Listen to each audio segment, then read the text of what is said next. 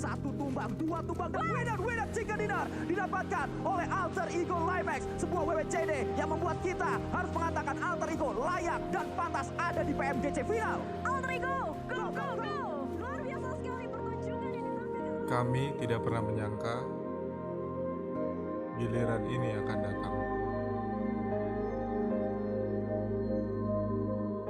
Didorong dengan dukungan dan harapan yang membuat kami percaya bahwa kami tidak sendirian.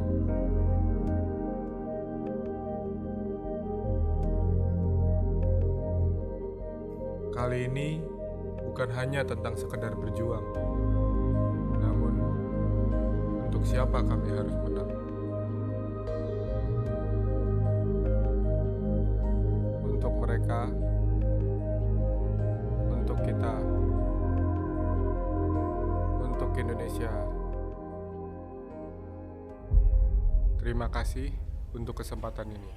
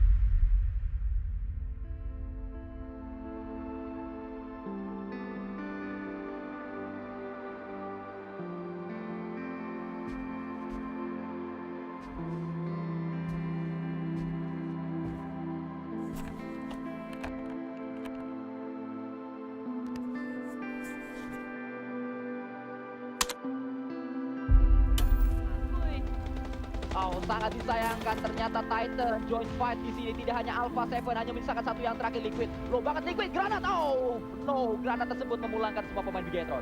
Memang di saat karena bagian dalam dan ternyata di tahu tertek bisa mengerti masih berdansa, ternyata terbait oleh tim Warp. Warp luar biasa sekali bisa melakukan bait karena bagian defense dengan sangat baik karena dia tahu di bagian depan Untuk Genesis Doma ngeras maju ke arah bagian depan. Ibu-ibu beli beras, ayo kita rush maju tembak dan ternyata malah bom Devo down. Hanya terasa Devo seorang diri saja. What happened? Sangat disayangkan.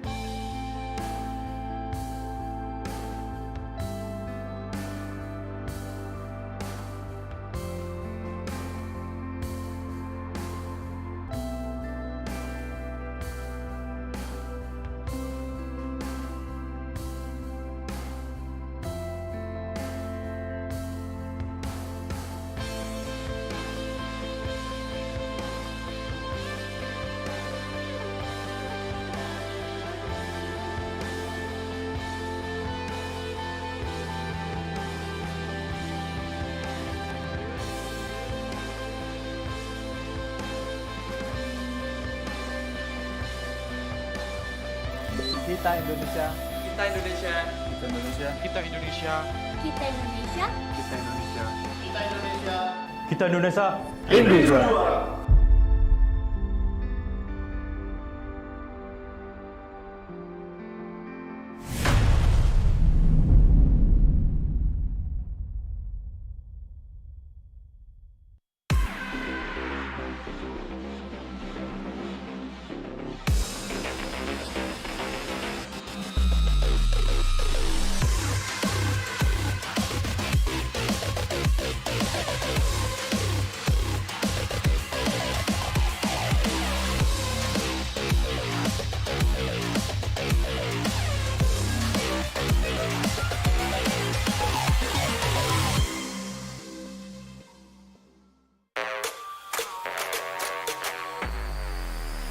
Fast.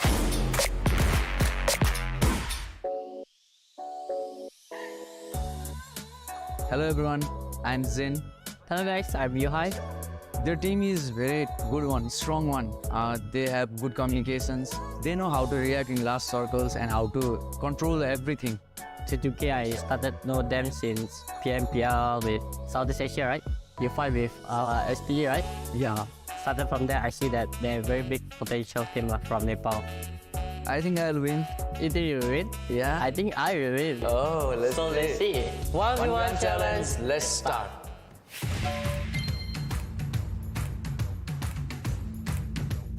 Team match, let's go. Wow, wow. That was a nice one. Thank you. Oh, luck, bro, luck.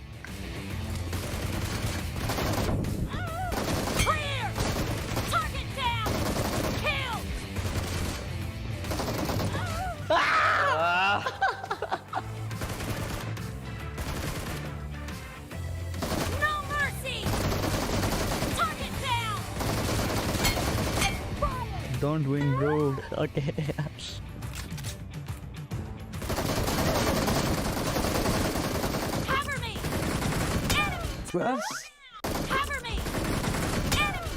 GG. First game. Yes, you won. Okay. It's fine. I thought It was OP. I'm gonna win. Yeah, I take my word back. You won.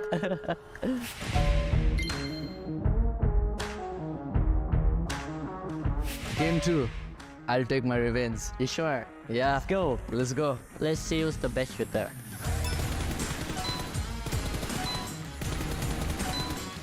Wow, he's too good. Keep some point for me, bro. Okay.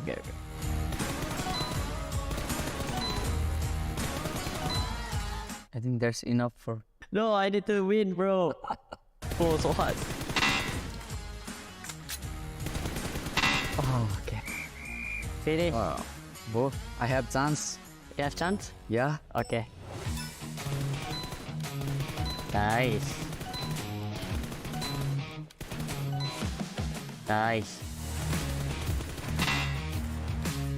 One more, brother. Let's go. Nice. You got 60 points. I got 55. I lose. So game 3. Let's start now.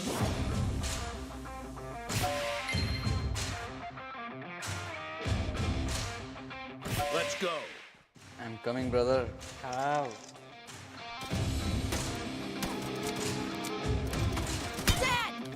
Yeah. No, I just give you a chance on it. Ah.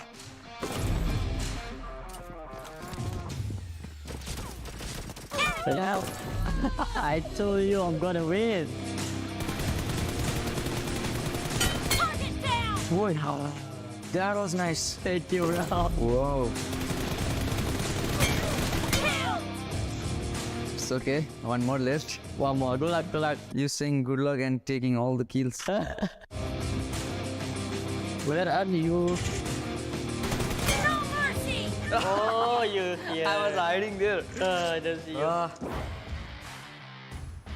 I still win 2 rounds. He win 1 round. Let's go for the punishment. Which one will you like to choose? I'll be choosing this one. And this one. so guys, I need to choose this one. And okay lah, I wear it lah. How do I look? How do I look? You look too good. Too good. Yeah. Really?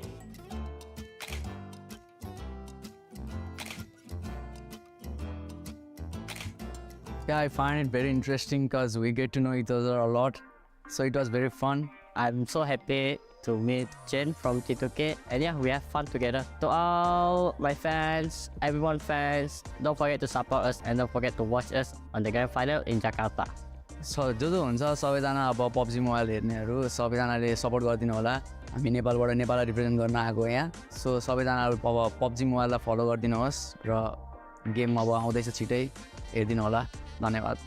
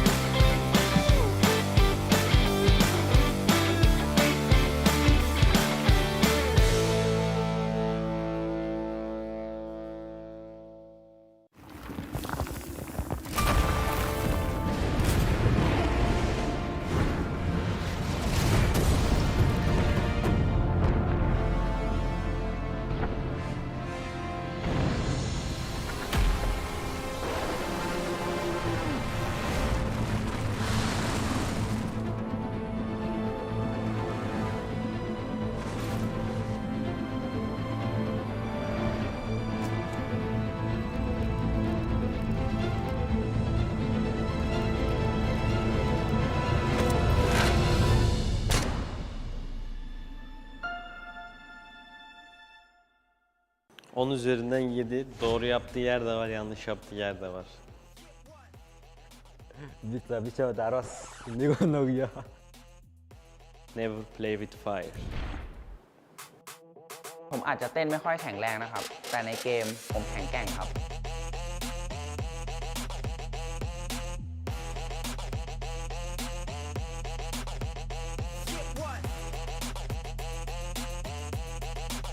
He watched me. Showtime! Fast.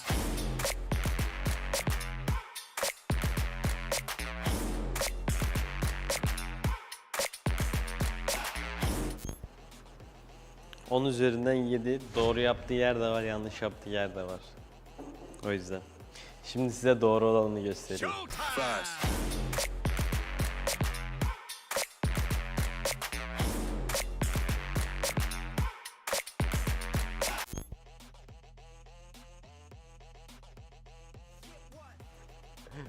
Bisa taros.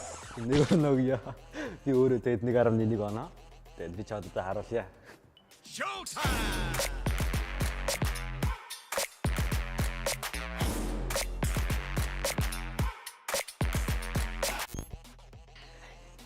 Good try. A bit awkward, but yeah. I would like to give him 5 per 10. Okay lah, not bad. But I will show you what's the real PUBG dance. You watch me. Showtime! Fast.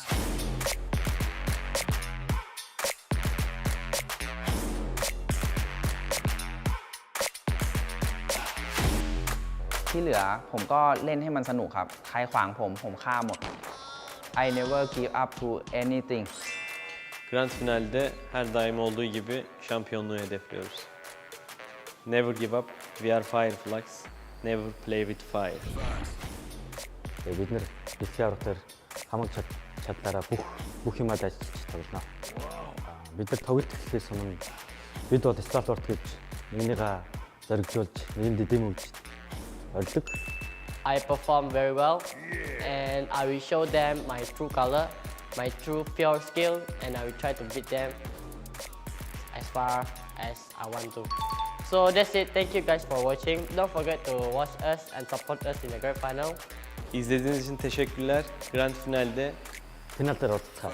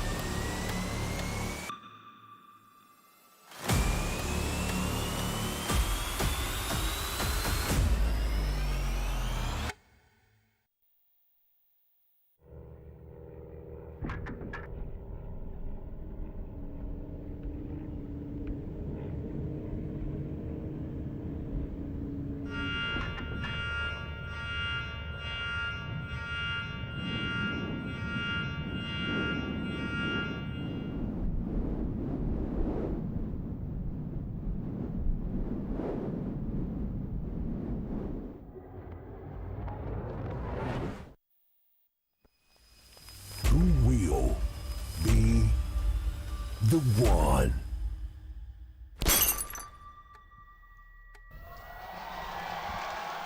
Welcome everybody to PMGC 2022. My name is Felix and I'll be your desk host throughout the next 3 days. I genuinely could not be more excited, especially since this is my first time on the desk. Luckily, I'm not alone. I'm joined by none other than Maxman and 7 Worlds Gaming. How are you guys doing? Doing fantastic. Thank you so much, Felix. We are here, the teams are here, the audience is here right now. Oh yes. All here to try and take home that trophy. 7, I cannot wait to get into the action. I am ready, baby. We've been waiting for this for so long that we are finally here, as you guys have been saying. I can't wait to see who's going to be the champion. I can't wait to see who's going to end up surprising us, because we know one thing.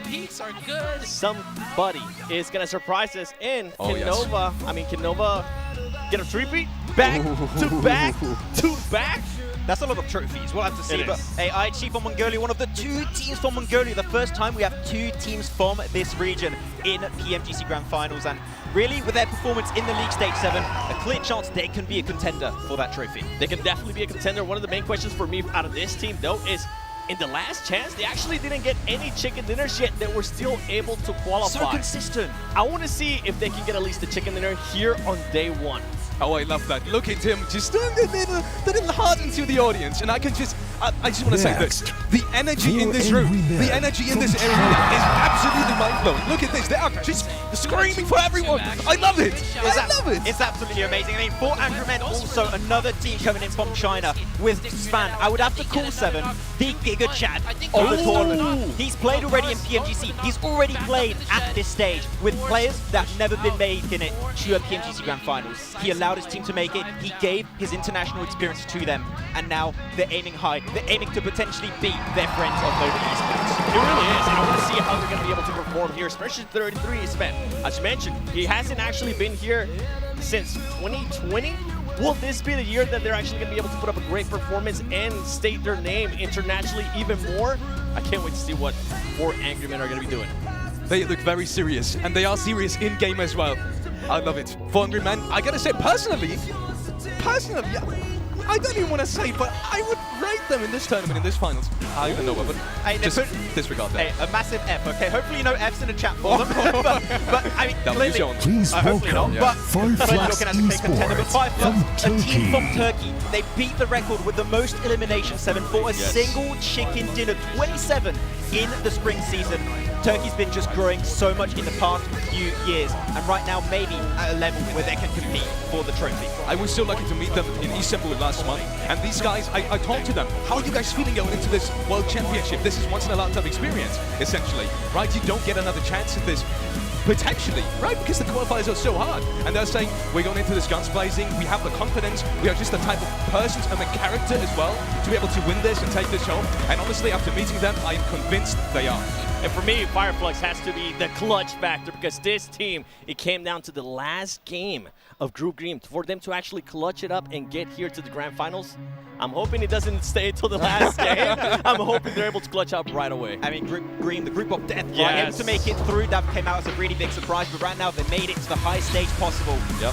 And I'm telling you, Turkey, they've been looking so It's good. DRS Can they go the entire way? We'll have to see these next 3 days. We'll have to wait to find out, as we do have DRS Gaming.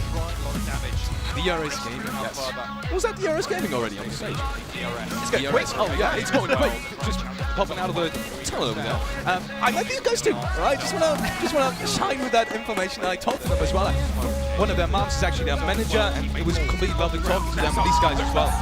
They're so incredibly confident in this. You can just tell when talking to them, they know who they are. They know who they are as players, as individuals. And I think that as well is something that, the winner mentality, you just feel it sometimes. And that's something that is needed and necessary to be able to, perform at the highest, the very, very highest level. I gotta feel, it almost feels like it would be illegal to not have DRS in a PMGC. They make it every single year. They're just here, you don't know how. And they once again representing the POW, and they made it so often to this stage. Wouldn't it be great to see the POW League win on the biggest stage here in the Grand Finals and take the trophy? It could happen. It could be this year in 2022. And I would have to agree with you on that. DRS, I mean, we're used to seeing them PMGC, but this is actually their first PMGC Grand Finals. PMGC will they debut. crumble or will they rise up? It's Influence Canning That's a big from storyline. Brazil. Hopefully it'll be the case, but we've got some big contenders. We'll have to see, and one of those being that's for you here, Seven. Influence Kevin will look in so good, especially in their stage. Yeah, the only team, especially out of Brazil, that was actually able to qualify to the Grand Finals from group stages. We have seen amazing potential at this team. I mean, what else can we say about them, right? They have such great quality players. Brazil, we're talking about Turkey. I'm going to talk about Brazil. Because there's just so many great players from Brazil. I can't wait to see what they're going to be doing, Max. What was it? 3 out of 4 teams from Brazil all made it to the final. That's an insane success ratio, Seven. I understand why you love the region. They clearly showed up, but so far it's been Nova. It's been Nova again. They got themselves the win. Another region that can get it definitely is Brazil. And I mean, they've been looking so hard in the league stage. If they keep on going here, they could go in. I believe. I'm saving my Brazil pick, though. I think everybody will know which one it is. Which one? I'm not too sure. Just wait. Turkey, it's S2G Esports. One of the most clutch qualifications in the Grand Finals. Razy been able to clutch versus LGD. In this game right now, you can see on your screen one singular player up against the entirety of LGD qualifies his team. That is by far my favorite game of PUBG Mobile ever since I started casting, and Razy is the one to make it happen. Wow, and also you were telling me that you were a big fan of Kelsey. You just said his name. He's amazing. Yeah, you were saying he's one of the best players in Europe for you. And I was quite surprised by the statement, not because it's super far-fetched, but because I would have some different names up there in terms of Aussie international experience when we talk looking at HVP, who did make it to the finals right now. So that statement surprised me, but then again, as you said, they are here. And they're looking to take it home. Exactly, I think it's Silas that just gave so much experience to his team, and now Kelsey in particular, as you said, a player that I'm looking at here that can shine so brightly in these finals. You've got so many other teams there. I mean, we're hyping up every team. Just going to show how tough this competition is going to be for these next 3 days. I'm getting flashbacks of when I got to do group From range during Malaysia, group stages, and that was group of death, and now this is like the ultimate group of death for everybody. Yeah, it was like a fever dream group of death, I think, to some extent, but so many other teams are just looking absolutely fantastic, and GeekFam so dominant in the league stage. Really, my expectations were like middling for this team, but the domination in the league stage, 61-point lead above 4 Angry Men, a team that has once again been looking so good in their home region of China, and now they got a lot. There's a lot of fans of GeekFam in the crowd. We saw them earlier, and especially with Yuhai on the board, you just can't go wrong. Add me to that group of fans, because you just mentioned the name that I wanted to talk about. Yuhai, he had an amazing performance during group stages during the whole year, and I think he's starting to step it up in a big way, and I feel like this might be an even more of a breakout performance in PMGC Grand Finals. I mean, he was playing with BTR too. Like, this guy just been getting so much experience, it can pay off in this event right now, Alex. Yes, 100%. Next, the fans have come from all around the world right now. We saw Malaysian fans Mongolia. right there in the crowd. Supporting that team right now in Jakarta, Indonesia, which, you know, we are live here from as well. We're going to see us in a minute, don't you worry. This is just mind-boggling. Esports is bringing us together, PUBG Mobile is bringing us together, and, well, that's not wasting time. Let's go on to the next team. Already up. Godlike Star Wars, I don't want to talk about them too much because the curse is around. In case you're wondering, last year during PMGC Grand Finals, whenever Max actually picked them, they ended up in 7th place, and they were one of the favorite ones, Max. Are they still one of your favorite teams? I went to talk to Senator from a distance to not feel the curse, you know. You didn't shake hands, did you? No. Okay. No. Smart man. Fist bump, does that count? I'm not sure. Oh, too much maybe. But he said they're looking really confident, and I think that this is the best form this team has currently looked into in a long time. And once again, 2 Mongolian teams, this is the one that has the highest chance, in my opinion, to maybe take the trophy. And I hinted at it. I mean, I was talking about Group Green, the group of death during the death stages. Guess what? This team ended up winning that group. So I think they are more than ready. And I think if there was ever a time The for them to dark break them back, horses in your PMGC debut. It's Miramar United Esports of Thailand. Not only a team that dominated in Group Red, a team that we didn't really know about too much on this stage, but a team with the sickest jersey, I have to say. They are dripped out of their mind. I was going around just over here in the venue trying to find somebody that was maybe willing to just sell me their jersey. I couldn't find anybody, so I think I might have to do something else. We'll have to wait and see that. I think it's too hard product. It probably is. One of the 9 teams also that qualified directly into the Grand Finals through the group stage. And we see them coming out right now. Look at I do believe there's plenty of fans in the arena as well. I saw some earlier, some visitors, some of the audience walking in with their jerseys actually. So maybe that's an opportunity for you as well. I feel like, yeah, we'll have to. I'm not putting my hopes up. Just look at it. It looks so good. Oh. Can I do that? I know you guys can't see us right now, but I'm definitely trying to look. Let me try as well. Oh, okay, yeah, you got it. Oh, hey, We'll do it. We're coming in like with that. the Boomerang boys. Look at that. It's their merch. Please Their merch welcome and their play style. Inco Gaming from Inco Brazil. Gaming. All right, this is it's still not my Brazilian pick. Okay, still not my Brazilian pick. But the performance that this team had, there is one big question mark for me, and that is all these players. I mean, Nenebete especially. I feel like that player alone put the team on his back, Max, and got him here to the Grand Finals. And to be fair, I mean, for all these players, it is their first Grand Finals. I'm really excited to see how they're going to be reacting to that. I'm just going to give a tip to all the teams and players out there. If you're against Nenebete and he has a DBS, don't fight it, just run, get a buggy, just get out of it, okay? And you'll have a better chance, but they're looking so strong as a team once again. Brazil, we're just talking about the region.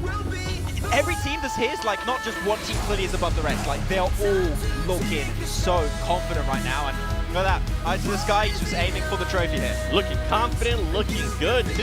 Inco Gaming, all right. I'm excited to see what they're going to be doing, Felix. 100%. Honestly, got to say, all these teams, obviously, they are in the Americas region as well. And I do have to say, well, this may have been, it's so sad that we have none of the NA teams here. You buy direct all of the teams invitation. that come from the Americas Let's region. welcome Wolves Esports from China. Don't break my heart. Mian said it on Kopia because there's no NA teams, there's no Western European teams. We're like, let's not talk about that. Come on.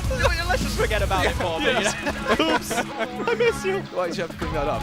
Oh boy, but otherwise got Wolves, of course, you know, a team that previous SMG team, first time played outside of their region here, 7, and a lot of question marks. Can they play to the level of which 4 Angry Men have been able to do in the past, especially as well as Nova has been able to do in the past? There's a lot of questions surrounding this team, but right now they need to show up in these 3 days. And I think they're going to be able to surprise a lot of teams. They didn't really get a chance to play in the group stages or any of the stages before this as they qualified directly. I feel like they're going to be surprising a lot of teams. And something to keep in mind too, with Wolves being here, that is now 3 Chinese teams. And we were talking about this before the show started. I think it might be the first time in Grand Finals, and I'm pretty sure if we're wrong, somebody's going to correct us on Twitter, but I think it might be the first time in Grand Finals that we get 3 teams from China, which is crazy. The odds of the trophy going back to China are strong. very high. Yeah, very high, okay? Give it to someone else though, share the love, please. Next team coming up is going to be T2K trying to eliminate. And, well, I was talking to you earlier because I wanted to highlight them especially because that is the second team coming out of the Nepal region.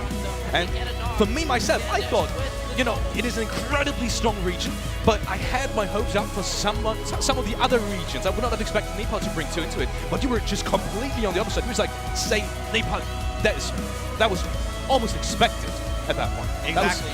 The thing is that Train to Kill, to get here, they had to absolutely shatter the hopes and dreams of other teams, especially Reject from Japan. Japan was looking so good in the league stage, and it was like, go back from which you came, go back to your region, and we are going to be making it to the Grand Finals. So you're taking down some top teams outside of your region. Now they've got to live up to the expectations. They need to perform here. They essentially eliminated the Join whole us region by by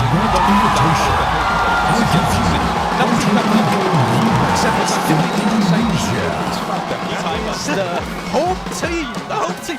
We saw the crowd going wild earlier. There's drummers in here. There's just almost the whole stadium just supporting Eggy, and I can understand why. These players are fantastic.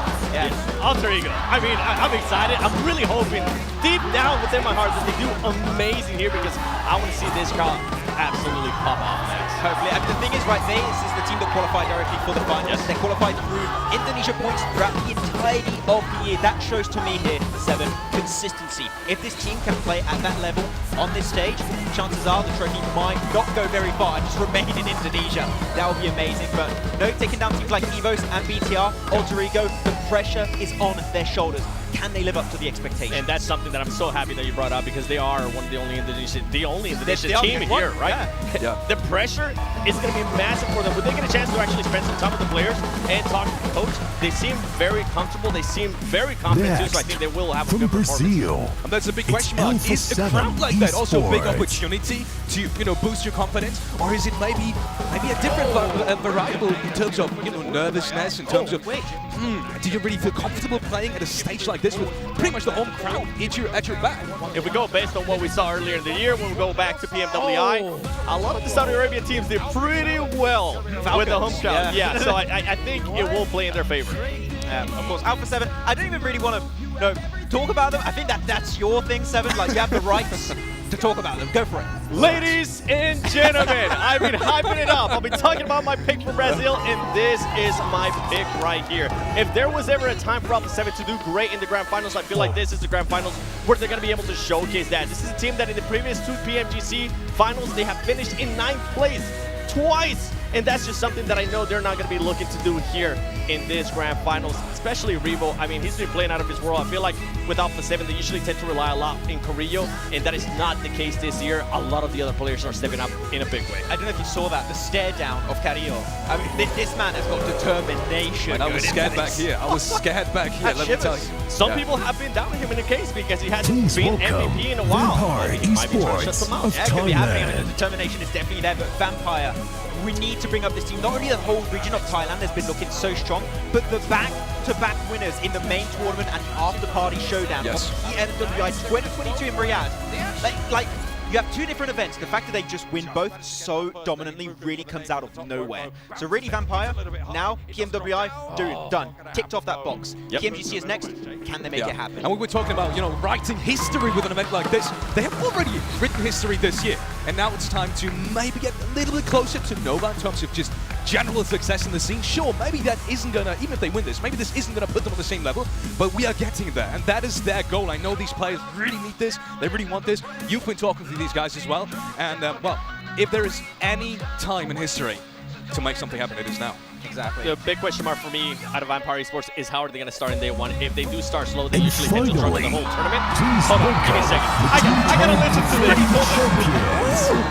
Nova of China. The back-to-back champions of PMGC Grand Finals. And I think it's safe to say that they are maybe they are the favorite team to probably try to repeat back-to-back-to-back. I love the interview of Paraboy too. He's like, oh, it was actually surprisingly easier to qualify to the finals this year. I'm like you've got some teams like Nigma Galaxy, you've got a team, so many good teams that did not qualify. Like, oh, easy peasy, mate. Don't even think about it. They had the group there, and he said that. And it was so easy that, you know what, I was going to save this for later as we were talking about it, but I'm just going to say now, I actually got a chance to talk with Paraboy, and he told me that he has switched his button layout. He's going to be going from 2 fingers to 4 fingers. And he's doing that change just for PMGC. And the reason why he's doing that is because he just feels like trying new tricks to make the game more fun for himself. It's the equivalent of what you're getting like in that gamer pose. You're like, okay, serious mode activate. Like, because the league stage, this is very like Nova. League stage, a little bit all over the place. The finals, when they have a goal to just aim for, that's when they play at their peak. And especially Ordan and Paraboy are still on top, still the 2 best players, if not the best players in the world. The thing is, can they be taken down in this form? It is not going to be easy. It's not going to be easy, but I mean, we've been saying if there is going to be a time, I think it will probably be this PMGC with all the quality that we have. And with that being said, we are going over to the stage to Banks and Donaviska. Enjoy, guys. Take it away.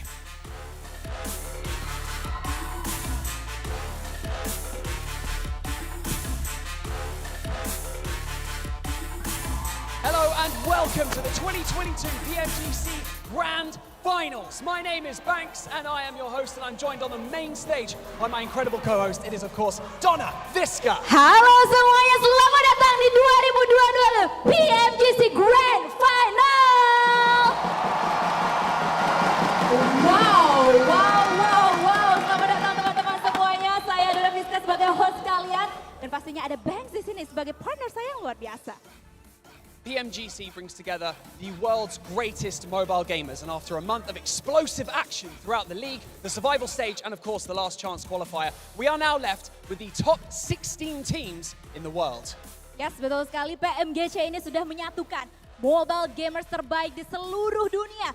Dan setelah 1 bulan aksi yang memukau kemarin, dari babak liga, dari babak survival stage, dan juga last chance qualifier, akhirnya pada kesempatan kali ini kita telah melihat ke-16 tim terbaik di dunia yang pada kali ini akan bertanding. So, where are we? Well, it is my pleasure to announce to you that we are coming to you live from Jakarta, Indonesia, where the best of the best are going to go head-to-head to see who has what it takes to claim that $1.5 million prize pool and of course the PMGC trophy. Dan pastinya senang sekali kita live di sini dari Jakarta, Indonesia. Akhirnya hal ini sudah kita tunggu-tunggu sejak lama sekali dan kita bisa menjadi saksi tim manakah yang menjadi tim terbaik di dunia di tahun 2022 ini yang akan mendapatkan prize pool 1,5 juta USD dan pastinya PMGC Trophy. So Donna, today we're going to be kicking things off with a free-for-all show match. That means that our players will not be playing as teams, they will be flying solo for this one. Ya, that's right, Bangs. Dan teman-teman semua, sebelum kita masuk kepada inti acara pada hari ini, kita akan punya show match terlebih dahulu yang sedikit berbeda. Kalau misalnya mereka biasanya bermain secara full squad, kali ini mereka akan bermain sendiri-sendiri dalam solo match. So without any further ado, I believe it is time to see some more familiar faces on your screen. So we're going to head over to the analyst desk where they can break everything down before we dive into today's show match. Well, baiklah tanpa basa-basi lagi, langsung aja kita oper ke analis desk kita karena mereka sudah bersiap-siap jadi host dan juga analis kita. Silakan.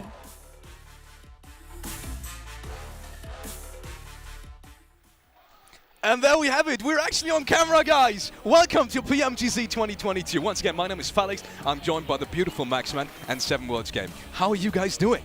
I'm doing fantastic, and we're not online. We're here. I know. It feels so unreal, Seven, to be here. I think every single time we've done an event together is like almost like online somewhat. Yeah. But we're here with the team, with the fans, with the players it feels too. so good. The players are pretty important. The fans are here too, though. Yes, they're gonna get me hyped up. Okay, we heard them screaming. We saw the Indonesian people, the talent, getting them hyped too, and I was like, yes, this is what I've been missing. This is pretty hyper right now. I've had goosebumps, literally goosebumps the first time. Everyone just walked in, audience is full. Before, my goodness, I am just already nervous. Game starting It's soon. really hype, Before we don't get get it? into the first show match of the day, we quickly want to take a moment to thank our sponsors, and especially the Xperia 1 Mark IV. I've got it here. Look at this. The Xperia 1 Mark IV and the Xperia Stream, which were co-developed in collaboration with professional esports players. Play PUBG Mobile with Xperia Stream's total cooling system and multiple ports for intensive gaming and streaming. And also, obviously, we do want to thank Prime Gaming. If you haven't heard about Prime Gaming, you've probably lived under a rock for the last years because it's just in everyone's mouth. With Prime Gaming, you do get free in-game content for lots of games. And also, PUBG Mobile, free items, premium content, so make sure to sign up and check it out. Also, last but not least, we want to thank the PBESI, which is the local esports association in Indonesia, for supporting this event. Thank you to you guys as well.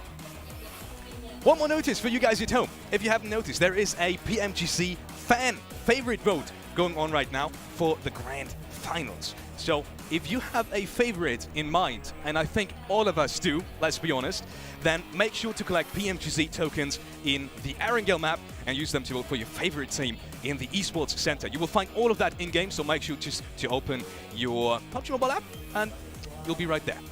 Next up, a quick reminder for you guys at home. I know you've seen this a million times, but make sure to follow us on all the social media platforms. You see it right here. We've got YouTube, we've got Instagram, we've got Facebook, TikTok, Twitter.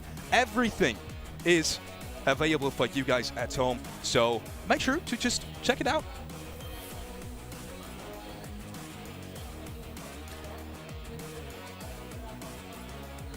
Show match, baby. Oh, yes. Let's get into the spicy parts for today. Today's matches will be starting off with a show match, and it is $3,000 in prize pool for the first one. But there's something special about this show match. It's not just any show match. Tell me about it. It's actually going to be not a team play, it's just everyone going solo. And I have one big question for this one, right? Okay. It's going to be, are we going to see potentially a support or an IGL win instead of fraggers? Because you would think fraggers would have a little bit maybe of an advantage going into this game mode. I would love to see if another kind of role than fragger might get the win here. Oh, man. You know what? I'm actually going to answer that question. I think an IGL might take it. Ooh, I mean, good rotations. Yes, great rotations, put themselves in the right place, take only a fight when they need to. I feel like a fragger might just send it. That's what I would do. But I'm thinking about it now because because now all the teams are going to be split. Are they all going to drop together in the same area, or they're just going to like split out? No. You'd have like a mini battle royale in each city, and then you just got one survivor. Like you got the Pachinki survivor, you got the Yasnaya Polyana survivor. There's so many ways this could go down to like initiate things. It's just good fun. I feel like that's not how the players want to start their their PMGC Grand Finals. Just mad at your teammate the entire Their first day. elimination is your teammate that you're going to be playing 18 matches with. Don't do that. Just go away from it. But to answer your question, let me bring this scenario up, okay?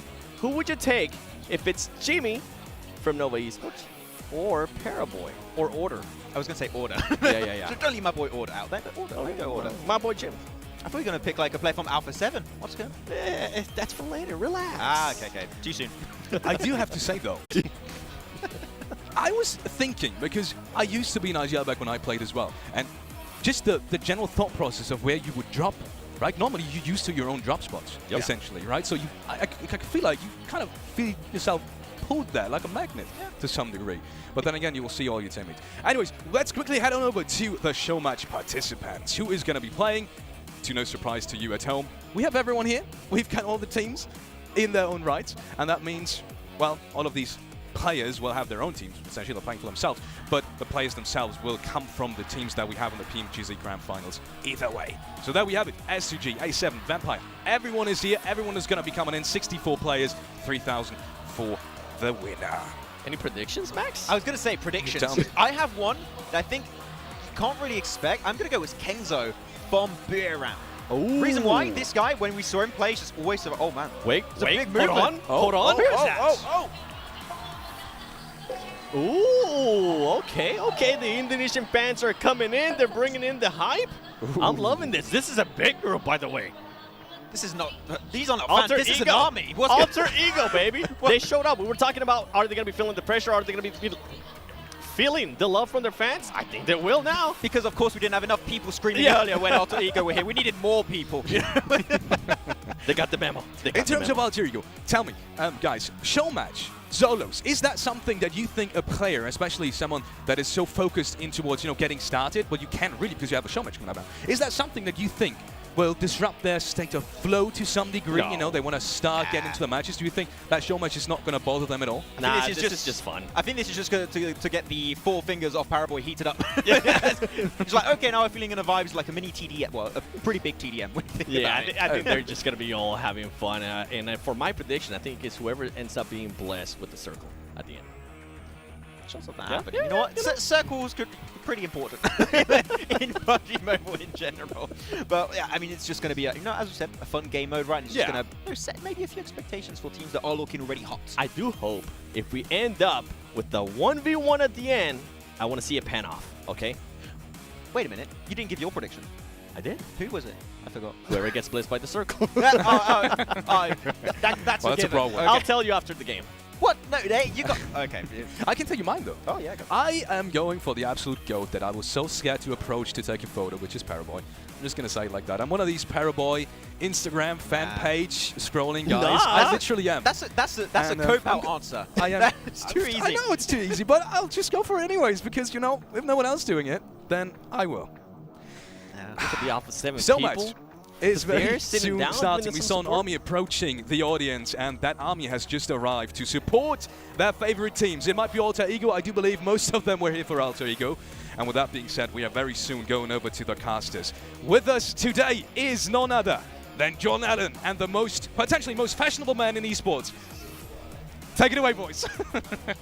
Thank you very much. It's me, Blank. It's Blank. That's who it is who's with me today. We are so excited to kick things off here for the PMGC with the show match. 1 versus 1's gonna be happening towards the end of it, but there's so much more to get through before that as well. At least 64 1v1s could be happening right now. Well, 32? 32? I don't know. 32. I would say 32, but it could happen. Well, let's not go into numbers here because it's going to get very confusing very quickly. We'll start having to multiplying on top of each other. We don't want to do that right now, do we? So we're going into our 1v1s here. This is our show match to start the day off. This is going to be a quick one, but this could be a really good place to cement yourselves as one of those players that you want to watch out for in the lobby, because I do think we have some hot contenders that looked great yesterday. The crowd is very loud at the moment, which makes me extremely happy. I'm going to feed off that energy like a vampire and bring it straight to the stage here. Oh, fantastic. I like it. I like it. We were looking at a couple of the players. They were talking about them over on the desk. We were sort of looking around. My outside pick, I would say, for me, Kenzo. I'm looking for this guy. He was really, really strong for Buradam during their performance, during the group stages, during those parts of the tournament. For sure. In a solo capacity, I think he's got the legs. I think he does as well. I think he really does bring up the absolute speed on that team. And I think you look at a player like Nenebete, he's very, very good, very fast, very slick with it, getting into position, but a lot of times that is a case of getting those end game points. It's not necessarily getting up towards that top side.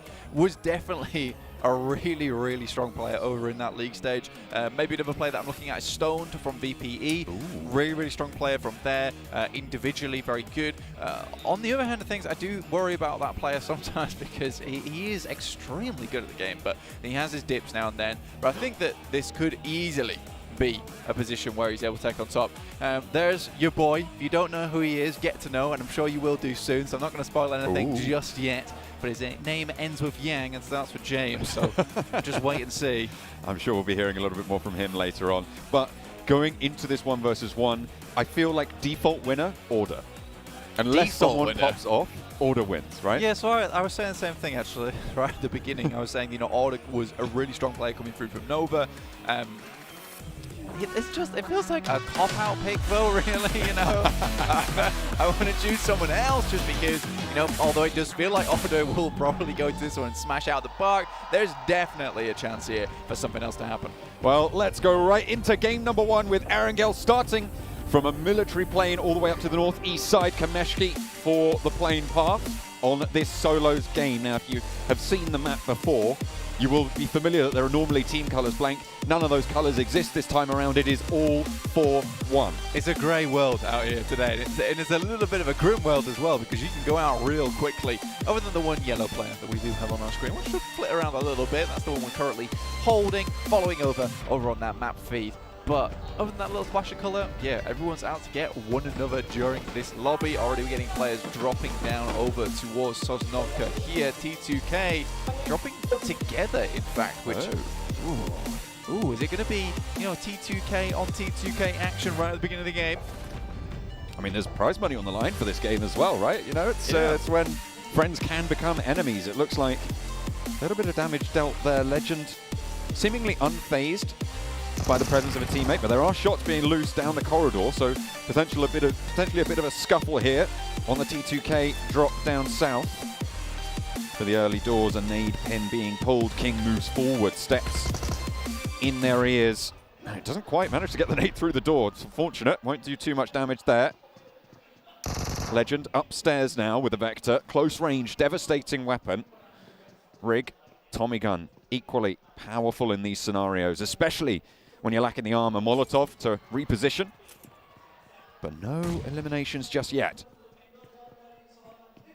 Seems like T2K are drawing this fight out just a little bit. Can certainly move. That's the first circle as well that we have seen in PMGC. Over towards that western side of the map. A lot of water in this one. Should start to shrink pretty quickly though. Over towards Quarry side most likely. Could head up towards that north on Hospital. Just on that lower edge of Everest. But T2K not doing too much. It feels like... I don't know how I feel about this, in fact. Well, no one wants to go down first, right? I feel like even within the team it's going to cause bragging rights, but we're going to hop over to a different fight. This is Nova. I think this is Order downstairs with Federal from Influence Kemin playing around the side. AKM in hand, double barrel reload needing to come through for Order. Reposition. Auto shotgun as well in hand, suppressing these windows. And Federal just does not want to give this angle. Spots Order, shots through the window, and default winner down. I mean, Federal's the one to do it there. Coming through from his team, I mean, Federal really puts on a clinic over in his group. And Order just couldn't step to it. Quick peek around the window, straight on the headshot. Order didn't see it coming. Rig around the sideline, spots the player, has to duck back in, sees him still there. Behind the box, not going to go for it, doesn't have the angle. Rig looks for a second, but the armor is super damaged right now. Will not matter, a single bullet, all it takes. The Vector pushes, but allows Rig to move out through the side, drops all the way down and around. Goodness me, he's acrobatic today with it. Rig back downstairs and into a little bit of safety. Don't think there's too many meds on board yet, though. Rig there with the first aid kit, can get back up to 70. On the other hand, T2K's other player not looking so strong there. Does get the resupply on the third.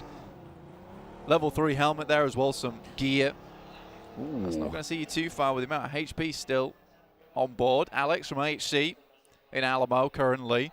Looks down towards Kengzo from Buradam. So a lot of our big heavy hitters so far already taking a lot of damage. Order, I mean, out almost instantaneously. That's a Maxman curse for you. That's right. That's what happens when Maxman turns his powerful gaze upon you. Yeah.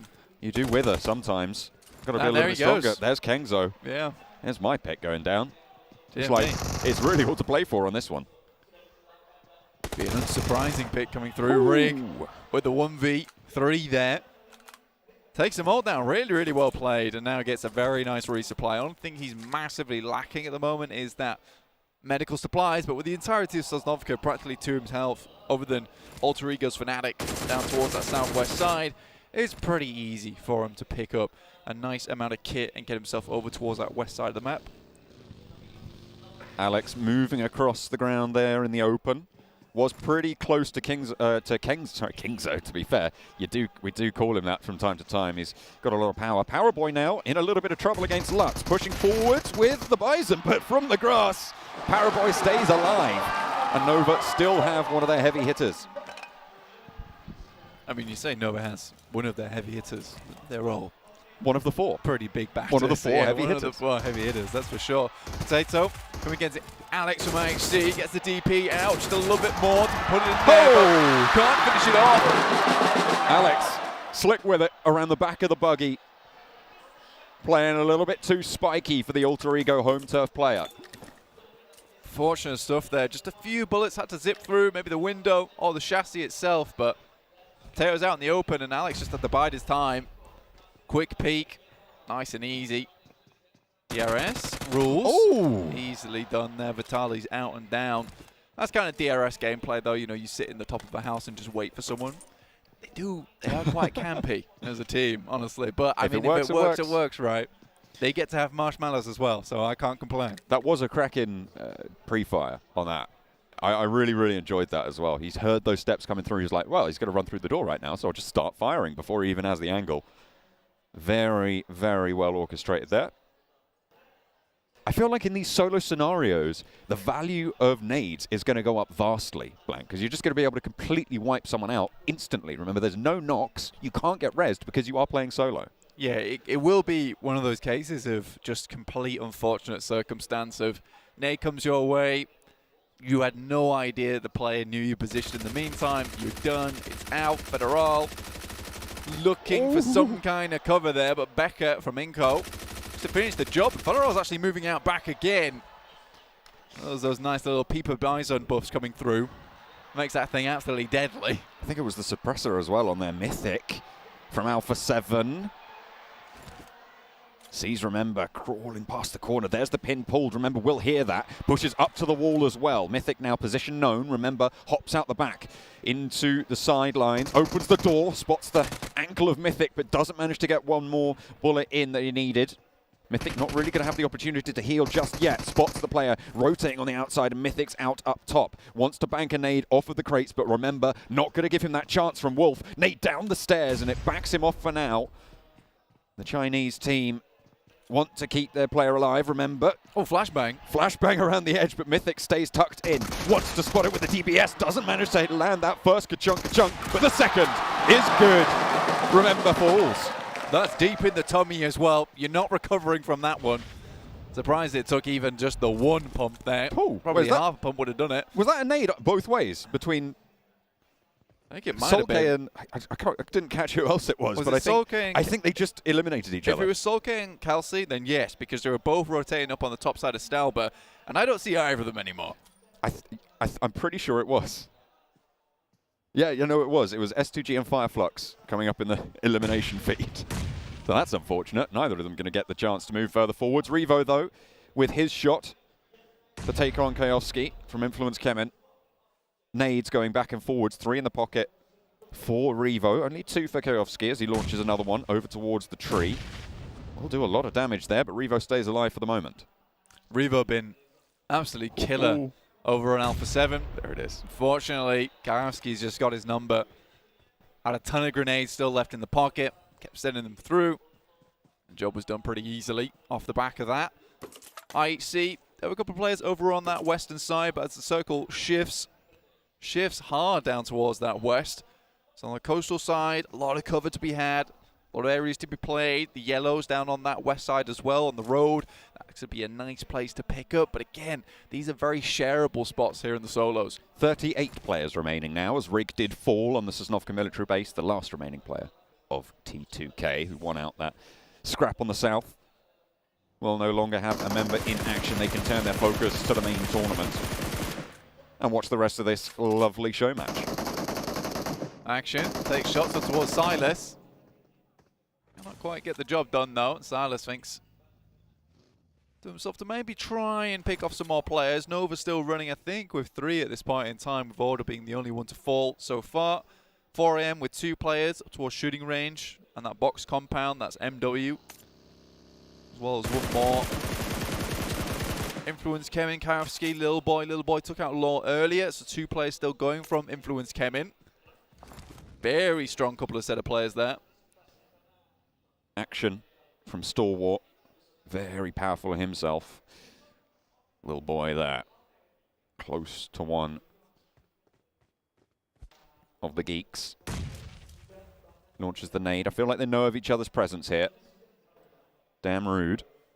Wants to put a nade over. 5 nades as well. I feel like the players have kind of sensed the value of these nades go up in this solo scenario. Yeah, it's the 1-2 punch, right? I mean, this is the meta getting instantly defined as we go on. This is more of a case of getting those nades. It comes later on in the game. You're able to get those bits of equipment much easier as you're able to journey through. Oh. Shotgun, though, from Action. Will take down Mythic. Stepped into the wrong building, buddy.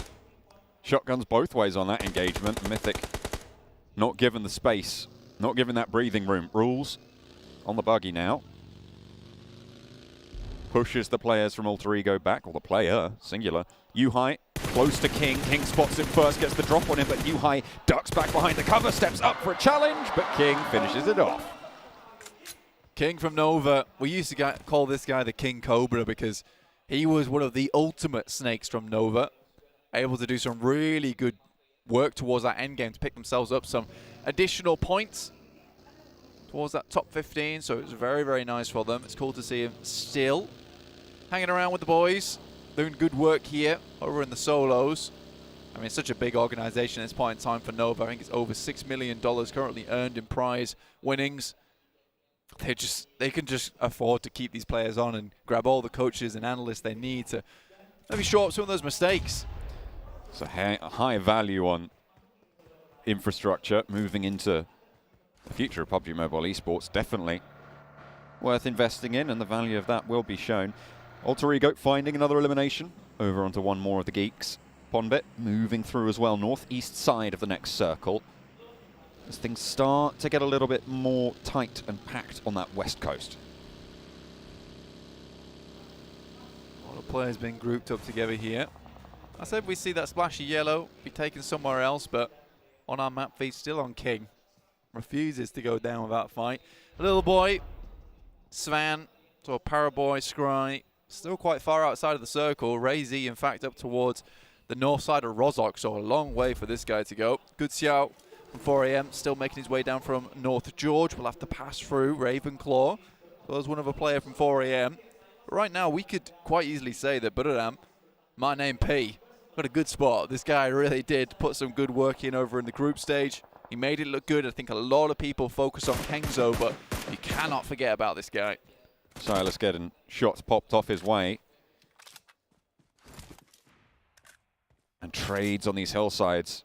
I mean, you can't really trade at all. Peaks are going to be few and far between, unless you can isolate one of those angles like Jimmy's managed to find over towards one of the 4 AM players. WWX laid broad, actually steps in front of the tree, ducks back behind. I think he spotted Jimmy there. Rules, sees up the hill, lays down a player. Not going to be able to find that elimination yet, though. Jimmy just hiding away. Ravenclaw really good with these off angles. Unfortunately, he is sandwiched between Jimmy as well as MW from 4 AM. My name P. Silas drops a nade up top side, shuffles around just a little bit, and I would too, but maybe giving away the presence. It's a little bit too much noise. Beautiful over the top of the hill, but Micah stays alive with it. The UMP manages to find the shots it was looking for, managed to land center of mass there. A low HP bar there, but it's healed it up very, very quickly, and a resupply on the crate. Really good stuff there from Micah. From very, very far to the team over on Geek Fam, a new addition for them. It's kind of that little bit of extra oomph that they needed on the team alongside with him and Yuhai. Made something very special out of Geek Fam from Malaysia. Looking to go a little bit further here in the PMGC. Obviously, this is just a show match, though. $3,000 still. Nice hefty chunk of cash going your way. That's something I hadn't really thought about. Picked up there, I believe, was a Car 98 from MyCat. Very, very powerful are these snipers. One shot and you're down and you're out. It's not even just those headshots that are going to get a knock, take some supplies away from the enemy team. That's just the full elimination right there, one and done. Yeah, so you best have some of those level 3 helmets still on board because, yeah, there's no knocks. There's no knocks. It's just bish bosh out the lobby. No longer have a chance in hell at picking up that $3,000. Looking down towards Good Xiao, Jimmy, alongside one another now. So Good Xiao maybe in a more of a position to take this 1v1 with Jimmy. Again, though, with My Name P, Silas. I think that's one other player there from Vampire Esports, Stoned. Player that I want to see do pretty well during this solos. You did say that. And it looks like maybe what they were talking about over on the analyst desk is coming through. I feel like we're seeing more of the IGLs start to step up in this scenario. I mean, we still got players like Paraboy coming on through, but Jimmy in a phenomenal position on the north side of this and got so much control over this west coast. Yeah, Jimmy's totally good to go at this point in time. He's in a strong spot. A lot of area to control for himself. He's looking up towards that northeastern side. Can cut off a lot of rotations as they come down. It's going to be difficult for Good Xiao to actually even try and take any pick-off shots at him without alerting the presence towards Action, Delta, My Name P, Ravenclaw. So Jimmy's in a really good spot at the moment. Fortunately, he is on that edge side of the circle. That is going to make life a lot harder later on. Uh-oh, Delta cut down in his prime as My Name P steps out from the top rope. Nicely found there, demo from IHC into the shack on the north side of the next circle, sailing straight on past. It's WWX from 4 Angry Men. Trying to find some cover, looking for a safe place. Unfortunately, not too many of them exist anymore. Jimmy spots his teammate, good shout. And will be able to take that one down. WWX also felled by Ravenclaw. Goodness me. It's all starting to pop off just a little bit now. 16 players left remaining. Schweppes moves up. Alter Ego still has a player in this one. Fnatic moved all the way down from Sosnovka military base, so this has been one hell of a run for him. To get up towards this side, Schweppes down. That's DRS on the side, Rules there. Takes a cheeky shot towards him, and now Fnatic knows that there's players in the mix. Just had to send the vehicle in. I don't think he knows that that player specifically went down. I mean, he probably heard the nade go off, so potentially is aware of that and takes the opportunity to get on into the vehicle. Send a lot further central over the bubbles near the swamp. And Fnatic playing this ridgeline. Demo is there as well, a little bit further north. The central compound now starting to pack itself out, starting to fill up those locations. We'll get more and more hotly contested over time. Killer sprays over towards Demo, has to go for the reload and spots him again. This time he tags it, has to leave the vehicle, has to leave the compound as well for Killer. Falls out the back. Demo not in a great spot anymore, honestly. It's hard for him to get any kind of room to play with. Locked down 100%. Next circle about to pop on our screens. Heads up towards Jimmy. This is great. A great opportunity for him, actually. Opens up a real shot for him in this game. Stoned equally on a bit of high ground down towards that southwest side. It's just close enough for him to start to think about heading over towards Action. It's going to be very difficult for Action to hold the entirety of that compound all by his lonesome. Killer's smokes keeping him safe from Jimmy right now. You've got to wonder how long that's going to last, and even if you do survive that, are you going to get away from the M249 demos currently lugging around the battlefield? Catch a little bit further north on this as well, and a lot of open ground for these players to cover. Will be difficult. 14 remain. Solus just keeping it relaxed, calm, down towards that south side. Heads to the vehicle now, might move up towards this loot crate. This gives a real good bit of a defilade to play behind. Stone might see him though. Opts instead to actually just send straight past. So this is up towards My Name P and Ravenclaw with S2G themselves. Rules really taking the DRS gameplay to the maximum, actually. Ooh. Keeps it nice and steady out on that outer edge. Catch rolls forwards to the burnt out pickup. The truck providing a little bit of cover. Kayovski actually spots the shots over towards the northeast side as well. Influence coming with their player on the east edge. Jimmy will have to move a little bit further south, though. Doesn't want to give up control over Ketch's position. And you can see Ketch dropping out that smoke line to give him time to get up to speed, make it harder for Jimmy to land those sprays. Yeah, Jimmy's going to struggle just a little bit to find Ketch, but Ketch knows he needs to move. Fully stims up, sends out now. Moving across the battlefield, stops just a little bit short. Respect that from him. Doesn't want to go too far, just getting that vehicle in. If he can maintain that cover a little bit longer, means he has that vehicle for the late game. Spotted on the sidelines. Rules nearly takes down Fnatic, but is only half HP. Kayovski, in the meantime, can descend the hillside and take the challenge himself. DBS is in hands for both of these players, and a mid-range engagement sees that those bullets not doing too much, but finally, the final chunk lands, and Rules, the points taken away. Unfortunate there for Alter Ego, but they get fairly far into this lobby. 12th place. Not too shabby at all. Kayovski, though, just too good with it. There with the DBS at long range.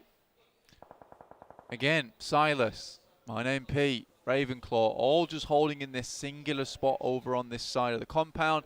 Much more difficult, as we said earlier, to hold down towards where Action's currently playing, as there's so many points of ingress, so many places where you can start to attack that kind of compound. These areas, much more simple just to hold on to, keep players off the back of them.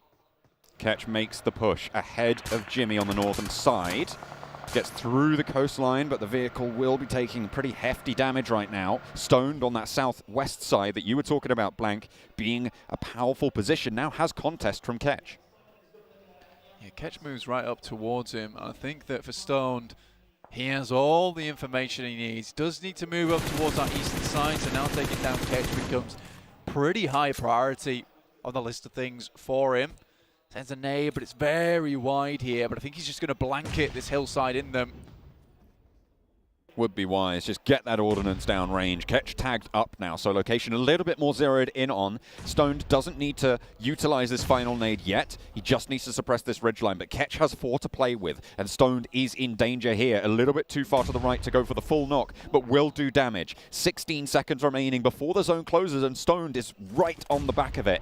Will need to shift forwards, as will Jimmy on the northern side. Another nade from Ketch down the hill, and doesn't spot Stoned moving out wide, which means that he can probably deduce he's staying nice and tight to the blue. Rules. Shots over towards Kayovski on the eastern side in the meantime. 7 smokes there for Stone, though, so could make his way out of this position, or just at least smokes Ketch off. That's a really smart play, actually. I like this one. Still having the vehicle in the back pocket. This is excellent work. Limits that sight line coming through from Ketch. Moves out the vehicle, tries to get a sneaky spot onto him, but it's even other players that are taking shots forced out this way by Stone. It might just be his doom.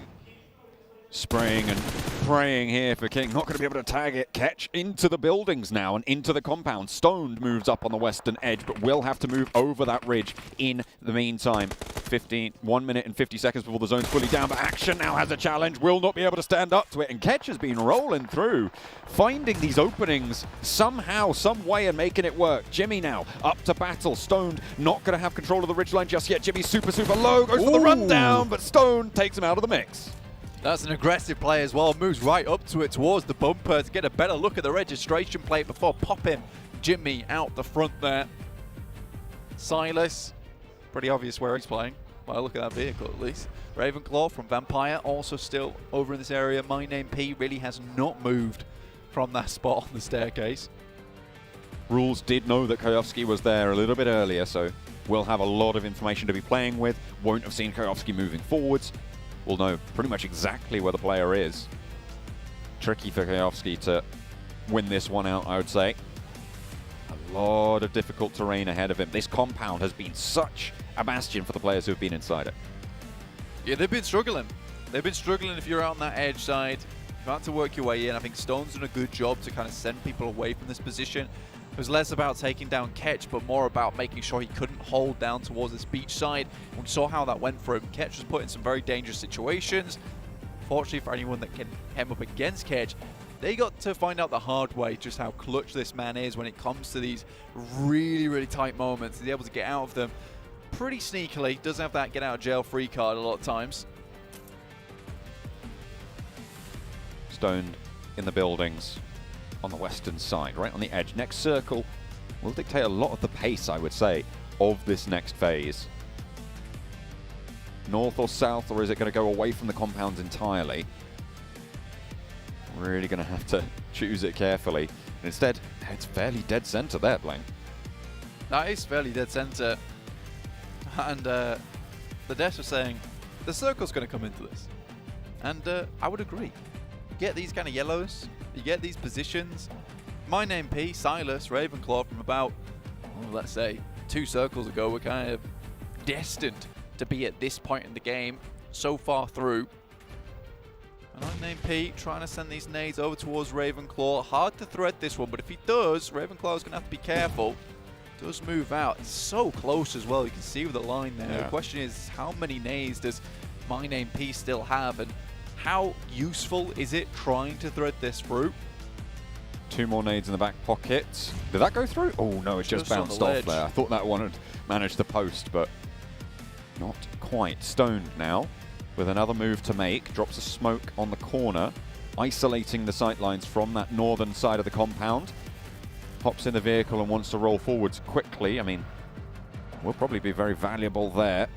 Players to worry about. Silas ready and waiting. Right on this door frame with a micro Uzi and challenge, and Solus has suppression as well. Stoned DBS around the edge, but they're not landing finally.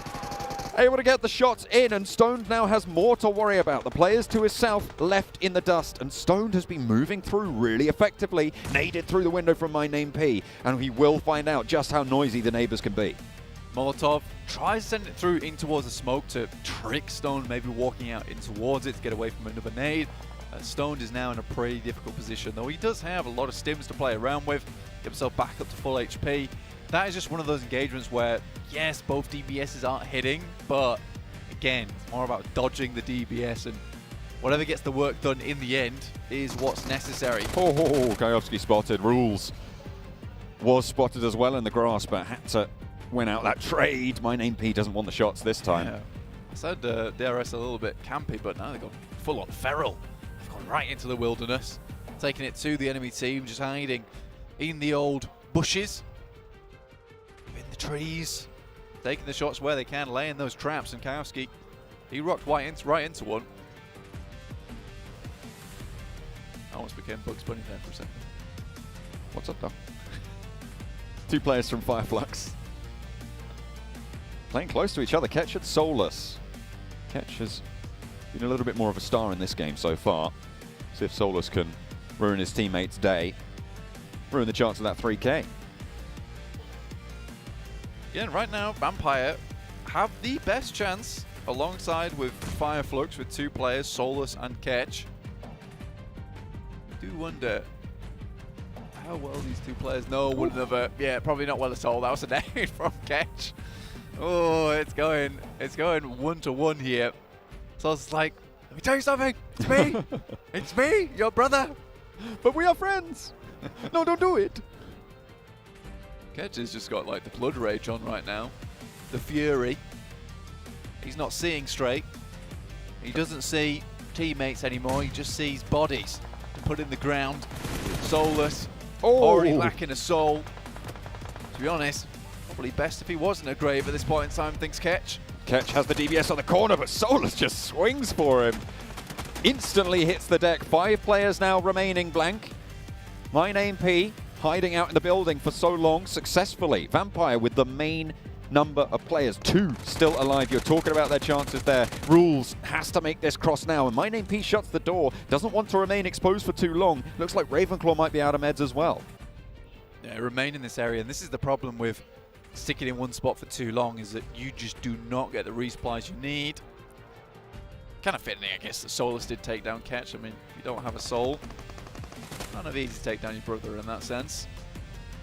My name P, though, with the UMP, realizes that he needs to move a little bit further out. I've got to say that this PMGC skin is absolutely gorgeous this year. Definitely on the Butterdam hype, put it that way. Well, My name P on that Butterdam hype. right now. 4 players remaining, 2 of them from Vampire. Fireflux, Solus, put it on My Name P. Trying to stick it out. Stoned seems to have the bead on My Name P. Hits the deck for the drop shot, but the nade doesn't land either.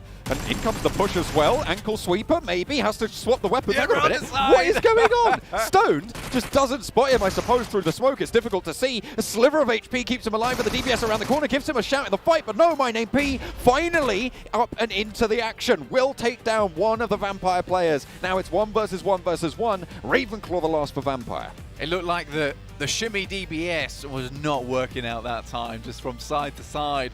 Looked like he was trying to go for the do-si-do, but that does not bring the dough home in that 3K. Fireflux looking to take it all the way here with Solus, looking mighty strong in a decent position on the edge, but this is the final zone. It will continue to move in. Ravenclaw, oh, he's left this medkit to the last moment. The surprises as he runs out, looks towards My Name P, looking for that revenge. Nade from Ravenclaw being pulled now. No utility left at all for My Name P. No backpack either.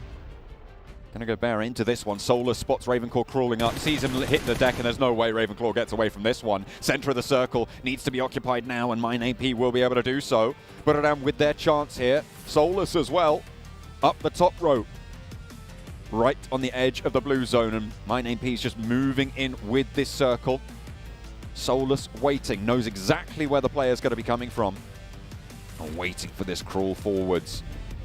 All it's going to take is 1 mag on either side. Solus breaks out wide, takes the initiative this time, plays on the rock, very, very central now. My Name P, no nades for Solus either. Armor looking fine for this 1v1, and now up he goes, Solus for the challenge! And it's Fireflux's player, Solus, took down his teammate and stands tall.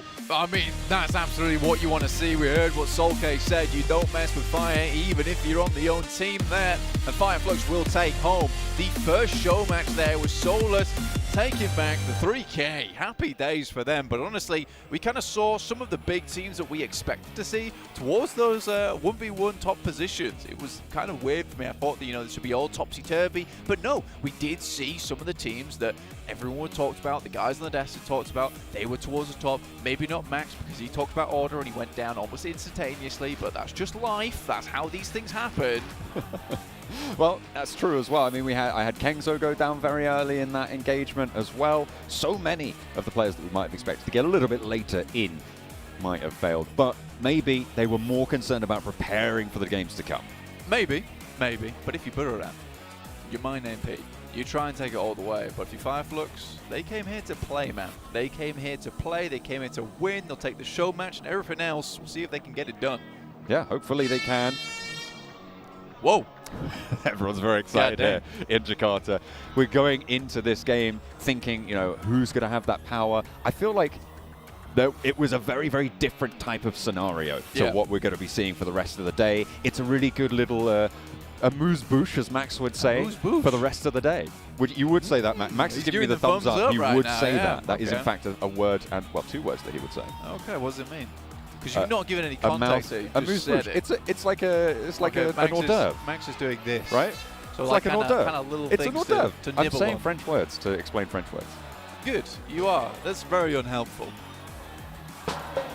Take a look at that flag flying across the top of the crowd there. Pride for Indo coming on through. Lovely to see. Yeah, I mean, I thought it was people trying to escape the flag at first, but then I realized that they're carrying it across. I thought they were just like capturing people. But no, that is a beautiful Indonesian flag. Happy days, good stuff. Honestly, when the army came in for Alter Ego, I was very proud. I mean, they picked their moment too. They were like, oh, you think everyone's in? No, we still have the big amount of support to bring. There certainly is plenty of support, not only for the Indonesian teams, but for a lot of the other teams as well. But it is their home turf, and you've got to love it. You've got to love that show of pride. As they gather the flag up, they dragged it all the way across that section of seats. Maybe other audience members will have their turn in a bit. We'll have to wait and see. Hang on a minute. Are they going back? I'd like a turn. I'm quite cold, actually. Yeah, it is. Yeah. It is a little bit chilly. We're up in an air-conditioned area. Yeah, I mean, you know, Falax gets goosebumps. I get the goosebumps because I'm cold. Maybe that's the reason. Maybe he wasn't nervous. But we're going to head to an interview over on the stage desk with Barney.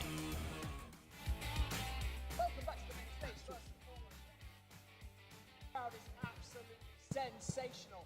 We are joined on the main stage by Solus of Fireflux. Congratulations for taking home that victory for the show match. I have to ask you, with regards to the rest of the matches today, has that boosted your confidence?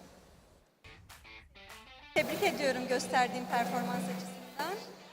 Bu maç senin performansını ve özgüvenini yükseltti mi? Ne düşünüyorsun? Asıl maçlardan önce şov maçları tabii ki de performansımı büyük ölçüde etkiledi.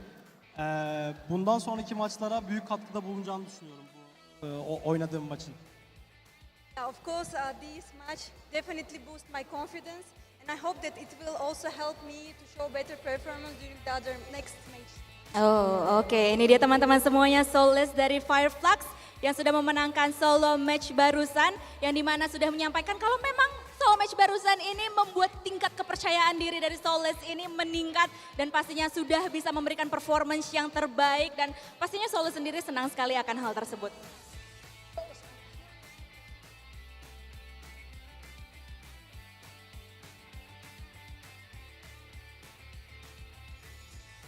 Solus, sana sormak istediğim önemli bir soru var, merak ettiğim bir konu var. Hangi oyuncuyu kendin için büyük bir tehdit olarak görüyorsun şov maçları da başlarken? Öncelikle birinci tehdit kendi takım oyuncum Catch. İkinci tehdit de Order. First of all, our team player Catch, he is the biggest threat for me. As a second threat is the Order. Oh, oke. Jadi Order dan juga Catch sendiri. Bahkan dari tim matchnya sendiri yang sebenarnya adalah salah satu, dua sebenarnya untuk kali ini, player yang agak ngeribetin sih di match barusan. We have your first match of the Grand Finals. Okay, I just want you to let us know, let everyone here in this arena know, and everyone at home, what is your team's biggest strength going into today? Birazdan ilk maçlara başlamak üzereyiz. Maçlara başlamadan önce sormak istediğim bir durum var. Sizin takımınızın en güçlü yönü nedir? Sürekli birlik içinde olmamız. Hem oyun hem oyun dışı olsun. Sürekli birlik içinde olmamız ve normal bir aileden hiçbir farkımızın olmaması. Our biggest advantages actually we're the big family and we're always together and always support each other. Oh, oke. Jadi sebenarnya kekuatan terbesar dari tim FF ini atau Fireflux ini sendiri adalah kekeluargaan mereka. Karena mereka suka bareng-bareng, ya sama lah ya kayak kita. Para Indonesia juga kekeluarganya kental banget gitu. Well, Solus, thank you so much for joining us here on the main stage for your post-match interview, and best of luck in the rest of the day to you and to your team. Thank you so much. Thank you very much. I love their energy, Banks, and that sure was a great match, wasn't it, Banks? It really was. Donna, you know what? That match and that performance has set the bar for the skill level that we are all going to expect now for the rest of the tournament. Now, ladies and gentlemen, please welcome to the main stage the Vice Secretary General of Indonesian Esports Federation, Dr. IGM Kartikajaya, SEMMMA. Guys, we're back, in case we really are. Thank you so much to, Banks and Donna Vizquel for that beautiful interview. And if that isn't a storyline that we almost kind of touched on, because Solus, he took down Catched just before entering the top 5, and then he took it home as well. Now that is something they obviously now in hindsight probably are celebrating, but it could have gone differently, you know? I did like what John and Black were saying during that game too, is like, trying to make signals, almost smoke signals with the smoke. It's like, it's me you're shooting out right now, but it's just good fun, and it seemed like they were just having some fun after the game, and man, it's just like, just a little bit of an avant-push, we can also say that works too, guys, before these first matches, and it's been a good start to the day. Stop saying all these French words. There's only one French word I know, and I cannot say it, Max. Definitely don't want to. I do want to touch on something as well. That was really interesting because we had 2 Vampire players in the top 4, and none of them made it into the top 2. Look, both went out almost immediately afterwards, which is quite the bummer, I can imagine. Yeah. With that, let me take on that real quick. You pointed it out too. When there was a Final 4, there was one player that just wasn't moving. He was just waiting patiently, and that was Ravenclaw. And he decided to, I think we heard Blank say it too, that he decided until the last minute to just get that last heal. I wish he would have rotated a little bit early, but at the end of the day, it is a show match. And I do have to say, one player that really impressed us, despite not taking the win in that game, it was Rules. Yes. From DRS. He had, what, like six eliminations? Six eliminations. And he's been constantly like moving about, playing different ridge lines, third-partying a few fights here and there. It's not easy in that kind of situation. If you were a player that was on the East, you're dead. yeah, he was playing the blue zone. He was kind of just moving along with it, and it ended up working out for him. 6 elims. That's a great way to start the day. I do have to say, there was one frag where I was particularly impressed because he had to cross the street on towards the compound that we saw in the end, and he was on the east side of it. And he took, I don't know who it was, but he took one of the players down that was having a car and like a smoke in order to cover himself from the compound, and that was the most important fact, the one I was most impressed with, because that was a really hard aim fight to take. And he actually made it work. That was the point where I thought, okay, this play could actually, gain him some actual confidence in terms of bringing that energy over into PMGC final games. Yeah, ultimately he just wasn't blessed by the zone. Yeah, he wasn't. I like you made like said the most basic like call out stuff. I think the circle's going to be pretty important, and I didn't say that. I'm just making fun. Just like you didn't pick order either. I got you, baby. Who was it that you picked? I picked Kengzo. That's who I thought. Okay, so that means you're not cursing people right away. Nice. He did. Who did? Yes, I actually did. I actually kind of did. I picked Paraboy. Yeah, let's not talk about that. Actually, I expect King. I think King was in really late. Yeah, and him and Jimmy. Yeah, Jimmy had a pretty good position as well. I actually expected them to do way better. I can actually give you my pick, since it is after the game. Do you want to take a guess? I don't want to. No, I don't know. It's not who you think it is. Who is it? I actually had Revo from Alpha 7. When did you? I had an actual pick. Chance I wasn't pick it. I wasn't just waiting to see who was gonna win. I was like, let's see how he does. I want my respect for you just a little bit higher, just a tad. Yeah. Yes. Interesting things. He was saying in the interview, I do have to come back to Solus to some degree, because I thought that was really interesting. I mean, Banks asked him straight away. He pinpointed that question pretty directly. He said, "Is that going to give you confidence in terms of going into the next games?" And we were talking earlier if that game is even going to be played seriously to some degree. Actually, do they actually care in terms of are they still inside the next games in terms of what are they focusing on? And I felt like Solus, he was focused on that game. Yeah. And something like that, even though he didn't have the most amount of kills, and I think Rules maybe in terms of confidence he's got kind of, maybe an even bigger boost of confidence. But I do think that is going to make a difference. I think it somewhat set the tone in terms of micro, because once again, players trying to get heated up, ready for the first match, like the first real game that we're going to have with teams. And I think it just set the tone of okay, this is the kind of level we're going to be expecting if we're taking 1v1 scenarios and such. So yeah, it's a good little start. And Solus, I mean, he was looking really just. I was like, oh man, this guy's got presence on the stage right now, and he did great in that first game. In a way, the thing that they might have taken very serious was those 1v1s when it came down to it, right? They are going to be able to get that information. If for some reason we do end up seeing some of those 1v1s, they're going to just reflect a little bit more on this show match. Even though it was a show match, they didn't want to die. They didn't want to get eliminated, so they're going to be like, okay, earlier I threw a smoke there and he decided to go a different way. Earlier I threw a molly there and he reacted this certain way. So who knows, maybe it'll come to play, but I really doubted that a lot of the players were taking it serious. No, I don't. Yeah, just maybe not like 100% series, not like a PMGC Grand Final kind of series, but it was interesting either way. Well, while we're already on the topic of Fireflags, because when I met them, I was tapping on Sokai's shoulder and I was like, hey, I'm here. And I was saying him, PMGC? I was tapping his one, because at that point, I was still very much sure that Fireflags have one of the best chances overall in taking PMGC. Now that tournament, they weren't exactly super strong, but either way, that particular team, how do you rate their chances? Let's just break it down, right? Fireflags, what are their chances for you and for you? I would say there's a very big chance they'll be in the top 5. Looking at how this year's been going so far for Turkey as a whole. Oh, you think that's too much? Okay, come on. Yeah, keep going. I'm saying that we've got Turkish casters right next door. I do not want to get in trouble. But I think top 5 is. No, you don't think so? Now that you say that, I might have to change. Your top 3 is all Brazilian teams. I get it. No, okay? it's not. Chances It's to not. other regions 7. It's Please. not. I see like a top 7. I wonder why. Wow, what a weird number. Not because of that. I feel like they can possibly get to that top 5, but I don't know. I'm just not sold on it. That's the main thing. I'm not just sold on it. We have seen them being able to clutch up in certain instances. We have seen them being able to do certain things differently, right? We talk about the clutch factor as we see the fans getting super, super hype in the back, but I'm just not sold on a top 5 situation out of them.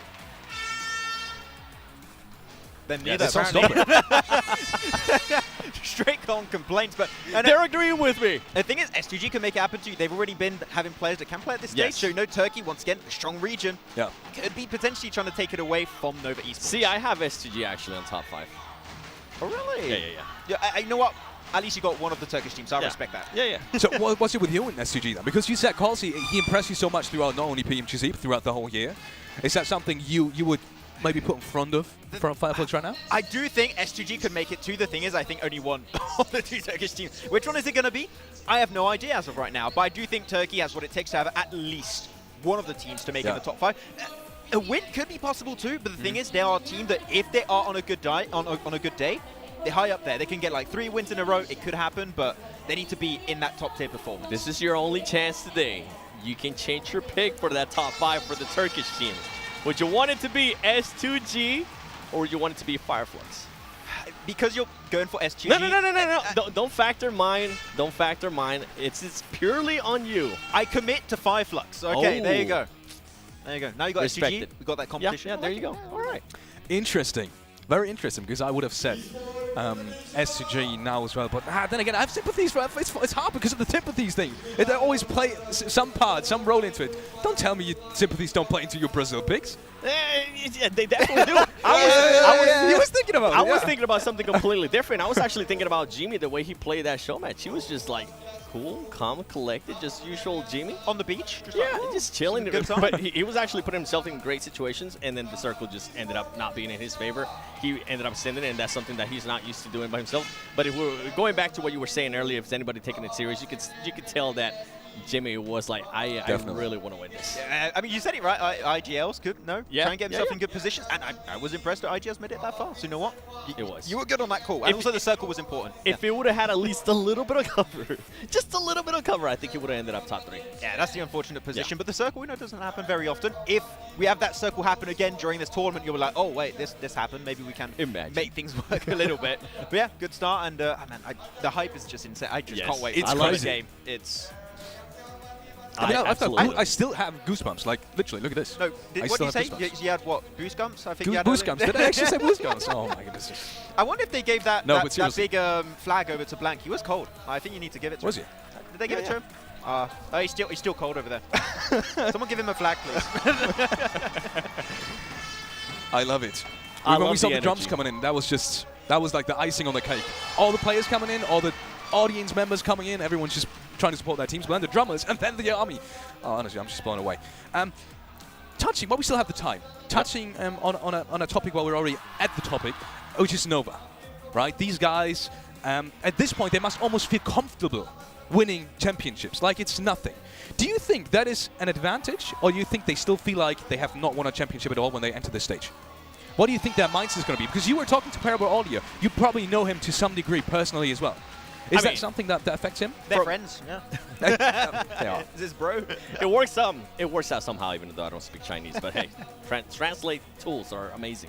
Anyways, what I was going to say in regards to Noah is that I do feel like they come in with a chip on their shoulder every single time. They want to get the win. They kind of forget about that. It doesn't really matter. I mean, PMGC, yeah, that was last year, right? They are back-to-back champions, but that's going to be not in the back of their minds. Now they're currently here in Jakarta. They're going to be looking to make that back-to-back, win 3 times in a row, which is going to be absolutely insane if they are going to be able to do that. I feel like they are going to put themselves in certain situations with what I was saying with Paraboy. I mean, he wants to, in a way, challenge himself a little bit more by deciding to change out his layout, see if that's going to help him out in a big way. It could hinder his performance, or we could see a completely different Paraboy. But it just goes to show that he's trying to try different things to keep on improving. And that's what you want to see out of a team that's at the top. the one thing I love about Nova, really, and I don't know if you agree potentially on this one, Seven, is that I have the impression nothing gets to them. Like, it doesn't matter what they did last year, it doesn't matter what they did the year before that, it doesn't matter how they performed in PEL. They're only focused on the exact moment, like, in front of them right now. Every single game is one opportunity to get those points, to perform, to get that chicken dinner. That's what I love about this team so far. And, you know, the roster's already proven themselves to be so good, but even if they need to make changes, they can make changes in a snap of a finger, just like that. And that is how they've been able to be twice in a row world champions in PUBG Mobile Esports, and so far it hasn't changed too much. There's a chance they could really, big chance even, to make it happen again here. People are always trying to catch up to them. I mean, for the longest time, it was always Nova, right? But yeah, Paraboy, we talked about them, but then they also have players that was able to back them up. When we talked about some of the other teams, it was either just 1 or 2 players. It was never 4 players overall like it was for Nova. Now we're starting to see some of the other teams starting to get full for players that can actually frag out, that can actually perform really, really well. So we can see the teams from different regions and how it's starting to slowly catch up to Nova. But Nova, I feel like they're just going to be a completely different animal. It comes down to how they're going to be starting off day 1, right? And this is something that we got a chance to talk about too. And we have seen it in the previous as well from viewers. They tend to see Nova maybe start a little bit slow in day 1. And they're like, oh, Nova's not the same as they were last year. They're not going to be able to win this. And then all of a sudden, Nova shows up day 2 and just decides to shut up everybody. So, and I feel like if for some reason Nova has a great performance here on day 1, some of the other teams are not going to be able to afford to even have a bad game. It's pretty interesting. We saw Nova having kind of a slow start here in the PMGC group stage as well. I remember reading some of the comments after the first game day, after the first 5-6 games we've played, and even going into the second day, some of the people said, well, Nova, no, I think, you know, originally starting, I had them in my favorites, but then, you know, they've kind of gone away. They like, fell off. Just 5 games. That was like, okay, that is interesting. They fell off. Did I was taking the comments. I know. I didn't say that. I did not say that. I totally believe you. Clip don't roast him. Don't roast him. He's innocent. PMGC. He is innocent. But yeah, so I was reading that and I was so starstruck. Gonna get me in trouble. By these comments. Yeah, I mean, the thing is, right, is that every single time, like, the audience are going to be like, well, this one bad day, okay, oh, this team fell off. Not the case. The thing is, Nova, once again, and we keep saying that about this team, when it truly matters, that's when they're going to put their foot down and say, now we're not messing around anymore, and that's when they start really getting the points. What was in the last day of Group Green? I think they got themselves a second place, a chicken dinner, another chicken dinner, all in a row, back to back to back. That is what they can do when they're in like a little bit of a bad spot. They can just put themselves back in a comfortable position. And I'm really big on momentum, and I feel like Nova is one of those teams that can definitely carry that momentum, right? And if we're talking about momentum, you know I gotta talk about Alpha 7. I had to say it because this is a team that definitely relies a lot of momentum. If they start slow, it's gonna be a horrible, horrible day for them. This is a team that needs to at least have a top 5 situation for them to feel confident, and I know they want to win because I was able to talk with Rio, I was able to talk with all the players, and they said, I told them, I was like, oh, I think you guys can definitely finish top 3. They looked at me, and I thought I was about to get beat up. They were like, no, number 1. I was like, okay, do you? It is interesting. It is interesting. I just want to, I know we've said it a million times, but just look at this. I think they have formed an area now, an area of support. Can you see this? I think you can see on the camera as well. Right? In one area. They have got flags as well now. What is coming next? This is sensational, honestly. They're infiltrating. Oh my goodness, they are dancing and jumping. If you're here, you would feel the ground shaking, literally shaking. It is crazy. It is absolutely absurd. Well, we will be heading down to the stage very soon. I do want to ask you one final question. And just straight up like that. I mean, your answer is already kind of done. I mean, for what? We'll see. Is Nova gonna pick up the 3rd championship? Oh no. It would be such a good storyline, yes. We will be.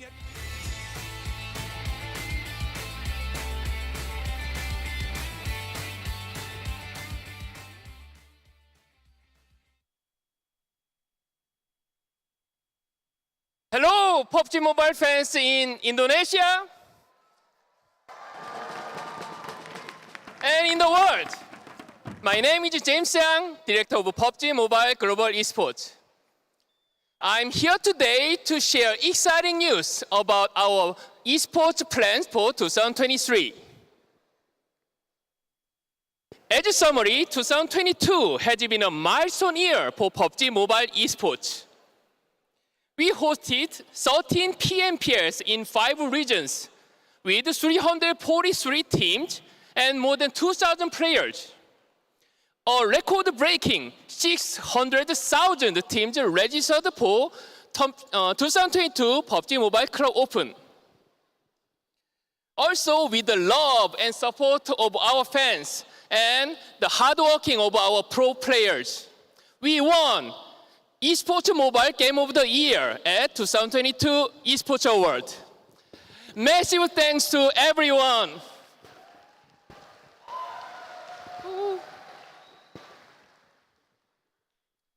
Moving on to 2023, I'm happy to share we are making a number of upgrades to PUBG Mobile Pro League.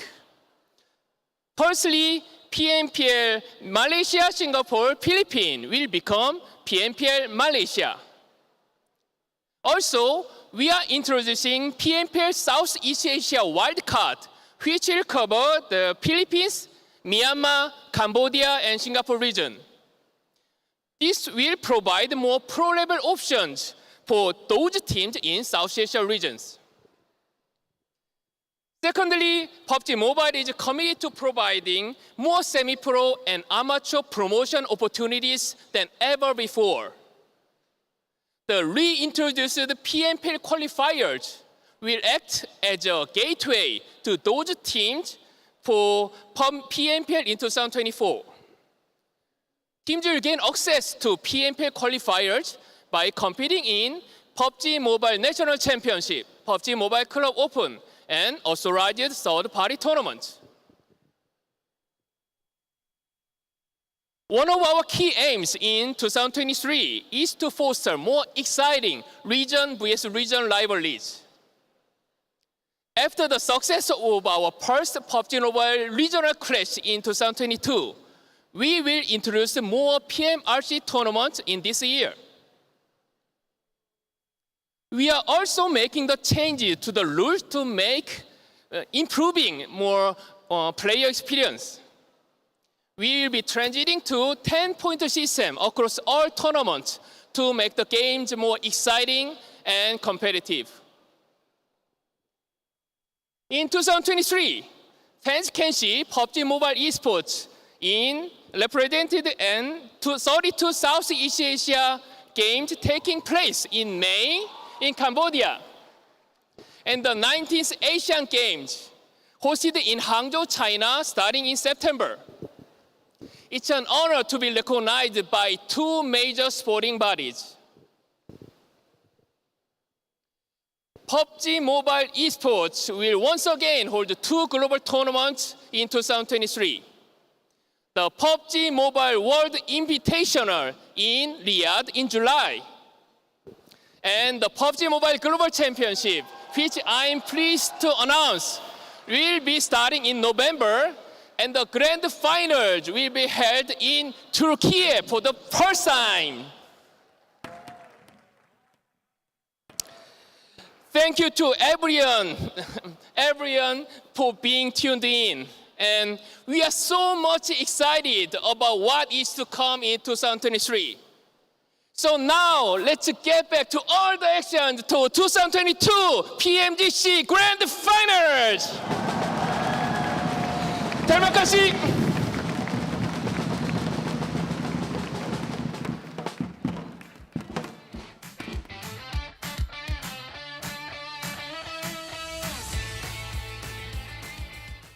And welcome back to the desk. That is some exciting news, if I may say so. Not only do we have two big international sports events in which we will see PUBG Mobile, the SEA Games, and obviously the 19th Asian Games, but we will have the PMGC in Turkey.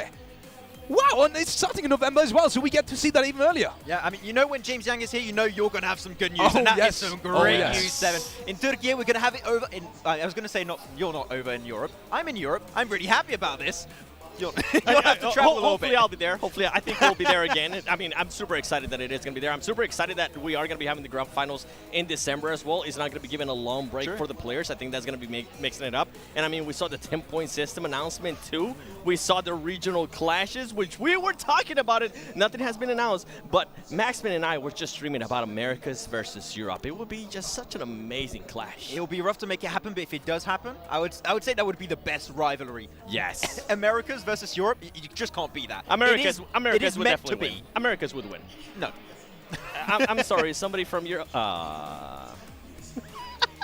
I can't believe you just It said could that. become the new classic. It could become the new classic. Before we get into the matches, though, we want to quickly keep you updated on everything that is going on over the next 3 days. The schedule is as follows. Today, starting today, in just a couple of minutes, actually, we will see the first game, and then 5 more. 6 matches today, 6 matches tomorrow, and another 6 matches on January the 8th. So for the next 3 days, stay tuned. Remember to follow your socials. Remember to tune in live every single day until January 8th, because you will not be... Yeah, you're not disappointed. You just complete my sentence. That's perfect, actually. You will not be disappointed.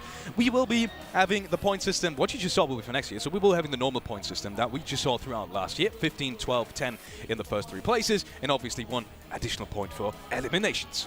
Exactly, elimination is going to be pretty important going into it, but also we've got to keep in mind, Seven, this is going to be something that impacts it. The circle settings are the same as the league stage. No heel strat is going to happen here. Yeah, and I absolutely love that because I never liked when that happened, okay? It was always one of my less favorable things when we went to Sanhok, so I'm glad that's not going to be the case, and we're seeing how those teams were able to qualify here. You can see the last chance. I mean, they had it the worst, but that's where 2 of the Brazilian teams came out of, and we're seeing IHC Esports there as well, DRS Gaming. And then when we go to the special invites, Wolf Esports and Alter Ego, I feel like those are the biggest question marks here for this Grand Finals. How are they going to be able to perform since they haven't really gotten a chance to really go up against these teams? And there we have it. We will be starting off with Erangel. The competitive rotation will be as follows. Yeah, of course, going to be starting things off with Erangel followed up with Miramar, Sanhok, Erangel once again, Miramar, and then Erangel. 3 Erangels. If you can perform well on that battlegrounds here, Seven, that is going to be your way to stand out on the rankings. Yeah, sorry. I'm just hyped up because we saw Sanhok there, and also the crowd is getting me hyped up. We've been talking about it for a minute, too.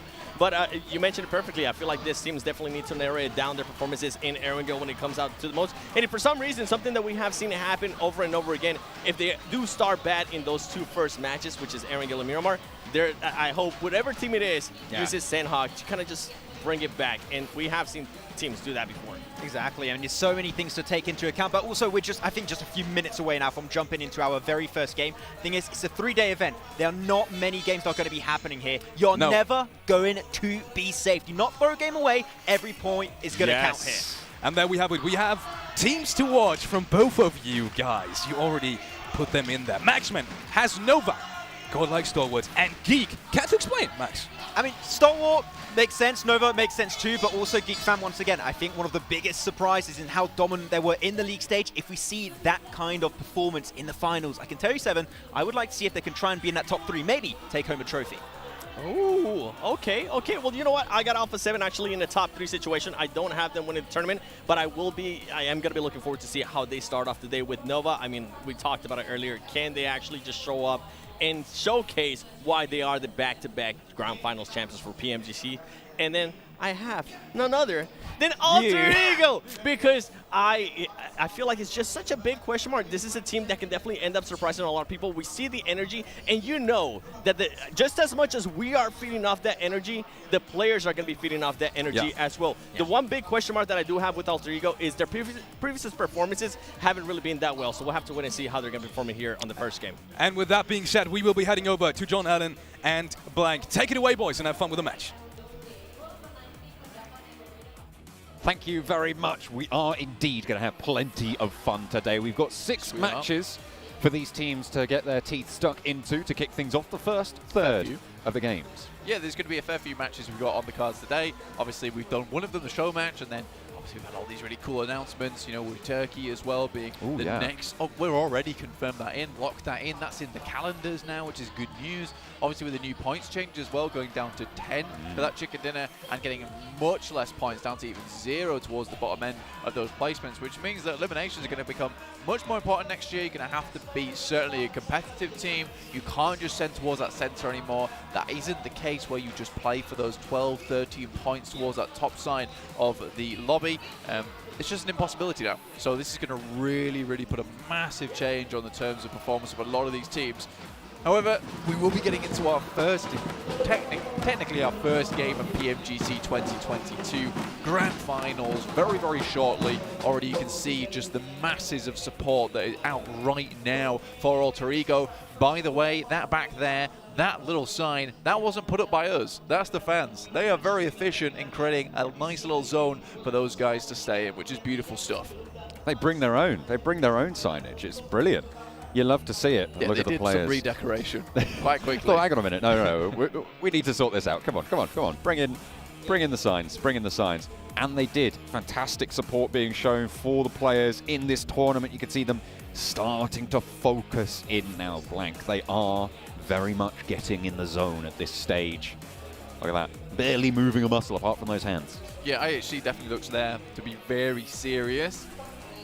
Again, for Alter Ego, I think we've met the coach now a few times now, Denny. He's a really great guy, actually, very nice. I think that the major thing that he did for me earlier was he showed me around because I didn't know where I was going. So he was like, I'm very good with directions. And I was like, thank you. And now I've not got lost once. However, I'm sure he's also a very good coach as well. So we're heading into the first game right now, John. Match number 1 of the PMGC 2022 here in Jakarta. Erangel, the first match as it always is, Blank.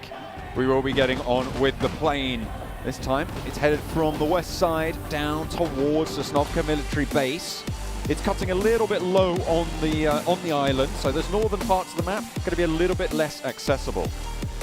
Yeah, a bit more difficult to head up towards Stalbert. Maybe Yaz is still accessible, but this does mean maybe fighting for vehicles on that eastern side, which becomes quite difficult, becomes a little bit of an issue, a bit of a problem for some of these teams. Do you want to cross those paths on that side? Do you want that bad luck that could bring? Also on the east, some players, some teams heading out very, very early over towards the west here. You got Demo from IHC setting up towards South George. C2K is already dropping out. Nova looks like they're heading up towards Gatka at the moment. And Vampire down towards Primos, a very typical spot for them. We did see Nova have a little bit of trouble with Gatka during their gameplay in the group stages. There was another team that was dropping down there with them, but it looks like they managed to isolate that this time around. T2K going a little bit further on. Silas, maybe a little bit too close to comfort. Hot drop on a vehicle potentially, but S2G maybe looking to lose a player.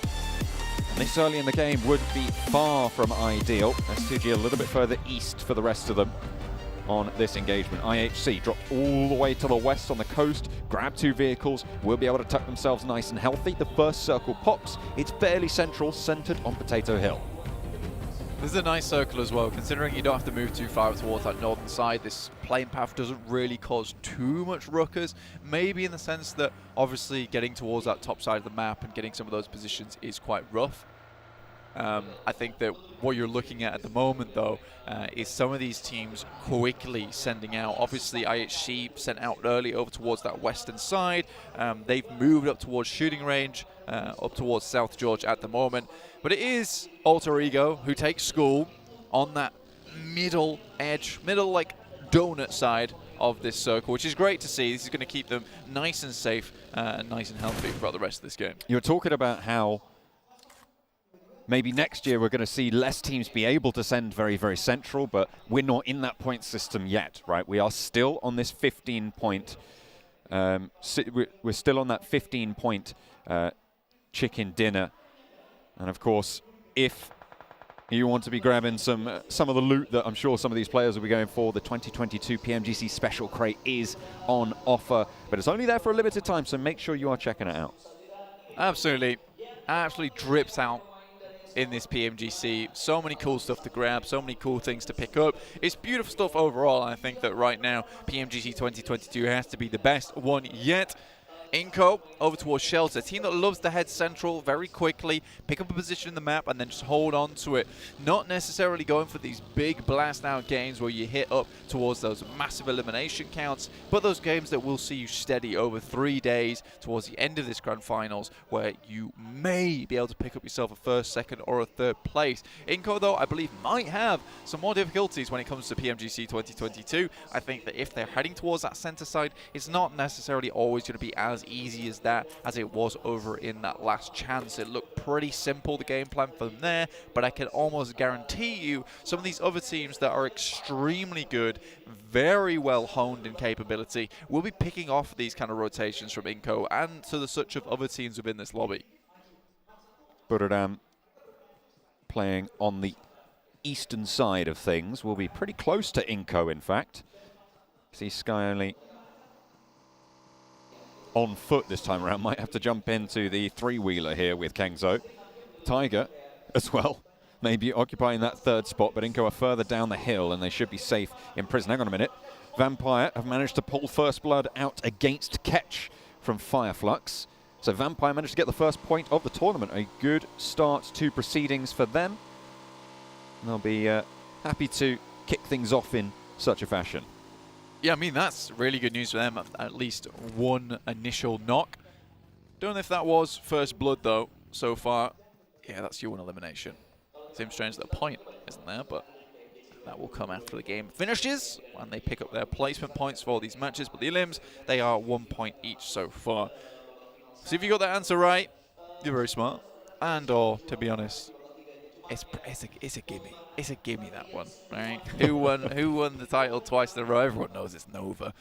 So if you didn't get it right, I'm a little disappointed, but if you didn't get it right because you're just joining into PUBG Mobile Esports now and you're joining on to us, I'm very happy you're here. And maybe you'll get it right next year if you hang on with us, because we do have so many more fun things to come.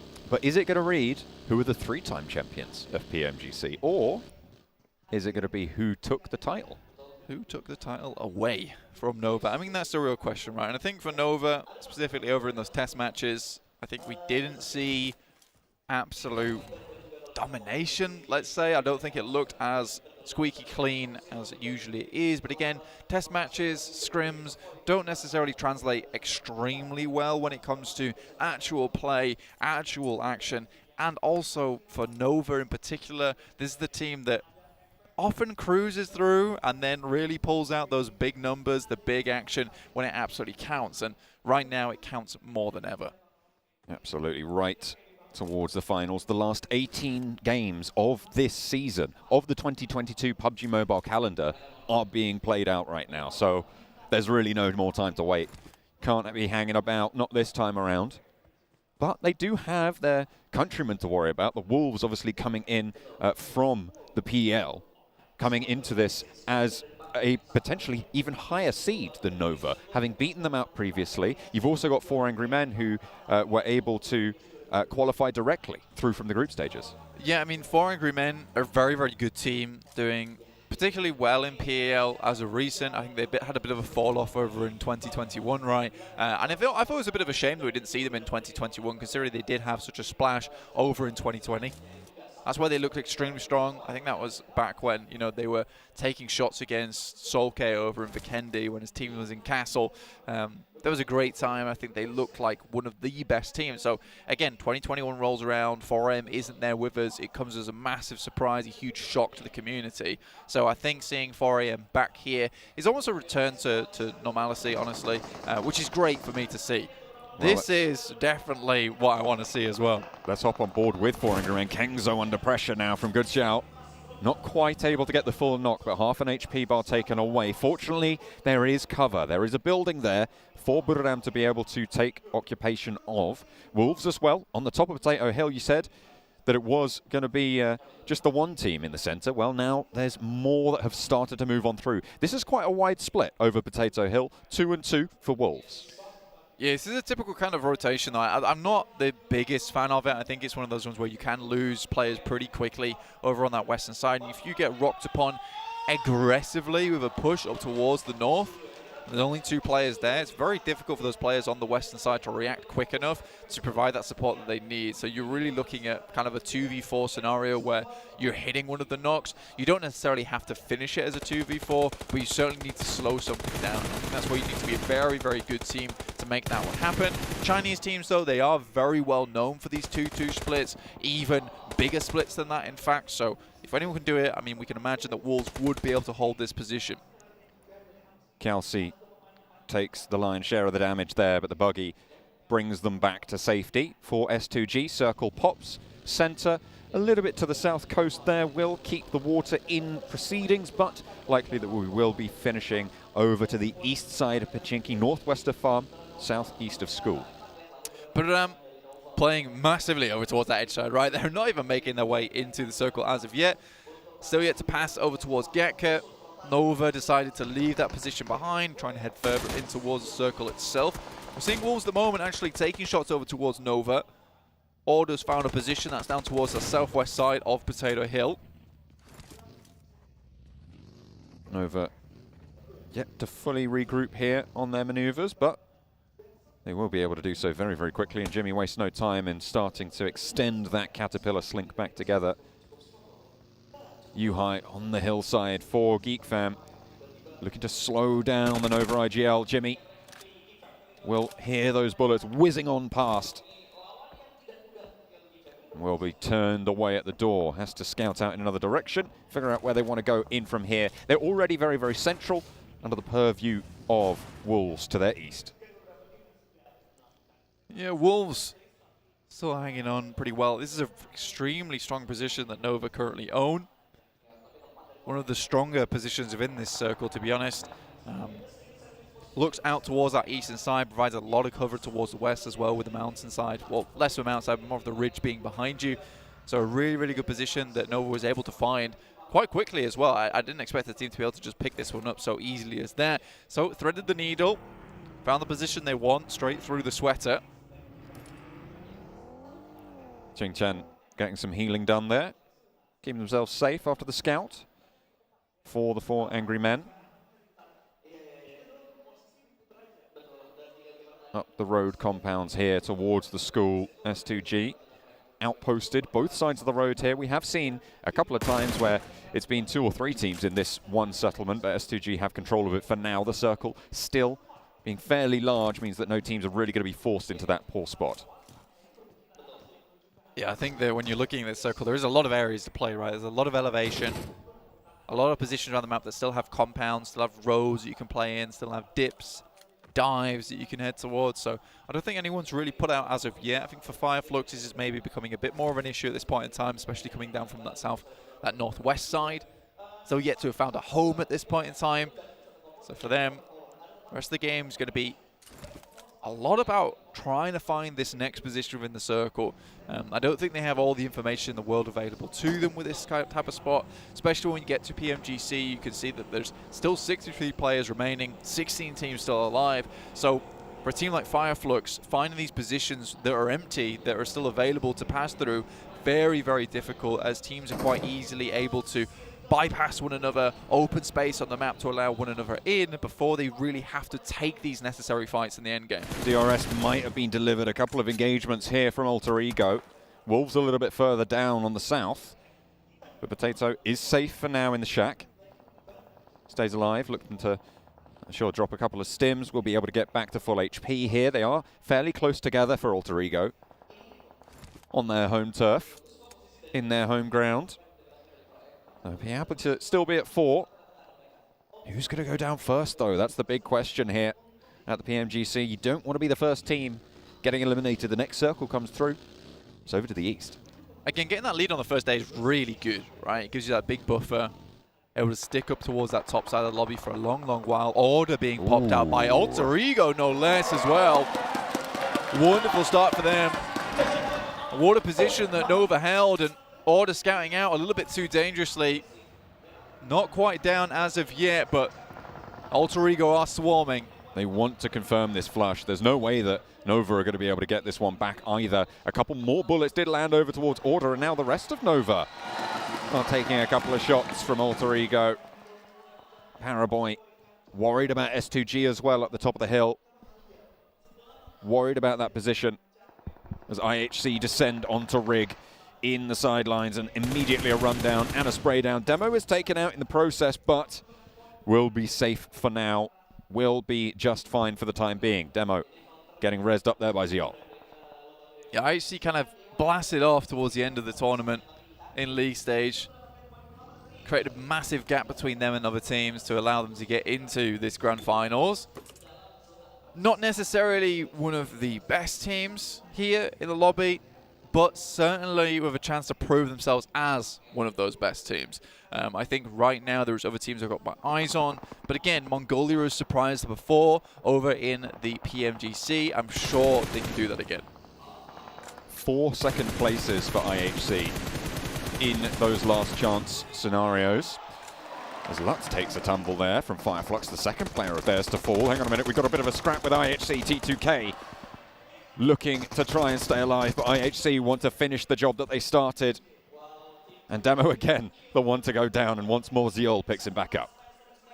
Really good stuff. I mean, Demo's kind of just playing as the absolute punching bag of the team, which is absolutely fine. I'm okay with that. You know, as long as a little bit of sand's pouring out of him, but he's staying up on his feet, brought back. And that defensive shield in front of the team, that's all good for me. So IHC, really, really well done so far. 3 eliminations. T2K didn't know what hit him. Circle up towards our northern side. Solus still with a player on bended knee. 4 AM down underneath and down towards the southeast with Good Xiao. Towards Qingchen, down towards the south too. They're playing this 2-2 split. I think that they might be ready to converge on top of Solus and Fireflux if they move further ahead of them, maybe towards that north side and eliminate their approach into towards that circle. The last player from T2K spotted out. Location known and isolated by IHC. On the northern side, Koyovsky has the info there as well, but not really too much ground to be playing around with to get those points on board, to slurp them back up into the pocket. Fireflux, 2 players alive. They've been picked apart a little bit. Solus and Solke, the remaining duo on the south edge of this next circle near Farm.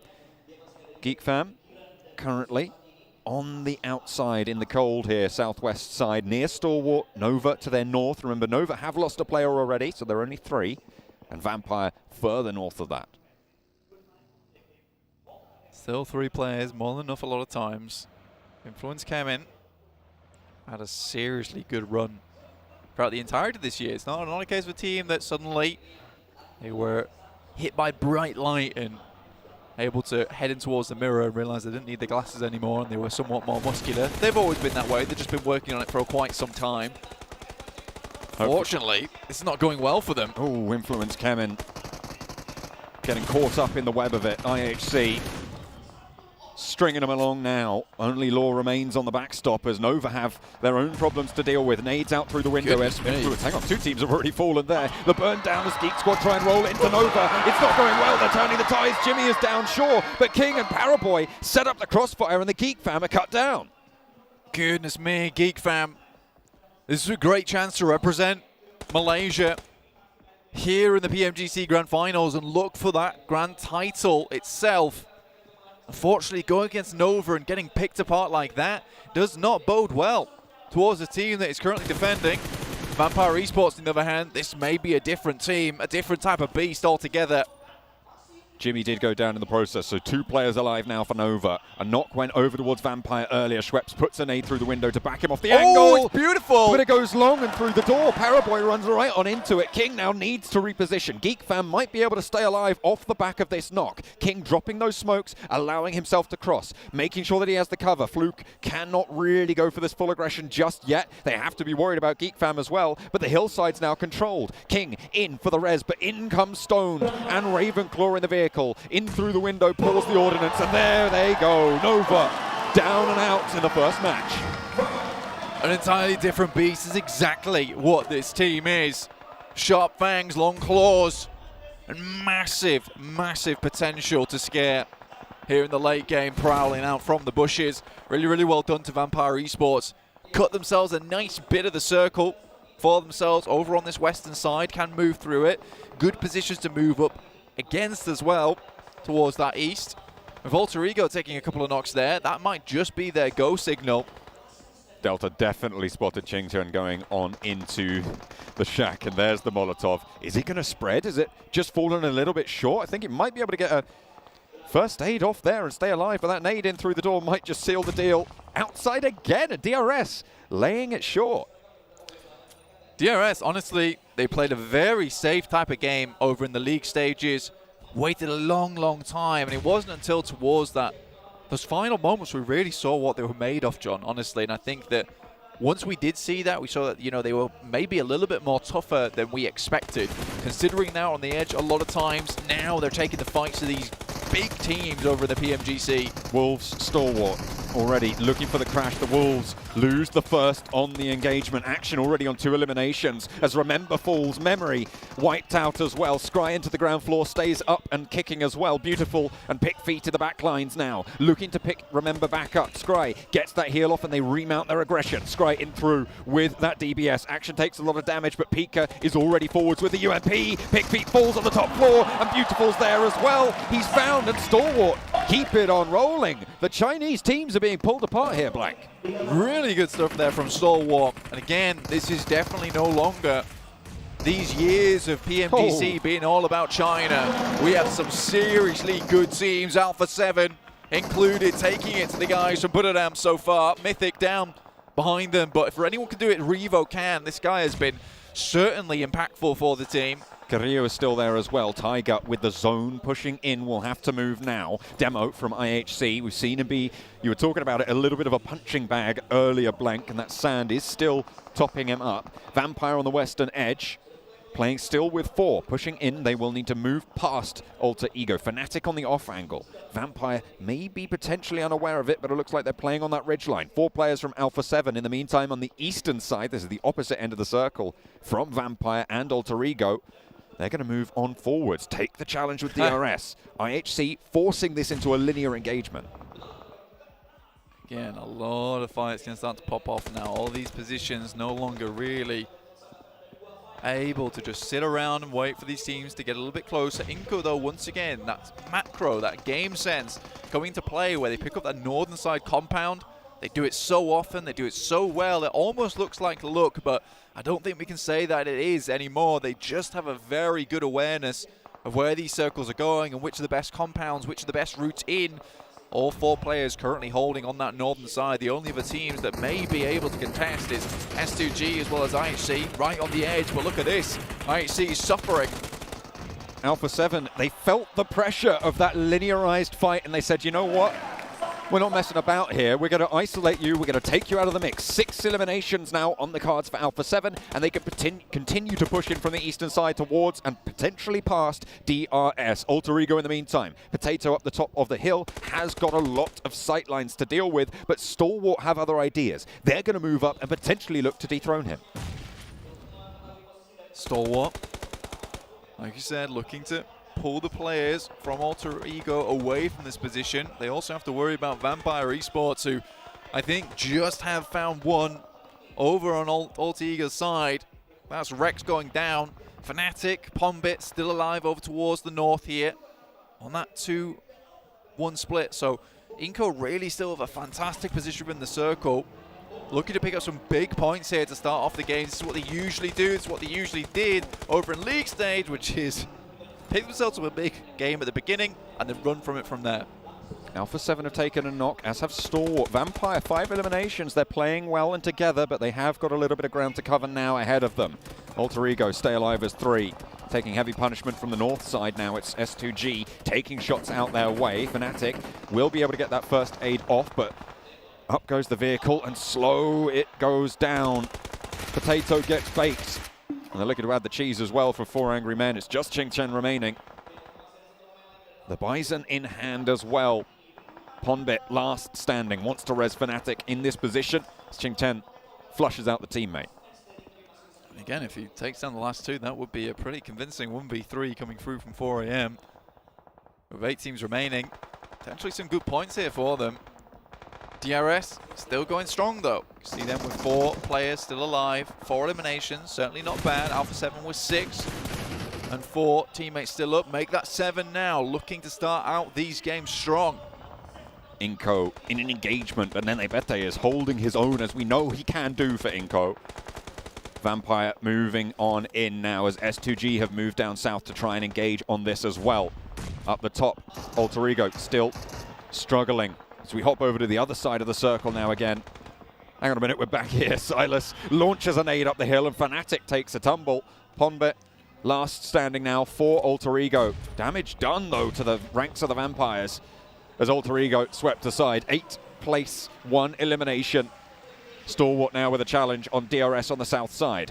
Forwards position for actions. Pika is already down as Scry is dispatched by Gianti on the off angle. A nice find. Nade in hand on the bottom of the hill, and the res up front needs to come through now, or it needs to stay tall. Rules might not even know about it. Hang on a minute, he's pushed all the way through. He's managed to get a knock on the back, and top falls as well, but they've turned around on Gianti now under pressure from action, but it's DRS, and Stalwart fall. An insanely good crunch there coming out from DRS from either side. I don't think Stalwart saw what was coming. They went for a greedy res there towards the end too, and just just wasn't quite enough. This is again, what I was talking about earlier, is there's absolutely no teams within this lobby that are not a threat anymore. You cannot just pass anyone up. You can't go for these greedy type of plays. You just have to get out of dodge. Yes, having 4 players is going to lead you to a better chance of getting that win or maybe tailing out of that fight, but sometimes you just got to run away, and that is what potentially Stalwart should have done with the smokes. Maybe got 1 knock and then just scarpered. Could still go for that top 5 position. That top 3 was still in the bag, still available. DRS turn their attention to Vampire now. Ravenclaw falls. Vampire did get up to 4, but they bumps back down to 3 fairly quickly. DRS, they have 4 players of their own, and Ravenclaw gets flushed out pretty fast there. Fluke closest now and will feel the brunt of a nade in a second to dunk it down. An alley-oop set up by the DRS squad. 9 eliminations now. And the Nepali team doing so much work, and the rundown onto Stone to close it down. S2G, hang on a minute, they've stolen a couple away. Vampire eliminated, and now they're into the fight. S2G taking on DRS, and in the midst of it all, Ching Chun has stayed alive for 4 angry men. Oh my days, Nepali fans everywhere going to be very happy with how this game has come out. DRS playing a very, very passive game over in the league stage, but as soon as they're here in the PMGC, they've had to turn things up by 11, which is great to see. DRS currently looking very, very clean with it. Right now, a couple more teams to go. S2G, obviously a very strong team hailing from Turkey. 4AM, 1 player remaining for them. Inco with 3 for that extremely strong position over towards that northern side. But again, DRS, they have lost 1 player, so this is still all to play for. 2 Brazilian teams remain, Alpha 7 and Inco. Alpha 7 in a little bit of a crunch, though, on the eastern side. Mythic low and actually under pressure from Inco, the other team from Brazil, and they will find the final knock there, the final flush. 7 eliminations, 5th place for Alpha 7. That's a very good start to their tournament. It's a really good start to their tournament. I mean, that's going to bump them up massively. It'll give them that 11-point average kind of lead very early on in terms of like a 3-game buffer, which is ideally what you want if they can take it just a little bit further now. I think DRS realizes this, which is why they slow things down massively. S2G, though, still have a chance to bring things back for themselves. It'd be a really good opportunity here to make their countrymen proud. With the announcement that the next global finals will be held in their home country, they're looking to make their mark, to try and state their claim to be there in 2023, but they've got to get through this one first.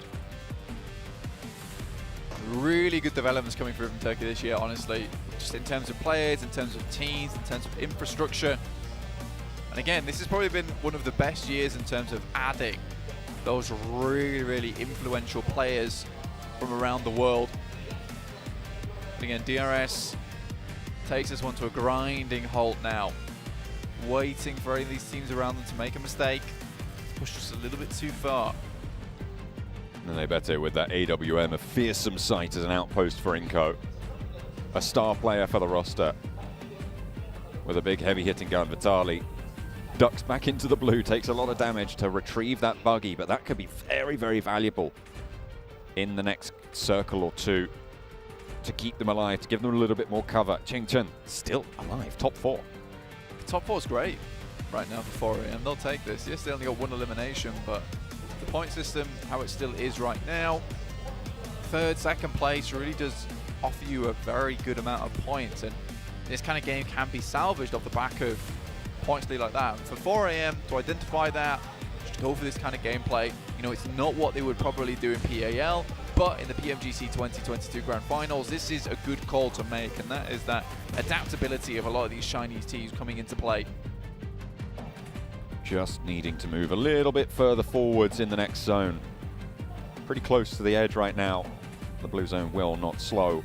No matter who you are, no matter where you're from. DRS on the south side lurking to sweep across this hill a little bit. Inco are holding out. Ching Chun finally, I think, starting to strike as the solo player. Needing a little bit more ground, a little bit more position. Might be coming from DRS that actually, but S2G nonetheless still all live and kicking. All of them still in action. Kelsey on the backstop. Kelsey, it's a good angle, but it's Vitali. Some beautiful shots there from the SLR, looking for one more. Sees the bear is in the helmet. Can he thread the shot over the top? But no, from downhill, it was not meant to be.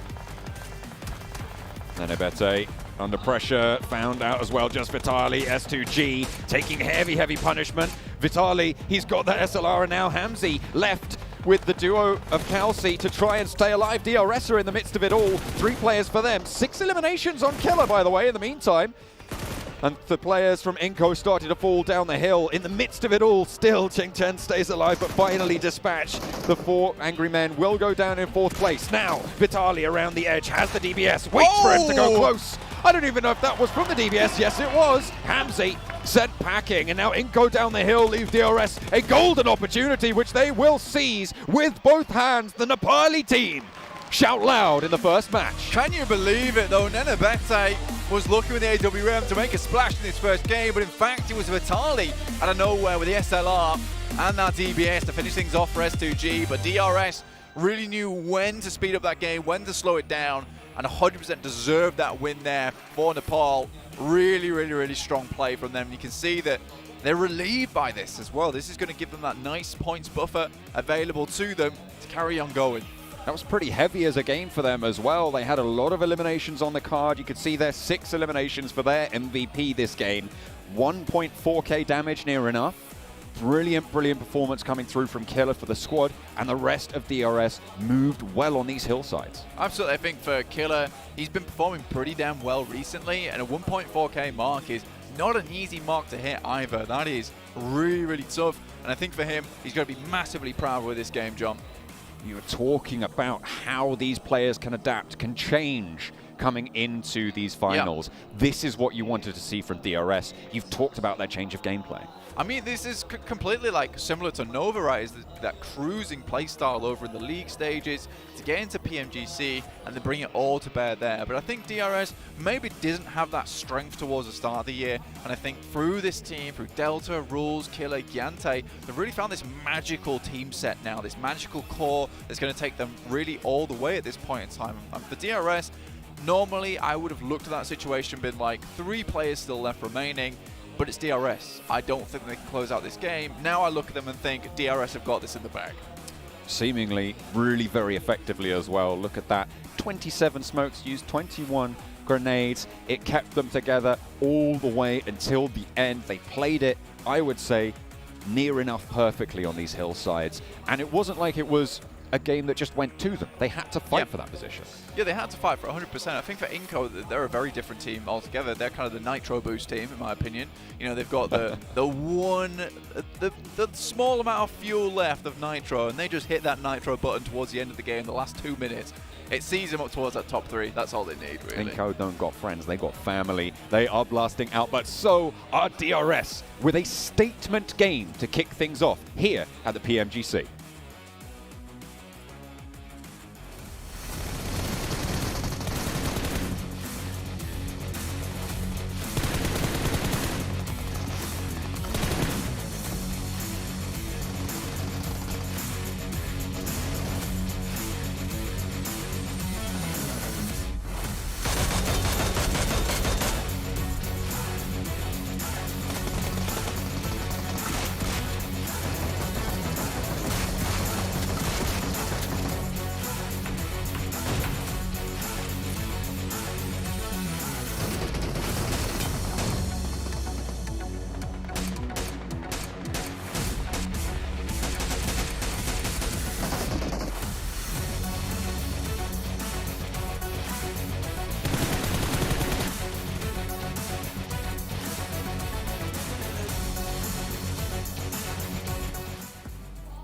DRS taking home a phenomenal game. That is 28 points, ladies and gentlemen, in their bags to start off the PMGC journey.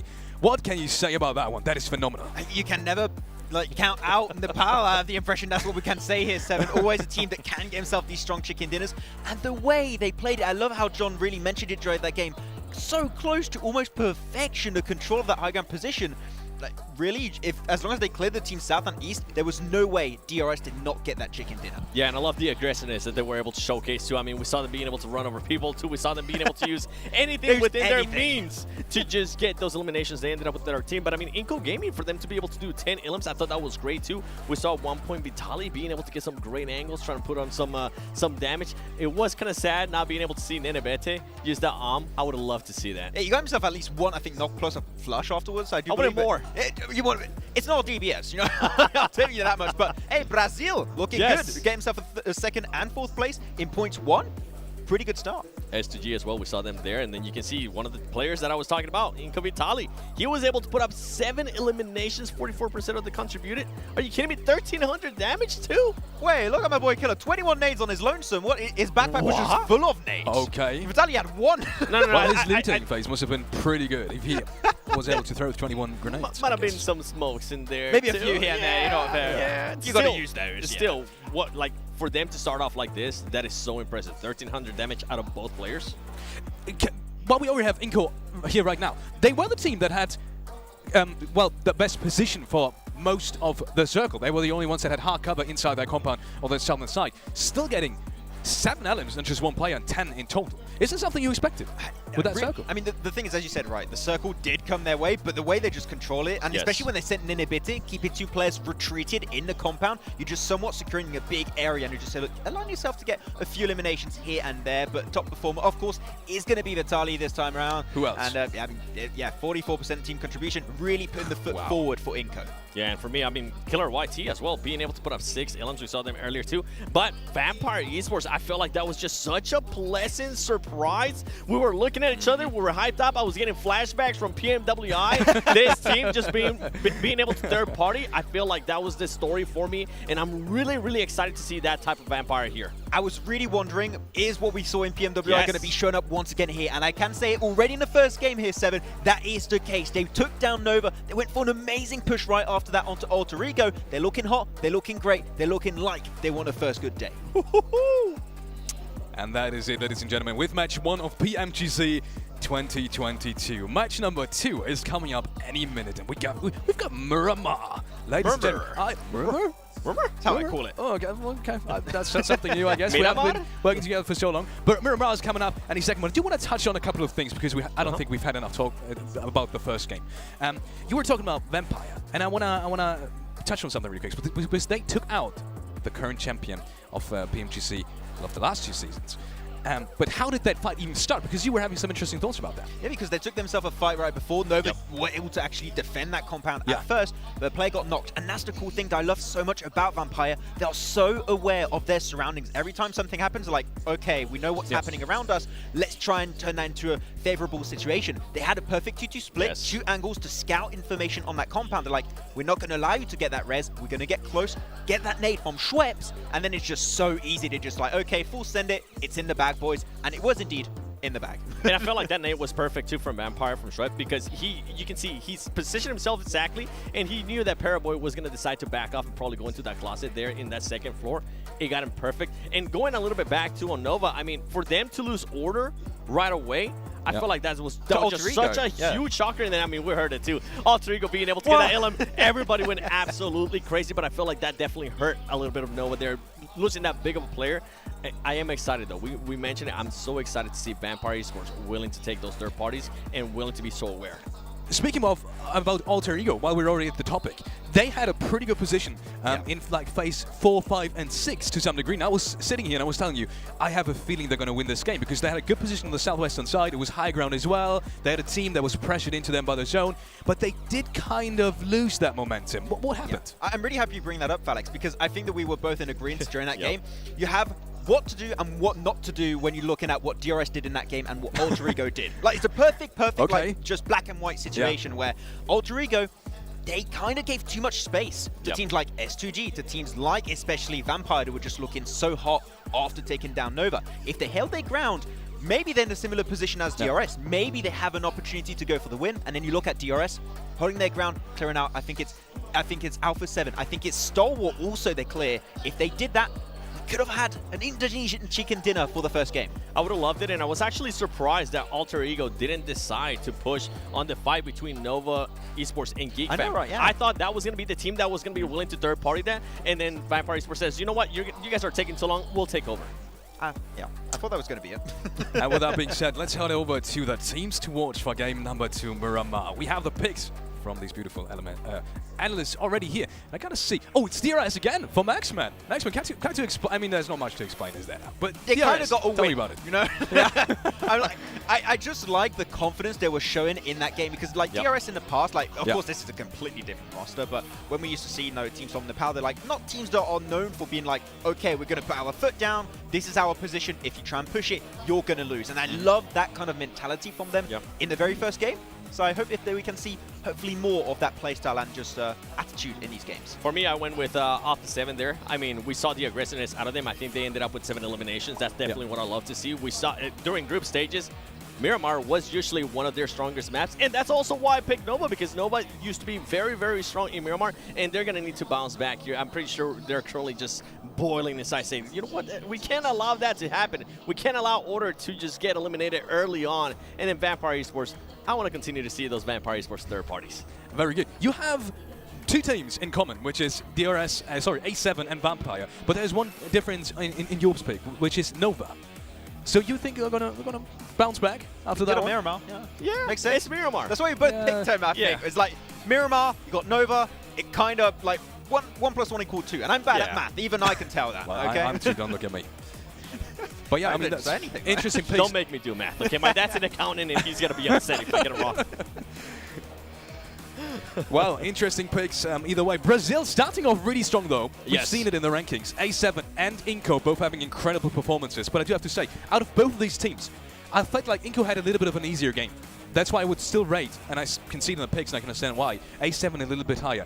That aggressiveness, is that something you see A7 having throughout the whole of PMGC Finals? Is that what you expect from them as well? Because a lot of people have been debating about, teams like HVP not qualifying, for example, because they were overly aggressive. And a lot of people were saying Nova is exactly that kind of good mix. Where does the Brazil team stand here right now in terms of aggressiveness and, maybe sometimes taking a step back and winning it? Ask the expert. This is Nova right here, all right, in regards to aggressiveness. And being able to switch that on, being able to have that switch, right? And I feel like Alpha 7 is here. Before, they used to be super aggressive, and they didn't have that slow down button. They weren't able to be as patient. This is a completely different team than before. So for anybody watching, if you think they're going to be able to just continue on that aggressiveness, they will. But they will be able to switch it on when they need to. And I feel like that's a huge and massive improvement out of Alpha 7 this year. Yeah, I mean, as you said also many times when we were talking about Alpha 7, they're a very streaky team, right? And this was not an easy game for them. That 5 versus DRS, I think there's a very slow, low percentage of chance they actually win it. The fact that they survive as long as they did, got as many eliminations as they did, is very impressive. So we'll see if they can make it happen here on Miramar. And that's it from us, ladies and gentlemen. We will be going over to these beautiful castles that I can see on my right. We will go over to John Allen, and thanks. Have fun! Oh, we got it. We're here. We're ready. We are a little bit chilly up here, actually, but he's doing all right. He's managing. He's managing. I saw like the DRS got this really cool scarf, so I might steal that. I also saw that, also Alter Ego's got some cool merch as well. So you might, if you see me later, I'm probably going to be just like stacked layer upon layer of different team merch, and I might be unrecognizable. So I apologize for that. It'd be great because no matter who wins, you'll be wearing their merch, right? Exactly. You just might have to peel off about 7 layers, but you'll get that. They're like, that's biased. It's like, but wait, there's more. You put the headband on. Yeah. I love that. Team headbands would be cool. Team headbands would be cool. Maybe like next year. 5 of them. Maybe in Turkey we'll get some of them. Stacked. It's like got this ring in front of my head just in case I bump my head on anything. It'd just be like you need it. Good to, wow. Okay. It's kind of me. But You clumsy bumbler. I'm quite the klutz, unfortunately. However, there was no clumsy play on that last game. Certainly not. We saw some really good stuff there from DRS. Obviously, Alpha 7, very strong. Unfortunately, weren't able to take it all the way, sadly. S2G, similarly, got absolutely picked apart by Vitali from Inco. That's kind of just a Vitali thing to do. It just happens. Comes out of nowhere. It's good to go. It's match made in heaven for Inco in that particular moment. I think S2G probably was the only other team that could have beaten out DRS. So as soon as they took them down, they kind of secured themselves that 2nd place. Players loading on into the lobby, making sure they got everything sorted out. Fireflux didn't really have the burn that they had in the solos in that first match, but there's still plenty more left to go. We are into match number 2 fairly soon, as the lobby once more spins itself up to get ready for Miramar, for the desert. Obviously a bigger map here. I say that every single time. Just for the newbies, obviously. Do have, obviously, your boys Vampire over here looking very good at the last game. Unfortunately, weren't able to take it all the way as DRS bombarded them with a grenade airstrike from the side, smoked them out. They have no idea what was hitting them, but we are headed into our second match of the day on Miramar. Plane path from Los Higos all the way up to Torre Ahumada in the northeast side. A fairly even cut on the plane path. Should be fairly kind to everyone involved. You'll be looking at who's going to be dropping out towards places like Picado, like Los Leones, or Pozzo as well. A crucial area. Montenuevo potential to get a little bit hot on this plane path as well. Potential for Montenuevo to get a little bit spicy. The team's able to quickly head up towards that northwest side and get themselves in position. Picado, obviously one of those really, really well-liked positions around the map. Maybe someone's going to pick up that soon. Torre Ahumada, also easy enough to head towards another Coperia, another position around the map that does provide you a lot of options towards that late game. So it's a surprisingly good playing path here for a lot of teams in this lobby. We'll just see who's able to pick up those priority spots early. Halfway on the plane path now. Alter Ego, DRS close to one another on the south coast. Over in Picado, it looks like it's going to be Wolves on their own right now. Los Leones potentially shared between Vampire and T2K, but T2K a little bit further north and might not even challenge for it. Instead, they've got their own problems to worry about over there. There's 2 teams dropping near them. The outpost from Nova all the way down towards that south side. Circle pops. It's over towards Impala. Yeah, Impala open now. Not many teams actually headed over this way, in fact, so you should see some players, some teams heading on towards Puerto Paraíso, even Impala. Delta's taking the Delta Expressway over towards that position of the map on the old glider. Good news for them. Won't get isolated. Bit more difficult to actually take players out in this thing, considering how fast it can be. Not very evasive, though, unfortunately. Most time when I try and pull out evasive maneuvers, I tend to just smash right into trees. That is one of the main dangers, I think, of flying. Yeah. When there are trees nearby. Or even, you know, pylons in the background, hitting those cables. Smash. Bad times. That's right. I feel like you're trying to tell me something and I'm not getting it, but I don't know what's going on there. No, it's just quite funny, because John is dressed for the weather right now. He's got a nice jacket on. He's good to go. He looks cozy. He looks warm. Oh, so cozy. I'm currently borrowing a sweater. Got the hood up. I'm sat down. I'm all huddled in my chair, and it kind of looks weird. It kind of looks like someone's the professional and I'm not. However, whoa, I can bring professional commentary. Might not look like a professional right now. Oh dear. You look fine. You're doing great. Thank you. We're surviving. We're managing. It's not always... You can't always judge a book by its cover. The only survival happening, not just in the game. It's in the casting area I'm surviving as well. here as well. Exactly. Yeah. Like gale winds of Antarctic freezing possibility. But obviously, these teams must be nice and happy. They can pretend they're in Miramar. I can pretend I'm in Miramar. Yes, you can. That nice hate. Oh, you know, it's just taking over my Look, brain. you're just gonna get jealous if you think too much about it. I really, really am. But again, IHC on the western side in Montenuevo. No one really challenged them out on this western edge. They can move in fairly soon. Absolutely. And again, this is what I'm saying about, you know, not judging a book by its cover, or me with my silly sweater on. But it's just teams like DRS or Inco where you think to yourself, you know, maybe you're looking at this team a little bit wrong. Like, I used to think Inco was a lot of luck. I think that they're fully aware that they don't have that power to go against some of these teams in the lobby that are right towards the top, and there are a lot of them.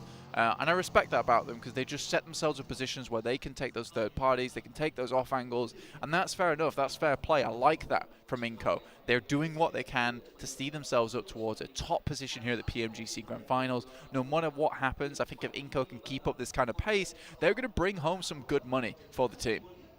Influence coming north side of El Azahar. Wolves left Picardo very, very swiftly, I would say. We're not too far into this game, Blank, and they've already left and headed all the way out to the east, towards La Bandita, near towards where Nova have actually made their move. So 2 of the Chinese teams will be playing there. Hang on a minute, there's a third as well, because Nova are in the midst of it also, near the crater, near Minas Generalis, just a little bit further north. Inco crunching in from that north side. We'll see if they have got that power. Inco, obviously, this is what I'm saying. I don't think they have that power just yet. But I think what they do have is they have good game sense. They have good awareness. I think they do their homework. They go home and they study. They keep the little nightlight on. And that's fine. I respect that. I like that a lot. It's something I admire in a team. I think if you just come into these matches and you just have sheer brute force, doesn't always come through if you don't have, you know, the brains to back up that brawn a lot of times. I think right now Inco is kind of consists a lot of brains. They're a strong brain, though. Very strong brain. Big, strong brain. Yeah, a muscular brain. They've been eating their greens. Yeah. S2G on the western side as well, just a little bit behind the queue for Wolves. And they'll draw a little bit shorter, but they're still firmly in this circle for the next. But they went over towards Impala on the east edge and looking to create an outpost a little bit further into the mix of it all, a little bit out to that western side of their position. They'll be happy to do that, happy to be able to gain that foothold. 4 Angry Men on the southwest side. Chington was able to get very, very deep into that last game. 4th place, in fact, for them as a solo player. So a good foothold on the tables will have been achieved there. 9 points total, which on the game that they were having, a really, really good result. It's not bad. I think he was hoping for a top 3. And it was quite quickly that a lot of these other teams went out after them. But again, 9 points. Yeah, it might not be that average you're looking for like maybe that 10, 11 plus, but what this does see them is in a range where this game, they hit just a little bit higher, maybe a few more eliminations, get a decent position over towards that. They'll be making good pace in this lobby. VPE currently right on target with 10 points on their last game. I would like to see something a little bit more explosive from VPE. Obviously, taking the title in PMWI, they took both the titles, in fact. That was over in the main tournament as well as the after party. They were absolutely smashing the competition. It was a global competition as well, but this wasn't the type of teams you maybe see at PMGC. It was some of the best teams around the world, and honestly, then we cut down to these leanest and meanest for PMGC 2022 Grand Finals. I do think VPE could take home the grand title, and it would be an incredible result for Thailand overall, and a massive meteoric rise there for Vampire Esports, a relatively unknown team. Having 2 Thailand teams as well coming in from the region, Vampire and Buriram, is already a great result for the region. Blank. They've already managed to put up a phenomenal performance over the 2022 season, so we're looking for more coming out of that side of the world. In the SEA area, of course, with the updated PMPL formats, with the shifts coming through, there's all the more opportunities for teams to try and take them on in that region as well. 4 Angry Men looking to take on a team of their own, the home team, Alter Egos. But no one really going down too low, no one really taking too much damage, just presence being demonstrated and felt. Yeah, territory usually very important here on Miramar, and I think that you can kind of claim a lot of territory quite quickly. Specifically because there is so much elevation on this side of the map as well towards El Azahar, you can control a full kilometer around you. And in fact, you know, you are seeing a team like Influence Kemen doing that right now from the southeast of Junkyard. A7 tend to take very similar rotations to Influence Kemen, though a lot of times it has been Influence Kemen winning out on that side. With this circle, though, it's just quite cruel. I think Alpha 7 had figured out a path past Influence Kemen, but now they have to pass them if they want to get in towards the circle. So I think maybe this is a rotate in together. I don't think Alpha 7 wants to get too far behind this movement. Alpha 7 in the last game, 5th place, 7 eliminations. We talked about that being a great start for them. 13 points will be their current line up there. They kind of remind me of like a combo point team. because, you know, as they start to build up those combo points and they keep hitting their target, they keep striking different areas, you know, you start to see them like really blast out. And that's when you'll see the momentum carry them throughout the rest of the game towards that very, very end game where they just look absolutely phenomenal. I think if you see Alpha 7 start to strike out too early though, or a little bit too late, and then they stumble, they falter, that's when the engine starts to, you know, get caught up a little bit, starts to choke and gurgle. And I think Alpha 7 needs to really avoid those type of situations and maybe come to a dead stop, reevaluate, and then go again from step one. Fuel not quite mixing there properly for the Inco engine, and King spots a shot onto Squash. Sells it on down. Wolves, S2G taking a little bit of scrap at their own. The Wolves try and crash on in, but S2G, they played well in the last game. They're going to continue to do so here. Memory burned away as well. 2 points found for Kelsey. Yeah, there's a lot of confidence coming through for S2G from the global stage, right? There was a lot of people predicting them to be in the top 3. And I think right now they're proving why they should be up towards that position at the moment with 15 points, 2 eliminations found. Inco, I think this is kind of typical of what we expected to see. Eventually they were going to head central. Fortunately, Nova is just too quick with this rotation. They're comfortable with making it as well. If anyone gets too close, they're going to quickly take shots down towards them. Now, Inco's suffering because there are more teams willing to play center and very quickly. Will be a little bit trickier for them. However, in the first game, 10 eliminations, second place. You won't be unhappy with it. See if that can continue against Nova's position. You were talking about them being close to one another. Pick feet. Knocked, Beautiful yet to get that res, and with the health bar as it is, unlikely that he's going to be able to make that dash unless you do it right now. Beautiful will be playing solo from here on out into the game. Moves forwards to the building. His teammate falls, and Wolves down to 1. They didn't have the greatest of first games, and it looks like the second might be a repeat. The Wolves just as an invitational, it hasn't really paid off the way that they may have hoped here. Still think they've done very well in their respective region, but I think that league stage, well, at least lacking it for these other teams in terms of Nova and 4AM. It's given them a lot more practice against these teams, and Wolves is coming in a little bit fresh. Now, we can say one thing for Wolves is that they're a very, very strong team. We know that they are. We've seen them perform at that kind of level, but I think for Chinese teams, it's about that adaptation. Now, 4AM and Nova's been adapting for the last month towards this playstyle. Wolves has kind of had a day, right? They've had a couple of days maybe in test matches, results, rehearsals. So I do think that maybe tomorrow we'll see something a little bit more out of them. It could be an instantaneous adaptation as well, where we do see Wolves get better maybe in match 3, match 4, at which point you start to see them take off just a little bit. Cliff dives from the 4 Angry Men to move towards Beautiful. A nade leashed towards WWX, and will actually do a hefty chunk of damage there. Does need to be a bit worried, and Beautiful backs most of them off. In the meantime, Geek Fam trying to hold off Influence Kemin. Wolves fall. The last player did go down and out-snipes one of the 2 remaining Geek Fam players. Will leave his teammate high and dry now as Dan Rude, last surviving member for the squad. Influence Kemin up to 3 eliminations. Nice stuff for them. Alpha 7 don't have to get in on board that kind of action as Influence Kemin moves up towards that northern side.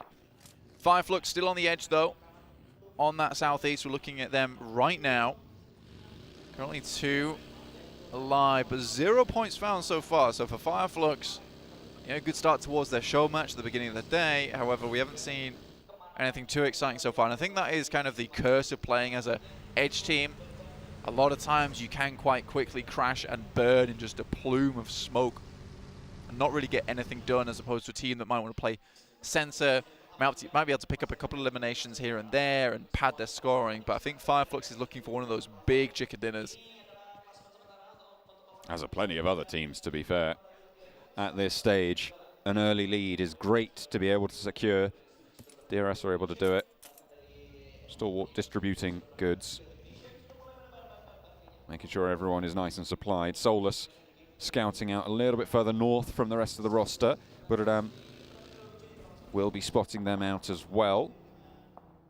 Inco close to 4 Angry Men and Nova. This is that central position that you talked about being moved into very, very quickly, Blank.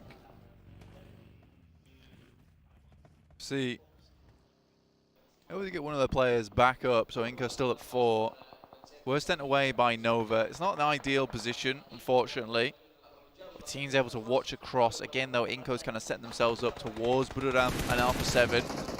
They'll have to plant their feet, though. In the meantime, 4 AM looking out towards Fireflux. Again, this would be horrific to crash into this one and take so many casualties so quickly. Oh, Lutz and Solke both fall, and Fireflux are down to 2. A really nice crossfire, a forwards movement from Svan, and WWX does them wonders, but King is there to play spoiler. Spots Svan crawling back behind the headland, and there is cover now. King backed off. Solus will be looking out this way, but Ketch in the meantime is also down, leaving Fireflux at just the 1. The Res now looking to come through for the 4 Angry Men on that southwest side. As King backed off that ridgeline, Jimmy wants to put pressure on as well, trying to back up the teammate, but King is flushed. A player lost now fully for Nova as 4 Angry Men pull themselves back together. All 4 of them now up and kicking. Yeah, that could have been an absolute disastrous result there for 4AM after they've secured such a good position over towards that northeast side of La Bendita, only for King to come in, find one player on the knock and then the flush, in which case their push up towards Nova later on would have been really difficult. The fact that 4AM were able to turn that around, pick themselves the elimination over towards Nova, that's going to make their push on that north side so much easier now. You can already see MWWX heading up towards Stalwart. Spreading their influence. Slowly creeping it outwards. Stalwart, west side of the compound now.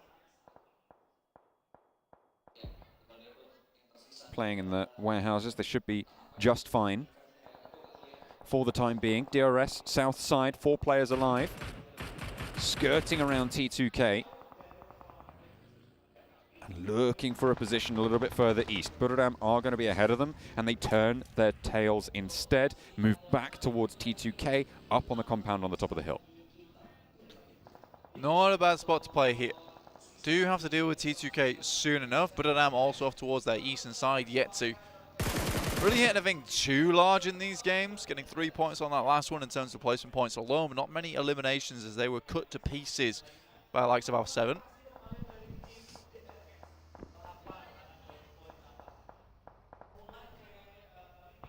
Delta moving up into the smoke. As Rules establishes the off angle for DRS. They are going to be looking for this almost directly, but Alter Egos may be a third party on this engagement. You can see Potato there just off in the distance, moving forwards towards things as they go off. Oh, a lovely nade straight on through.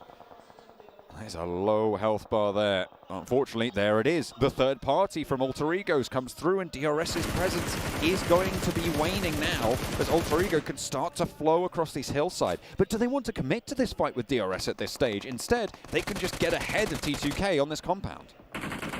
Decent start there, though. 1 down at least.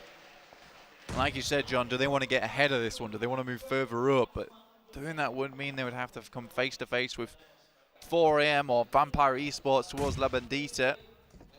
It's a bit difficult now if you're on this southern side. I think anyone that's moved already up in towards that north edge of Minas Generalis is feeling pretty happy. Just off the back of the fact that they don't have to move too much. Little boy from Influence came in actually scouting down towards the eastern side of Minas Generalis. Kind of like that move. Vampire bringing Stoned back down the hill. Razy and Silas looking to just peek over this ridge line, get a little bit of control. They've spread out 2 and 2. They're not looking to take the center of this crater, but they want the info on the teams that have got that. And they'll be able to get away with that to boot. Circle pops. Central away from that southwest glut, and mostly away from the teams on the northwest as well. There's going to be a lot of scrapping up there. 100%. I think there's going to be huge amount of engagements. Demo already down. The scout from IHC certainly doing his job there. They will lose 1 player, but Nova with 3 as well. But I think for Influence Kevin, they just have so much strength on this northern side with Little Boy holding that compound towards the east. Law still on high, providing that high ground vision. The bird's eye view of the map. Really, really well done. It looks like S2G now moving in from the west, maybe looking to try and hamper the guys from 4 AM, pick up that position over on the ridge side, clearing out the entirety of La Bendita before thinking about doing anything about it. 5 eliminations for Influence Kemen. This is the only Brazilian team that didn't really have a great game last time around. They got no points on the first, going out in 15th place. So good to see that they are not going to be discouraged by that. They will start to step up now. 5 eliminations, most in the current game here. And you were talking about the strength of their position. So we'll see if they can leverage that and earn the points that it would beget. T2K on the south side, looking to move a little bit further north. Hamzy moves on in the meantime and spots a stalwart player. Pika picked off. Pika, not the most ideal a spot for them. Stalwart looking to get a little bit further on their side. Obviously top, Scry towards that western edge. I think Nova's got a pretty good chokehold on them at this point in time, though. Some smokes went down, but Nova has to worry about the guys from IHC. Alter Ego taking knocks 2. Potato, I think he's last remaining now for the team. Ooh. Delta just gets back to cover for DRS and around the side again. Yep, and into the upstairs position now for Delta, but the blue zone's there, and there's the knock. T2K will not have to worry about that one. Killer further ahead of the curve. Jane just needs to stay alive, and they can move in and play this one smart. They should see that Delta's gone down and will be flushed as well. T2K also taking shots over towards Schweppes. Will be able to find them, but there is an answer on that engagement. Influence coming in the meantime on the northern side. They've been troubling IHC for a long, long time and will continue to give them that very same trouble. More eliminations starting to flow on through, and teams are dropping like flies now, Blank. We've just lost, I think, 5 teams in about 10 seconds. It was very quick. And honestly, this is the case of Labadita being shunted out. There were so many teams kind of playing around that area. And you can only play around that area for so long before you have to full send it over this side. Vampire Esports were really hanging on by a thread for a long, long while. They lose 3 players, in fact. 4 Angry Men up to 5 eliminations now. S2G struggling. Silas very, very low. Will bleed on out. Kelsey also under a lot of pressure here. 4 Angry Men pick up 7. Vampire seemingly the next to fall to their blade, but there is that one shot coming over the top from Schweppes, who is keeping them together now. The only piece of the puzzle remaining for them. 2 reses potentially on the cards, but with the blue zone coming in 35 seconds, with 4 Angry Men moving in to exert leverage over those down positions. Schweppes going to have his work cut out with Qingchen on the high ground. Needs a miracle to make this one work. Good Xiao with that Molotov forces Schweppes to go for a little bit of an engagement there, forces him to peak too high, and actually it's T2K to take the point. Vampire Esports really pulled out every single stop there to try and make their way through, but it was not meant to be, unfortunately. Aggressing onto that position maybe had to happen a little bit sooner, but with S2G up towards that north side, Stalwart, 4AM having a really good hold on that position, with Alter Ego also getting in the mix with 2TK. I think that honestly, you look at that and you just think it's a dying battle. I think Vampire Esports thought their position was a lot better than it was, but I think it was just because so many of these teams cornered themselves down towards La Bandita, which is why we saw so many fall so instantly as soon as this circle moves up this way. Influence came in, pick up that position that Little Boy's been holding for quite some time over towards that northeast as a regroup, and they may need to send it down towards Alpha 7's spot. Buradam as well as Influence came in, both are looking to take shots towards Alpha 7 and maybe get a knock or 2, in which case they can take up the mantle of that really good spot in the circle. 9 eliminations now for 4 Angry Men already. 3 of their players still active in the fight. 2 teams right now, 3 teams, sorry, with 4 alive. Inco, Alpha 7, Influence Kemen. All the Brazilian teams are still very much in this one, but Order may be looking to change that one. Federal close by to danger, but has backup across the way. Shots landing really effectively, and there's the nade. Excellent 1-2 punch from the Influence Kemen squad. They've been playing with strength on this northern side and will continue to do so. Paraboy now looking to try and get across that road, get across that ridge line as Order flushed out, his teammate taken away. 4 Angry Men moving into another Brazilian stronghold here against Inco this time around. Vitali opens up the bidding, a good Xiao falls first. WWX is a second casualty in the engagement, and Qingchen now looking to trade nades around the corner. Vitali has other ideas. A nade towards the back goes a little bit long. Molotov around the wall stops a fallback from Qingchen, forces him into the fight, and excellently executed. Inco beautiful hold. I mean, 2023, the year of Brazil, man. I'm telling you, these guys are on the upward battle, the upward path towards the stairway to heaven. And honestly, I'm really so incredibly happy about Brazil and the Brazilian teams and what they've done this past year and what I think they will do this next year as well. Influence Kemin, I think they've come in and kind of revitalized A7 in a way, because I think that A7 was sort of cruising a little bit. Then suddenly Influence Kemin comes out of nowhere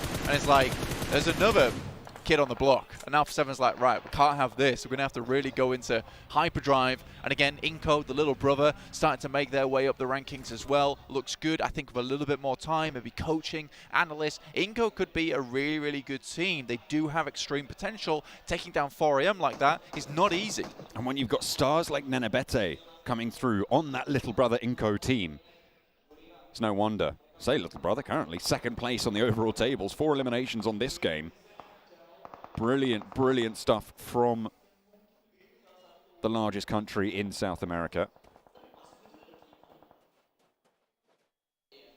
They have certainly made their mark and are continuing to do so here in Jakarta. Nova on the northern side, playing with 2 now. Yeah, still going. I think that's the main thing. But again, only 5 points so far for Nova. It's not ideal as defending champions. It's kind of the day where you would like to get a big bump up in terms of points potential. That last day looked a little bit easier. Again, for Nova, certainly anything is possible. They have pulled things out the bag before. I would not be surprised to see a 100-point day be pulled out from a top hat on day 3. That is just something that might happen. Again, though, it would be very, very difficult. Inco. Still on this western side, still doing work. Paraboy steps up, finds at least 1 there, though. Good stuff. Nenebete's down. Arguably the key player over on Inco. Will be felled, actually stolen away there by Buriram. Across the way, Vitali, look at a light up. Jimmy will be able to do so. It's Scry to chime into it as well as Jimmy goes down outside the shack. Currently held by Stalwart up the top, but Paraboy will fall to the play zone. And that's going to leave Nova out. 5 teams now remaining. Influence Kevin on that northern side. 3 players left alive. Alpha 7, all 4 of them going. Inco 3 as well. Buriram looking to try and keep themselves together, but they are 1 against the Brazilian 3. It is going to be difficult now for Buriram to keep their cool going forward. Coming into the last zone before we do enclose this one completely. Right now, Buriram, Tiger, Kengzo, Sky Only, very good at holding down the battlefield. Sky Only is this player that's always been so manipulative of a lot of players within the circle itself. But playing with 3 shots, really tearing into Influence Kemin now as Inco have turned their attention their way just that little bit. For 8 eliminations now as Influence Kemin will fall that northern side. It gave them a lot of points there, but 4th place, 8 eliminations, great stuff. Inco is really the big news here. They started this game on 2nd place. They have 3 players alive and a really great chance here as well on Miramar. Yeah, they were sent away by Nova. And again, this is the Nitro boost. This is where they click the green button and get going. Alpha 7 looking to stop that one. A Winnie in the hands of Mythic. They have not moved too far away from that position before. Becca, Squash, Vitali still up. Nenebete, that key player, not on his feet though. But again, Vitali was able to put in some really good work on that last game as a start opponent for them. Sky Only tries to spray down the guys from A7, but they're making a good move here. Gaining ground, actually. Terrain play really on point for Alpha 7 with 4 players alive. That is the most of any. Buriram absolutely blindsided there to a nice little spray coming through from Squash.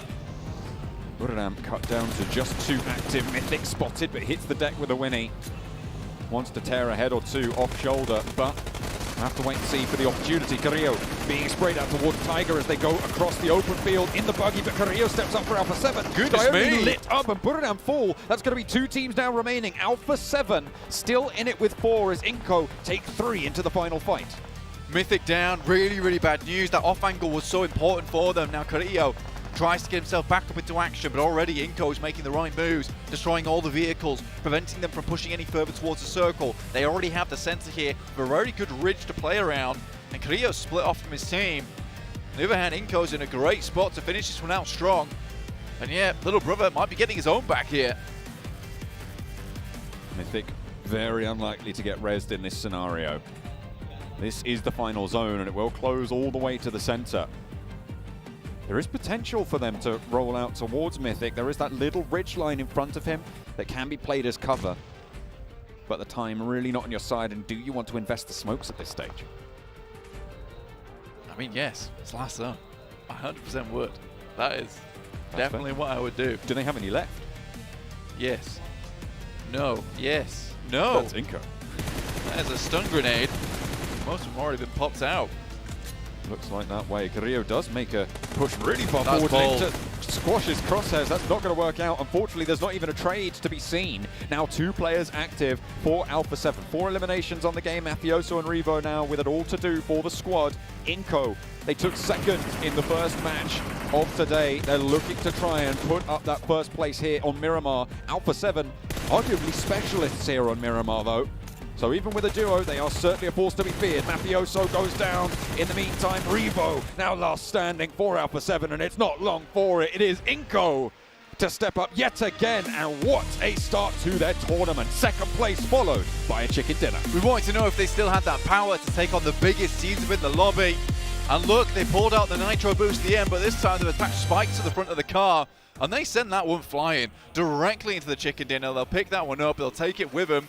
And that is a very, very good game there from Inco. Even again, losing Nenebete, being able to play with Squash, Vitali, Becker. These players really have leveled up their game from league play into PMGC Grand Finals, and that is something that's wonderful to see. And it was great news to see that early, because a lot of these teams have got to be scared now. Got to be scared of Inco, because it's like, look, we took down their MVP. We took down their best player, and regardless of that, they're still able to pull out some big numbers, some big games. And I think for Inco, they have found that teamwork, that synergy that they were desperately looking after. Vitali was brutal in that game as well, getting 6 eliminations on the cards for the squad. Really, really solid performance. Did so much work against those teams who tried to move in central. Yeah, absolutely. I think that, again, this is a case of getting sent back by Nova early on. Yeah, of course, that does suck. That sucks, almost losing a player as well off the back of it. So you pull back, you pull away, you reevaluate the situation. I think they didn't want to head down towards La Bendita. They noticed there wasn't a lot of players coming across the fielded area early on. So they thought, look, so many players must be down that southwest edge according to the actual playing path at the beginning, which went southwest up to northeast. So a very smart play from them to just kind of hover in that location. And it wasn't that compounded play that they went for. They kind of just went for those ridges, those little dips that they could play in, those ditches, and then really brought out everything they could in that last moment, because they were guns blazing. They absolutely blasted on through. A great result for Brazil as a region, well, I say as a country, in that South American region. A triple result. Buram could not stand up to the test of those South Americans. I think Sky Only just wasn't prepared for the amount of firepower that's coming back his way. I think Sky Only's used to, stepping up, hitting some shots, and laying back down again. Well, Inco making statements here, making big moves. And what a time to do it at the PMGC.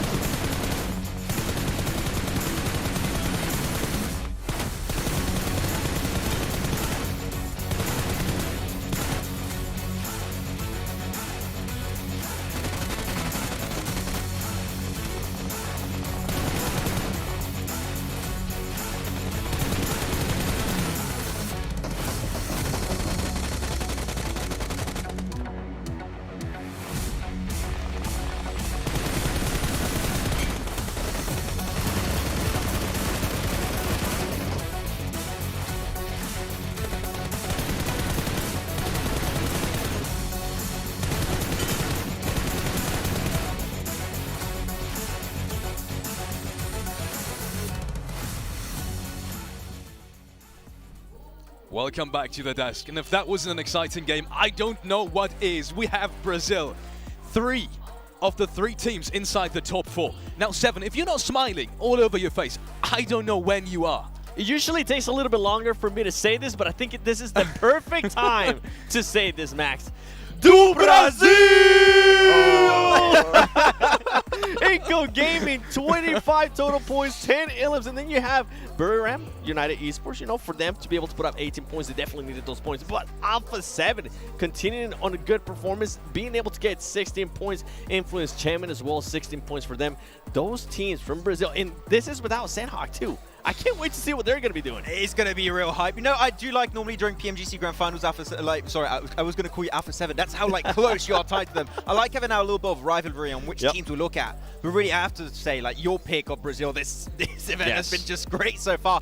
And Vitaly, new MVP in the only 2 games so far in these Grand Finals. This guy's been clutch. He cleared out 4 AM in that game too. Like, this guy is on an absolute tear at the very start of these finals. It is. In the first game, I thought maybe it was because they had the circle, but I feel like in this one, they were able to showcase it a little bit more of the actual talent that they're currently having. And I mean, for him to be able to get 6 eliminations out of 662 damage, that is so great to see. And it's impressive because before this PMGC Grand Final started, we were all talking about Nenebet to this, Nenebet to that. Guess what? Now you're going to have to include Vitaly because now that's back-to-back 6 elimination games. Exactly. I mean, a new player when it comes to this stage here, Seven, he's been looking so good. And no, Buridam, a team that had a little bit of a tougher time, right? Because they had to escape those field of positions. A lot of teams already were in strong positions inside that field finish. Did make it a little bit rough for them. Still, I would say, a strong approach, but the circle made it just a little bit rough to play at the end. And for 4 Angry Man, Qingchen, I mean, for him to be able to get 4 elims, this was a team that didn't actually perform that well in the first match. A great bounce back. Exactly. I mean, I think it was Vampire that was struggling to leave, and like they made sure Vampire were not leaving that position. Playing the edge of Bandita in that position, you just get so much information, can get such, information to make the next rotation. Yes. Unless you go into Vitaly, which is what happened.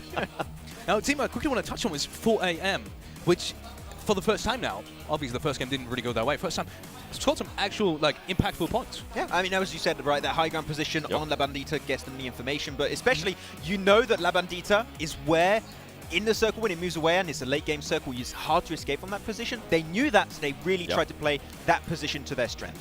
Perfect. Before we go into a quick break, let's quickly take a moment and thank our sponsors once again. And first up, that is obviously, you can already see everyone just pointing at it because, I mean, there's a reason for it. Look, it's beautiful. It's honestly beautiful. Like the back side of it, will disappear. wait until you see the front side. It will? Yeah. It will disappear? Oh. Yeah. Are you taking it? I might take it home by mistake. Wait. Security. What is that over there? What is that?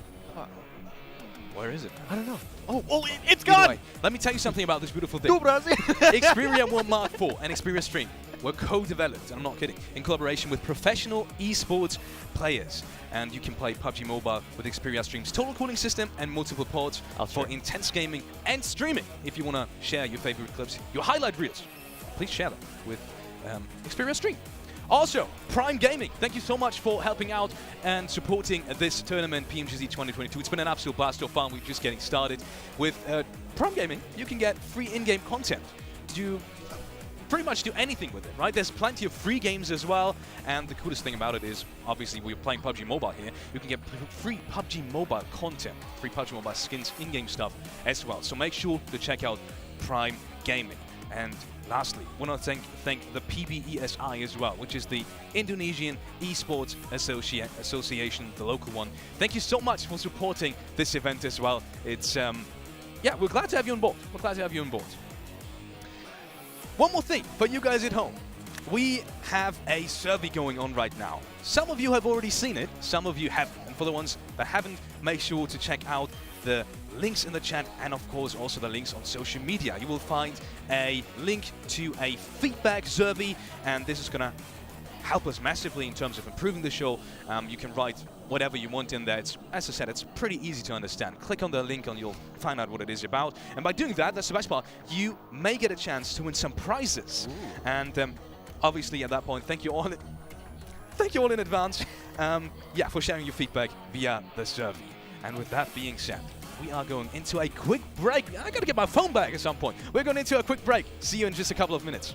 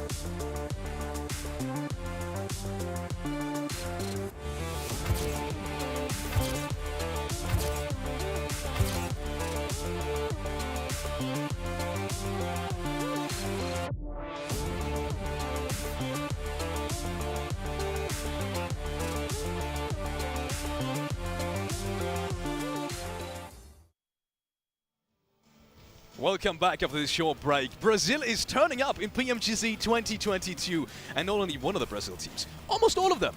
Yes. You want me to go? No, no. Every time I like Brazil, I'm just going to shut up and just let him talk. I'll let you do it this time. What do you want to say?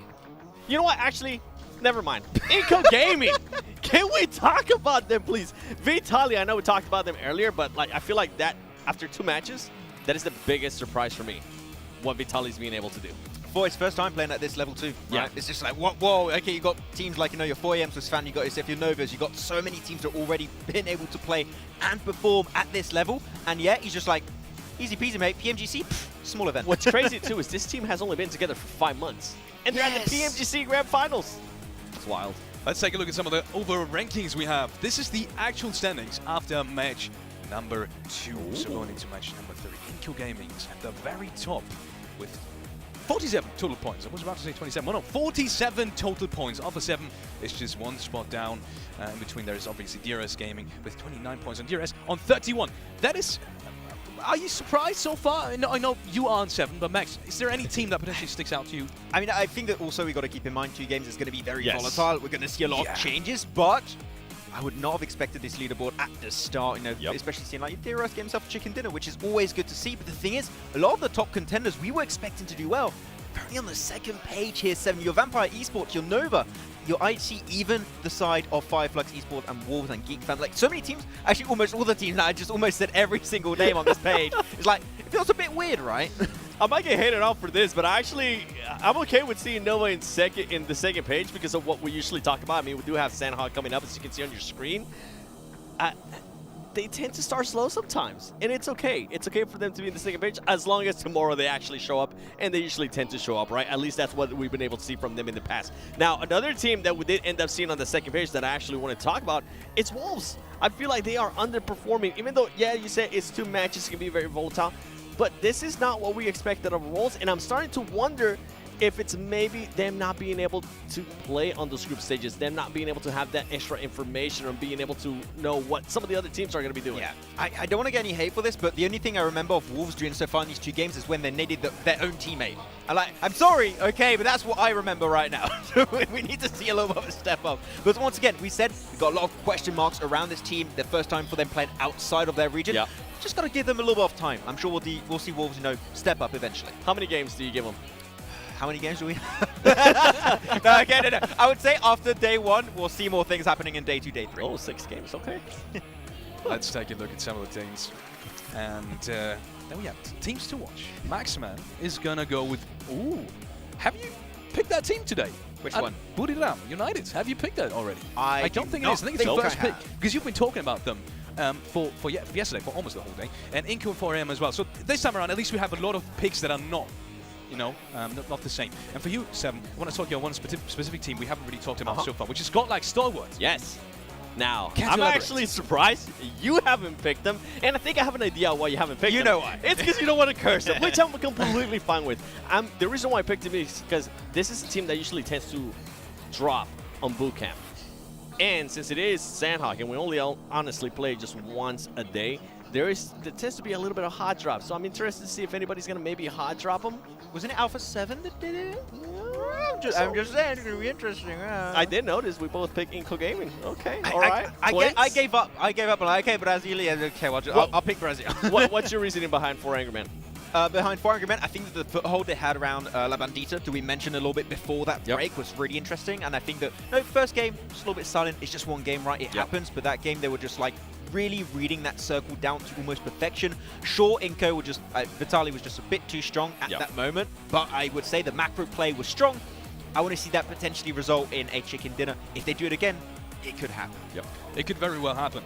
So, teams to watch. With that being said, any straight up prediction in terms of Brazil? I want to get really quickly back to that topic. Is that going to continue? Because that is pretty much the region to watch right now. We have had teams to watch, but teams to watch. Is that going to happen? Quick yes or no answer. Is that going to continue for today? Yeah. Yes and yes. And with that being said, we're going over to John Allen and Black. Take it away, boys. Well, no matter what happens, I'm sure it'll be plenty of excitement here on Sanhok. No, honestly, Sanhok is always a very, very fun map, very interesting map, and a very quick map. So this could be really one of those maps where anyone can take the prize here. If you're slick with it, if you're fast with it, obviously Inco's very quick in getting towards that center circle, but it's very available to move around this area of the map quite quickly. So whatever we see, you know, it could be a little bit more difficult, specifically with a confluence finish, right? For a team like Inco, there's no dedicated center to that circle. No, it's a little bit more tricky to make that sort of call, and often you can really kind of get scuppered by that shift if it comes in too late, or if you've made the wrong call. I say wrong call. If you've made the unfortunate, the executive call, the executive call to go to the place where the circle didn't end up going. For sure, and I think that's what makes it very difficult. So this is kind of sometimes a toss-up. Sometimes it is just. I would say this game doesn't really. It favors more the fraggers than it does the IGLs a lot of times. I think you still have to have a very good IGL, but you also need to have those very good fraggers on the team if you want to perform and get those massive points available to you. Teams loading on up. Good spirits in the S2G camp. Good to see, good to see. They've put in a bit of a shift so far today, so they can be happy with themselves. It's good to see that they keep themselves loose. That's what you want to see, especially on Sanhok, right? You just talked about it. You do want to be a little bit more geared up for taking those fights, and the best way to do that is to stay loose. Absolutely. If you don't have that pressure that's bearing down, and if you still feel like, you know, this is still first day, there's only really been 2 matches, these things can happen.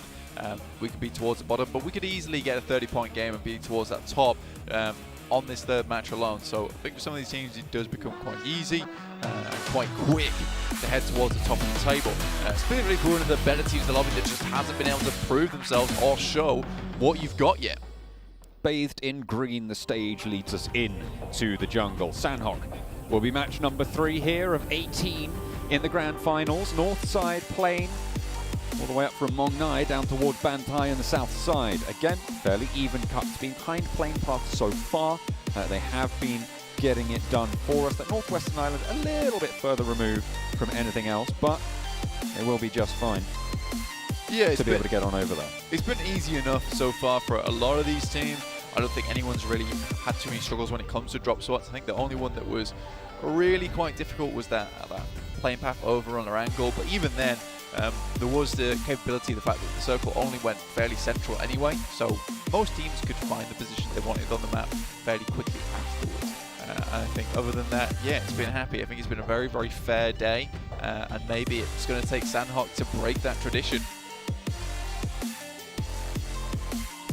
Influence came in close by to Alter Egos, who are in turn a little bit in the mix of it with Vampire on that northwestern island.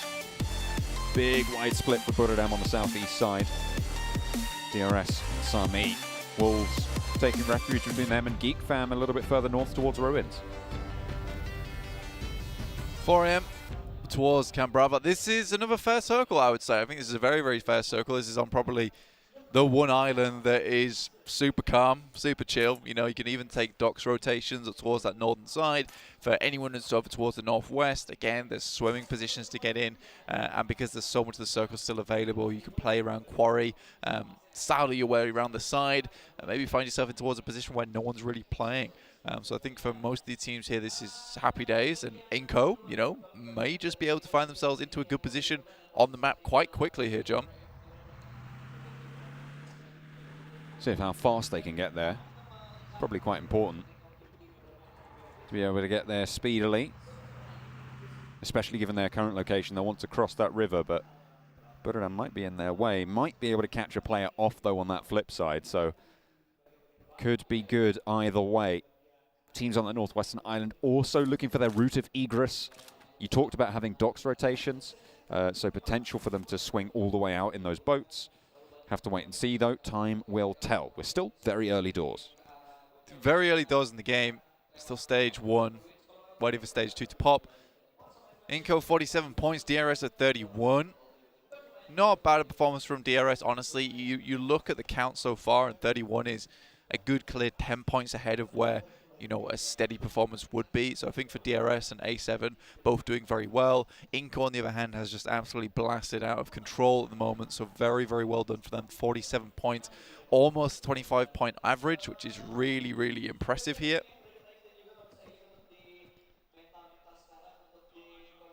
Alpha 7.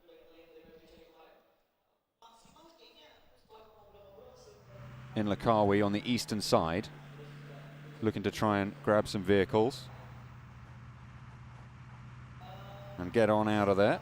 A little bit more central potentially to try and keep things going, but still very slow and no early engagements here on Sanhok, and potentially one of the wildest of maps. Yeah, I think that's fair enough. For PMGC, most teams, most players are going to want to take this one smoothly, take it easily. Don't want anything too excessive happening during these games so far. IHC, we're looking for something big, looking for something good. Didn't come to bear though, 9 points. Almost that 4.5 point average. Fortunately for them, not being able to bring things up. I think they did have a good start to the day, but just weren't able to translate that across very well. Alter Egos, I think there's a lot of support here from the crowd, but currently only 3 points found. I do think they've been making the right moves though, and I think that as a team just coming in here to play with the big boys, I don't think they look out of place here. I think they still have made a marvelous amount of good work, some good rotations, some good positions around the map, and it is just a case of PMGC being very difficult. And again, Alter Egos could step up later today. Certainly still plenty of opportunity. We've only seen 2 matches played all the way through. We'll be looking for a couple more today. 4 more to still be slated on the cards. There's Alter Egos taking the fight with Influence Kemin, one of the Brazilian teams who have been showing up here so far today. Another couple of shots landing, but no knocks just yet either way. The first scrap over towards the northwestern side of things. Law taken very, very low behind the rock. The forwards position found for Influence Kemin. Lil Boy on the off angle, absolutely lovely, sneaky little angle to be able to find the opening knock in the engagement. Law able to heal up as well, and now Influence Kemin can start to marshal their forces properly. Potato close, isolated as well from the rest of Alter Egos, and it's going well so far for Influence Kemin. Federal around the side of the rock, looks for the challenge, looks for the spray over towards Potato, has backup from the teammate as well. Will go down first though, and that's far from ideal. Potato spotted as Lil Boy hits the deck and forces his opponent to do the same. Alter Egos, unfortunately, come to bear against a very, very difficult team to play against. Influence Kemin, I think they've been making some very intelligent moves, and the right moves as well, and I think it's only a matter of time before we see Influence Kemin towards that top side with a bunch of points found on the game. Chicken dinner almost certainly during this tournament. Looking at some of these rotations though, Vampire Esports heading over towards Tap Mock. T2K already found their way towards Camp Bravo. 4AM though, I think that Max is 100% right in the sense that, they really did leverage a very good position over Miramar, able to get themselves a lot of points in terms of eliminations. I think if they can play out that similar kind of thing, it just kind of shows how good they are in the lobby, how fantastic they have been in terms of hitting those shots, taking teams to task. Beautiful shots there, spray down from Squash. They'll be able to open up on towards Buradam. Vitali, though, did get taken down in the meantime, and certainly a powerful player in that previous Miramar game. Looking to try and keep themselves alive, keep themselves going on the south side. And a reposition comes through. Nenabete picks Vitali back up, and they're up to 4 once more. Again, this was going to be the typical rotation we talked about earlier. The docks rotation for Inco, they made it fairly quickly. This time not opting to go towards the central position of the map, instead taking their time with it, heading towards docks, try and remove Buradam. I don't think they're afraid to take these fights anymore. Currently, they do have some players in position to take shots, but this is going to be a difficult play for both these teams going forward. And again, with this circle that heads further towards the east, Buradam and Inco both have some strong positions to enter. A lot of those central teams. Inco still with their sights set on My Name P. On foot, spotted out by Squash, but not given the angle. It's just sneaking away from him. Finally able to open up the cannons. We'll be able to get 1, 2, 3, and there's the last you need. Going to get the knock, but a lot of damage sent back towards Squash. It does result in a flush over towards Buradam, but still maybe a little bit more untidy than you would have liked for the side of Inco. However, they will maintain their lead at the top by quite the significant margin. Yeah, not a problem for them. But gets away, though, up towards 4 a.m.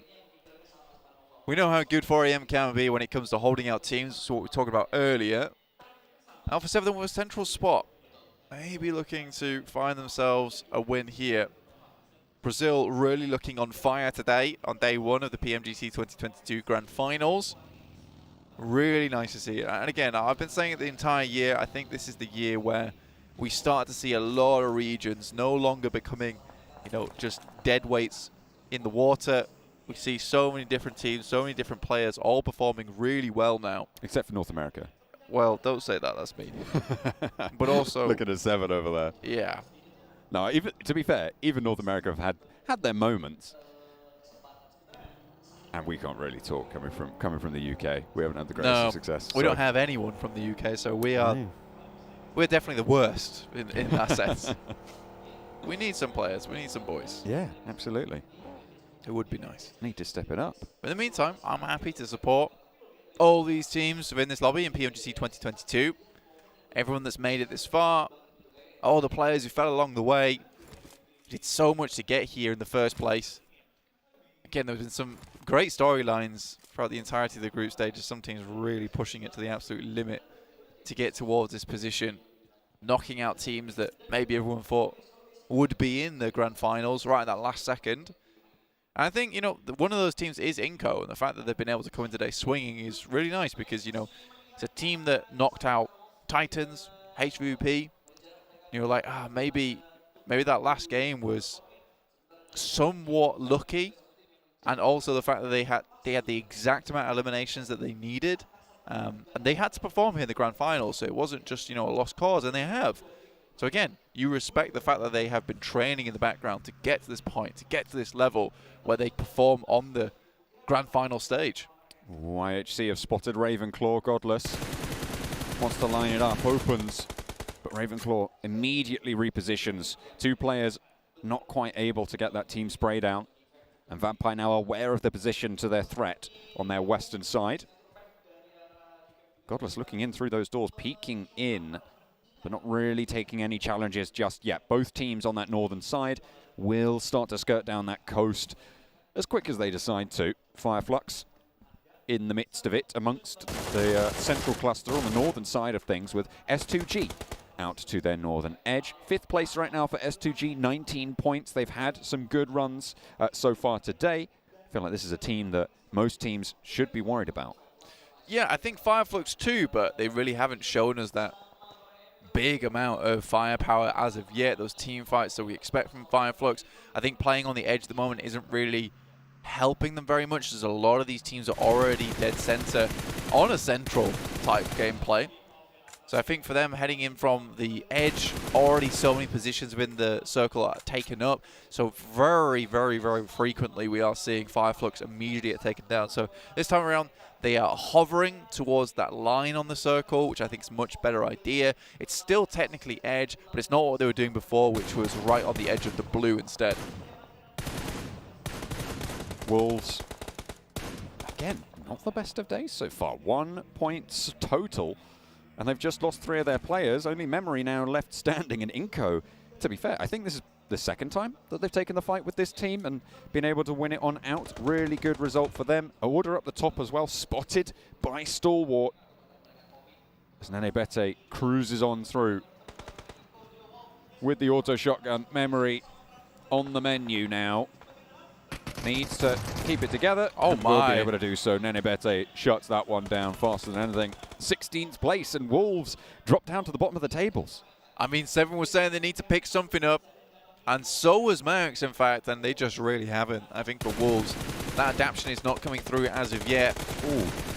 Paraboy looking to light them up here against Stalwart. Scry makes it across, and Paraboy just wants to slow things down in the smoke train there. Scry forced to reposition, forced to get up.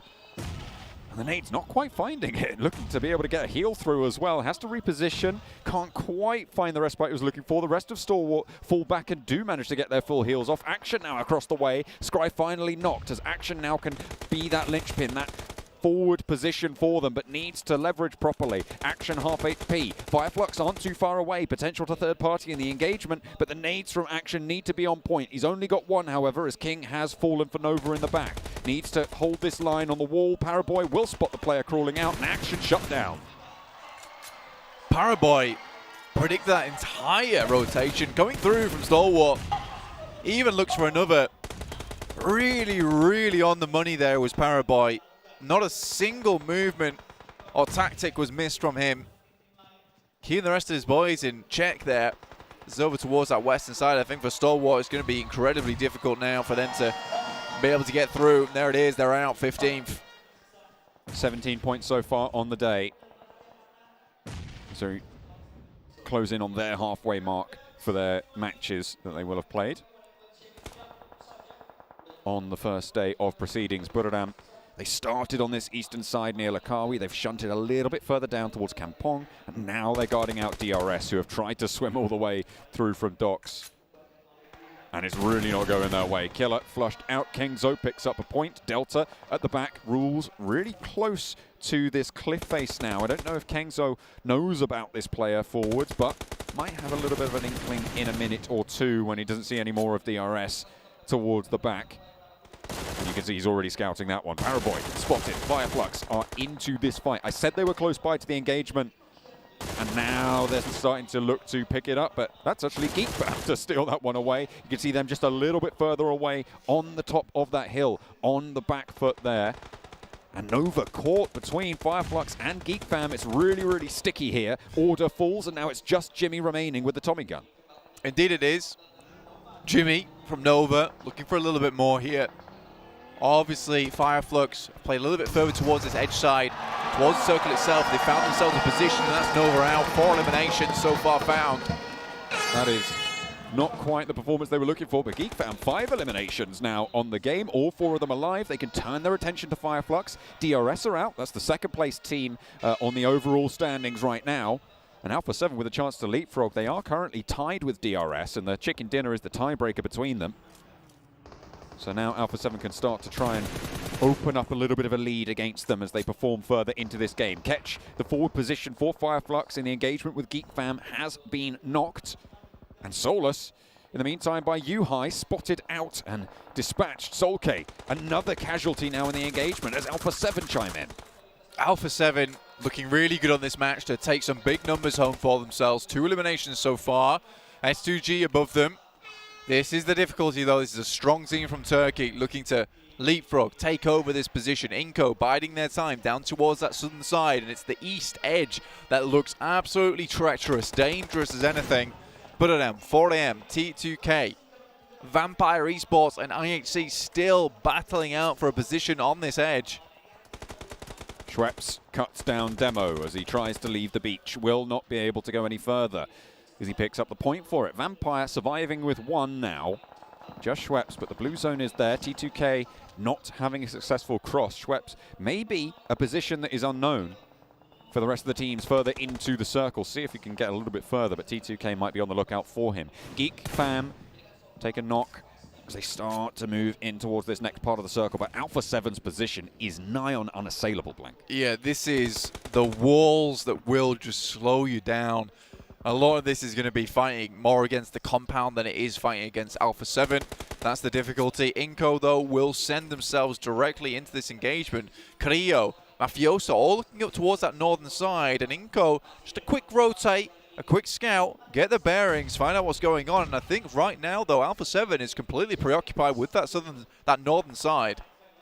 They've spotted S2G, and they're taking shots out that way as well. Rig forcing S2G to move along that close side of the hill, which forces them to take the fight with Alpha 7, which allows Inco to move on through. It's all swings and roundabouts. It's all impacting one another. And Geekfam cannot quite bring out that challenge. Pombet stays alive for the home team. And top 8 for them. Pombet looking for at least 1 more here. Geek. It's going to be unlikely they'll be taken down, but at least 1 is found there. Pombet might not have found themselves the flush, but it is something. Ooh. A nade comes on through, and 2 for Revo. A double knock over towards Inco. You said they weren't paying attention to the south. Maybe they don't need to now because Revo's on the job. Absolutely blasts them to pieces. Taken in half now, decimated. And now it's a 1-2 Brazil table with Alpha 7 racking up the points. Finally, Alter Ego eliminated. 8th place now. 7 teams remain, 21 players. 4 players alive on both 4 Angry Men and S2G. For Inco, Nenebete Vitale, that is the last thing you want is Revo. When he looks so good, his nades are just completely spectacular. Very hard to take him off that kind of streak. I remember getting him the 4K grenade over in the group stage in that last chance that just sent them right straight through to the Grand Finals. Just looked phenomenal at the time. And again, Alpha 7 will not be leaving this compound. Geek Fam, S2G, T2K, Inco, 4AM all have a very, very difficult road ahead of them, but it all ends in Alpha 7. Geek Fam with 10 eliminations so far. Going into this game with 1 point, this is what you wanted to see. Especially on Sanhok, it is that wildcard map. Rack those performances up if you can get them. 4 Angry Men. 6 eliminations of their own. We'll play on with 3 from the south side, near to the duo remaining from Inco, as Geek now have a building in the circle. Managed to get up there, but Revo's already sent the God Nade over towards this position before. He's had practice, he's ready to do it again. Micah wants nothing to do with it. Revo sends a couple of sprays on towards that position. 4AM maybe he's going to take this opportunity as MWWX actually finds Vitali in the back. This is really good there for 4AM. Mafioso doesn't get knocked, a really important factor there for Alpha 7's hold, especially against S2G as Silas gets spotted, but there's an AWM in play. It sees Hansi and claps him, but unfortunately it's just not enough. There's not that many barrels on it. There's only the one, and Alpha 7 will just shut them out of the circle. Alpha 7 not taking any chances here. They know they wanted a big game to compete with Inco, but Inco already find themselves up towards that top 6 is really still good news, and 5 eliminations found for themselves. Still going well. Alpha 7 on the other hand, 8 eliminations, 4 alive, almost certainly a chicken dinner. Getting a few more eliminations on this game would be great to send them towards that top standing. Certainly would. At the start of the game, the gap was 18 points between Alpha 7 and Inco. 3 of those points have been closed, so they would need a whole heap more, but you've got to start somewhere. A nade in from Carrillo into the inside of the building, but Yuhai already repositioned towards the outside. Nenebete falls, that's the last down from Inco. 6th place, 5 elims. Again, solid result. 1st, 2nd, 5th. Excellent, excellent start to their day. What a 3 games they've had. Alpha 7 lose their first player in this situation. Carrillo does get knocked now. Revo looking to go for the res as Geek Fam move in. Geek Fam, Yuhai and Micah. 49 elims total for Yuhai, 48 elims total for Micah. Over towards their particular group, in which case they put up a massive 292 points together with the rest of their team. This is the dream duo that you would want together for Geek Fam to try and finish this out. With the changes that were implemented onto Sanhok circles, the damage is too great to out-heal, which is why we've only got 3 teams remaining now in Zone 8. 4 Angry Men under pressure. Geek Fam going down as well. Alpha 7 start to ramp up for their final shout. 3rd place with 11 eliminations for the Malaysian squad. Geek Fam are doing so well in this Sanhok game, and they definitely needed it. However, Alpha 7, the bell of the ball now. 2 players up and kicking as they flush out 1 and find another knock over towards 4 Angry Men. Just Svan left standing between them and the chicken dinner with 13 eliminations. They snap it on up, and it's a Brazilian back-to-back. That seemed absolutely easy there for them. Really well done to Alpha 7. I mean, they picked up a very strong compound. The circle kept coming over towards them. Revo was very quick to deal with the competition in Inco that came up from the south side. I said they were paying way too much attention over towards S2G, but Revo quite quickly and simply dealt with the threat from the south. And I think for Alpha 7, that from there, it was just a case of clearing out those players on each and every single side. Obviously, this is a team that's extremely serious. This is what they expect to put up. This is what the kind of numbers that they want to see during these games. And I think for them, this should see them now in first place, just about. With Inco maybe still holding on to it with that result they had. But again, we'll find out over on the desk later. It will be very, very close, actually. I think the points will be fairly similar. I don't think there was an 18-point differential between those two teams, but it is still going to be a nice little chunk taken out of it. Either way, we will see that Brazilian 1-2 position on those tables, which the region is going to be extremely happy about. The only way I think Alpha 7 weren't going to win that is if Inco somehow decided, you know what, we're just going to go all the way in right now. Yeah.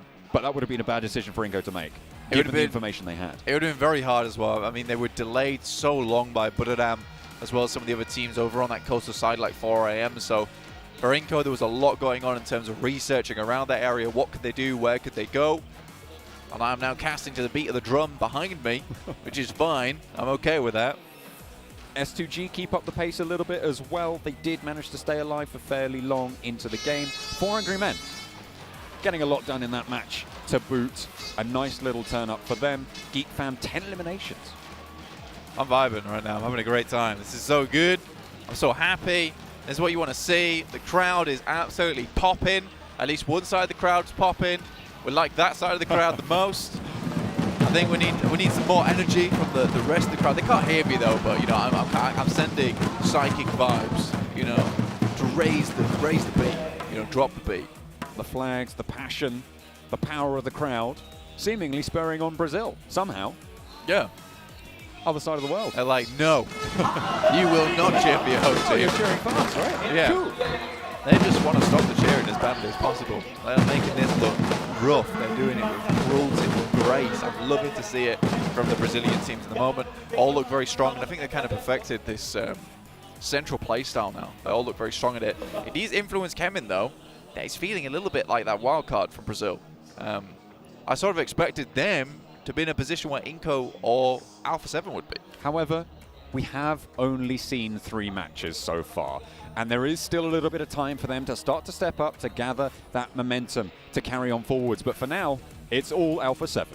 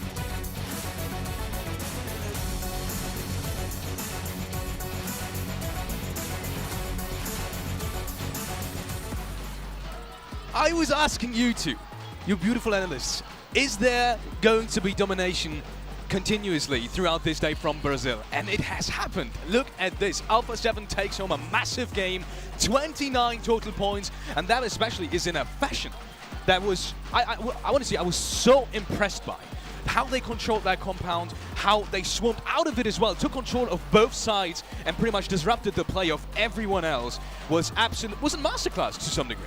I'm not gonna lie, I would love to be able to say "Do Brasil" all day, every day. I'm scared my voice will not keep up. I wish I was John Allen. I really hope I had those vocal cords, Seven. But unfortunately, that's not the case. But it is Brazil all the way right now. They're performing so well. And I mean, I gotta give some credit to Geek Fam. Geek Fam being able to get 12 eliminations. Yes. The aggressiveness that we saw out of this team, especially with Sanhok. And this is something that, if we go back, we were kind of talking about it too, saying how some teams can actually use Sanhok to break off that bad stretch that they were having in those first 2 matches. I felt like Geek Fam was kind of falling within that, right? They weren't really where they probably wanted to be. And for them to be able to do that after Sanhok, that's going to be massive. And they were also able to take on Nova and beat them. Yeah, not only Nova, there was also Fireflux. Like, they were making sure, okay, if you're on the western side, we want to be the only team having that high ground position, getting that information from the high ground position. If you're next to us, you're not going to be a neighbor for long. You're going to get that, the exit letter pretty damn soon. So really strong performance from Alpha 7 once again. They got a second place and a chicken dinner back-to-back. They're looking good. I understand why they're one of your favorites now. I get it. Okay. It's pretty interesting. You were just talking about the western side of things. And I mean, the original fight that started that whole skirmish on the western side, that was Nova against Scott like Stalwart, wasn't it? And that was a completely interesting fight because I just want to highlight a specific player, Parabol, that held on towards that wall side of the compound, right, that crossing on the street, and he held that super important eastern flank play. I'm not sure who it was from God like Stalwart, but he got that frag, and I think that kind of really solidified their position on the western side, and I was really rooting for them to, capitalize on towards that, but they didn't in the end, did they? It was Fireflux that came in as well.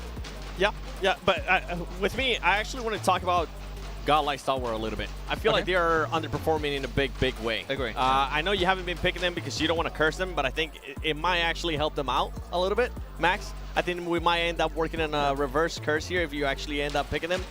This is not the Godlike Stalwart that I expected to see. I feel like they are being a little bit passive. Yeah, they did go into that push, right, into Nova. It didn't end up working out for them.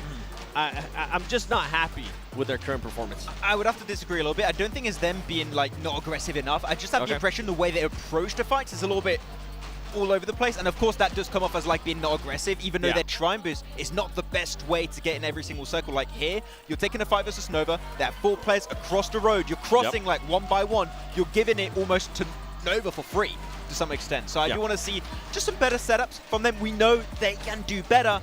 Unfortunately, it's a 3-day event. Don't have much time to get the impact, so we need to start to see some results right now after we hit the 50% mark of day 1. You guys were talking about Fireflux. You guys were talking about at least one of the Turkey teams, S2G. They have been quiet, but they have been consistent. I would like to see a little bit more eliminations out of them, but they have put themselves now, as you can see here in the overall ranking, in 5th place. Alpha 7 now jumping up and getting that first place, 58 points. Inco Gaming there with a 56, and 4 Angry Men with the stretch that they currently have with 2 great games, 2 games with actually a lot of eliminations going for them.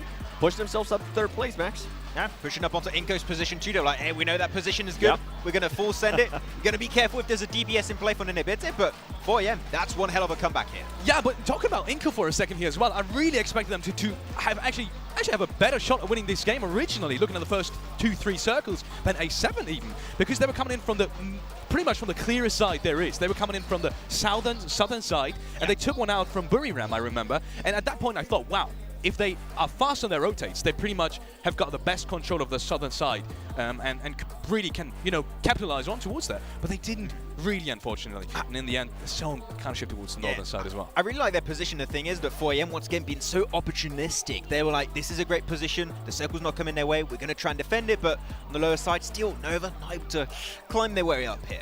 I know, I said I wasn't surprised to see them there. I kind of want to see them at least in 8th place. It's just it makes me so uncomfortable seeing Nova in that second page, even though I know that they have the potential to just come tomorrow and end up pushing themselves possibly all the way up to top 3. It's just not settling to see them there. And something that I also wanted to point out there within that overall ranking with what I was talking about was S2G, only 9 eliminations. I feel like their fragging power has to start showing now, because that's just not going to be able to cut it. Yeah, you might be able to be consistent in regards to placement, but the eliminations are just not consistent for me. Well, I don't know if you agree, Falex. I would like to see another region than Brazil get himself a chance. Whoa. I'm not saying I don't want Brazil to do well. I want to see just other regions, especially, and I mentioned this to you, Seven, a lot of times, I want to see Thailand win. Right, we've got Nepal win, we've got stuff for Brazil win. I want to see a Nepali, Thailand chicken dinner coming out eventually here. I want to see a Buriram win. That'll be a good one to come up. I want to see an Indonesia win. Yes. And I want to see an Indonesia win. I'm with you on that one. Because of how hype the crowd is. There's no game happening and they're still cheering. that's to tell you. They're not even only cheering, they're beating their drums. They are screaming, dancing as well. I saw some people dancing over there, which is, I kind of just want to shout out to them. If you ever see the stream, shout out to you guys. I mean, I love what you're doing over there. Why would they be watching the stream that they're like, oh, I'm watching the stream. No, maybe one day. You'll be surprised. There'll be that one guy that just wants to be on YouTube chat. Got to support the viewership. Let's go. Coming back to who actually won that game, because we have only barely touched on A7, and I feel like we've not done them enough justice on the stats so far. A7, how they controlled that compound, how they controlled everything around that compound especially. What stood out to you the most, and maybe was there anything particularly looking forward for? Because, for example, something that I have noticed, Carrillo after the game, he did not look happy at all. He was, I think he was devastated that he got flushed there in the end, and it did not seem like he was in a good mood. I gotta say, I appreciate the pronunciation. Carrillo. Yeah. Hey, Carrillo. A rolled that R pretty well. Yeah, But yeah, I think that I mean, Carrillo sure unfortunately got taken out a little bit early in the game. But the way they control that trifecta compound, 2-1-1 split, making sure no team had the opportunity to take that compound away, that was the key play from them. They know so well how to play those specific areas to make sure that if a team breaches them, they will be ready to defend that spot. I felt like the main one for me was Revo with that nade, that amazing nade on Inco Gaming. As Inco Gaming was thinking about maybe making a push towards them, Revo was like, hold up a minute. Wait a minute. Something ain't right here. He threw the nade and ended up knocking 2 of their players, and I felt like at that point, Alpha 7 being comfortable. And going back to what you were saying there with Carrillo, I feel like that's how he always looks. That's just how he always looks. Is that just his resting it's just face? like, this is Carrillo happy. Yeah. Well, it's like quickly coming back to your teams to watch. Maybe you know what? Just pick one and tell me maybe the reason for it. Actually, no. I want to hear your reasoning behind AE. Is that something you actually feel like? Is that just more like you want to see it? It's because it's of more this. Like we want it. Okay, it's more. It's those guys over there. I blame these guys. I understand. This is how hyped they are with them going out in what with it 15th position. Imagine how hyped they'll be when they get a chicken dinner. Oh, man. That's gonna be epic. I'm actually intrigued by your T2K. T2K. You know what? I want to pick every team at least once. I don't really have a specific reasoning. Professional analyst. Check. Just like those are done. I think I got like 11 teams to go. We'll get there. We'll hit the ratio. If that's the case, I picked DRS because of how well they did early on in the first Erangel. I want to see if maybe it was a one-off for DRS or if they can actually duplicate that. Oh, back to Erangel, true. Yeah. What's your team to watch? My team to watch. It's always us. Yes, you know? I know. What about you? Okay. My team to watch. Look, you hate me for saying Paraboy in the show match, but I kind of want to say A7 here as well now. I know it's obvious, but I kind of do feel that way. Alpha 7. Okay, we're friends. We're friends. Yeah, we're great friends. Go with that. Let's go, baby. But no, seriously, I mean, I said it before the tournament as well. I don't know if you guys remember, but I said if A7 gets off to a good start, I know they've got the individual power. I know they've got the will. I know they got plenty of support back home as well, also here in the stadium. Yeah. And they are the kind of team I expect to. I know I also said I don't have complete, insight into how that team works dynamically between the players, but I felt like they're the ones that really just thrive on good results. They thrive on enthusiasm. They are the ones that thrive on confidence, as opposed to, for example, Nova. They're just always good. Yep. That being said, oh, look at this. We have them, just now that we're talking about them, we actually have them in the picture as well. Either way, we do have the next match coming up in just under 2 minutes, and with that, we are heading over to the casters. John Allen in black. We are getting into match number 4, back over to Erangel. We've had our Sanhok, we've had our fun blank. Now we've got to get serious. But what do you mean? Sanhok is very serious. It's serious business, actually. But yeah, I think I'd completely agree with Alex. I think that, when you look at a team like Alpha 7, they are massively momentum-based. I think this is a team that once they get rolling on the tracks, very hard to derail this train. So I think they're going to continue going at this type of speed, chugging away, getting those points. Inco, doesn't really bother me too much. I think that they're almost sorting out this problem that they had before, which is, they get a couple of good matches at the start of the day, and then things start to taper off a little bit. That's the typical Inco play, but I think what we see now is those 2 good matches, and then consistent results, right? That's the big kicker, and it's very difficult to catch a team like that who puts up 2 very good performances and then is just 10 points, 10 points, 10 points, 10 points. You can't really profit over the top of that if the team continues that way, because you're waiting for the opportunity, really. If you're a team underneath them, you're waiting for the opportunity where, yeah, you can get a great game and get some consistent points, but they're forever ahead of you. It becomes a real slog. For teams that are looking to place in the top, you're looking at around about from a 12 to a 15-point average. That's what you're going to be looking for over these 18-game sets.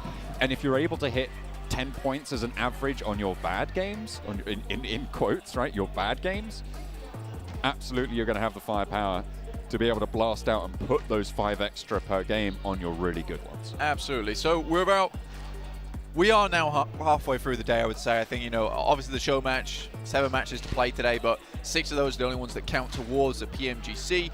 3,000 was taken home by Fireflux earlier for the 1v1 show matches.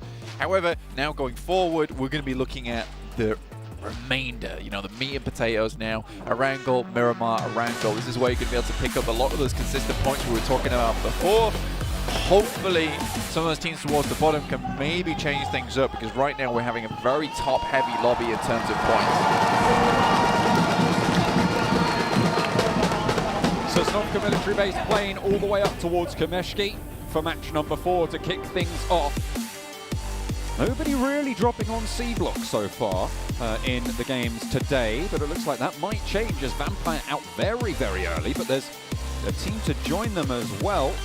Sat there, it's going to be Geek Fam going to be dropping out early as well. We've seen Novo occupied once or twice, but there could be a little bit of argy-bargy as Stalwart are out over it as well. Again, very similar playing path to the start of the day, as you're saying. A fair few teams heading down towards Sosnovka. This could be a bit of a difficulty, John. I think you already mentioned this, and I think that, you know, if they can take two sides of Sosnovka is absolutely fine. It looks like Geek Fam, Vampire obviously heading towards Primos. That's their usual spot. Stalwart down towards Novo. Very typical spot there for Stalwart. Very happy to move either over the Western Bridge or over the Eastern Bridge. This works out very, very nicely for them. Fair few times. And IHC, who had, well, looked pretty good at the start of the day, honestly. They looked fairly clean with it, but then they started to fall off a little bit, you know? It's really only been a soak in the rain since then.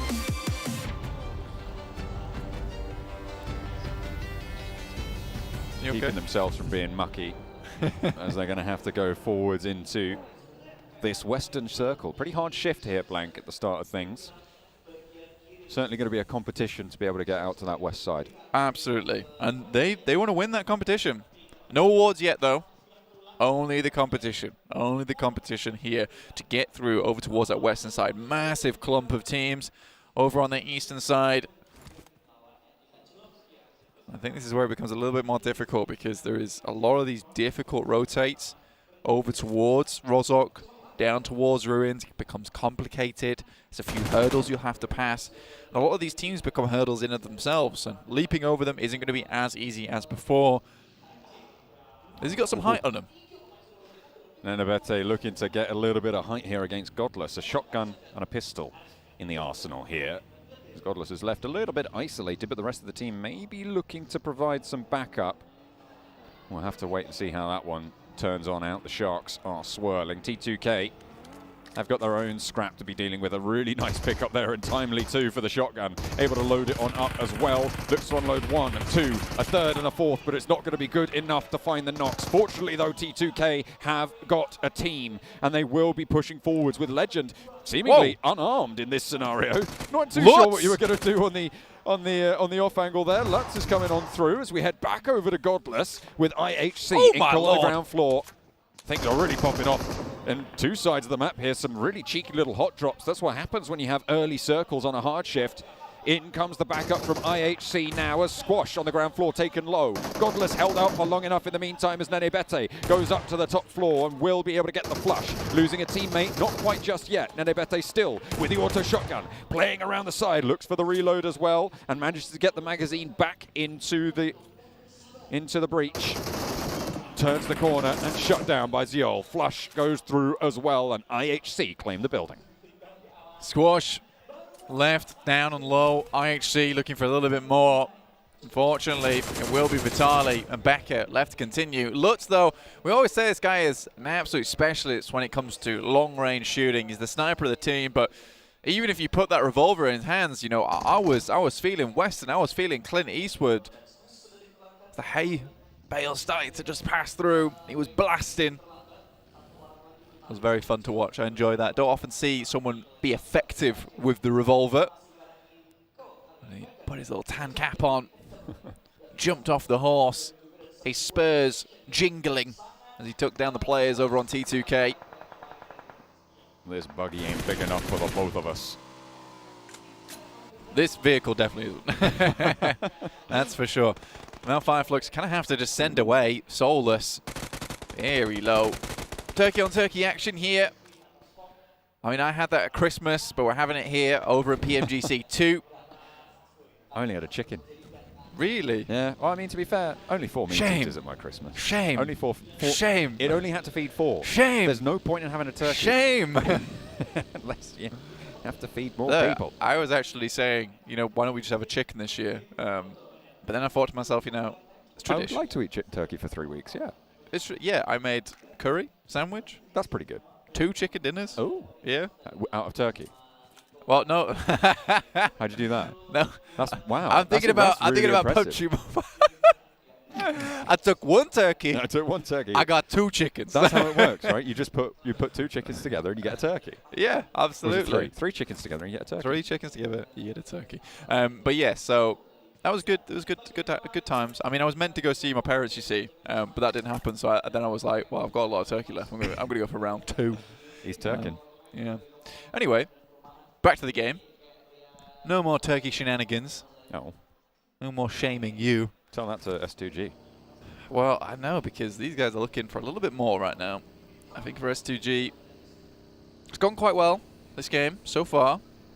Good amount of work done. I think that they're keeping up pace. It's this top 5 that we're kind of looking at, but I'm almost sneaking in there in 6th place, 27 points. That's good. That's great news. Geek Fam also, I think we looked at this team and we're like, oh, well, they're not performing amazingly.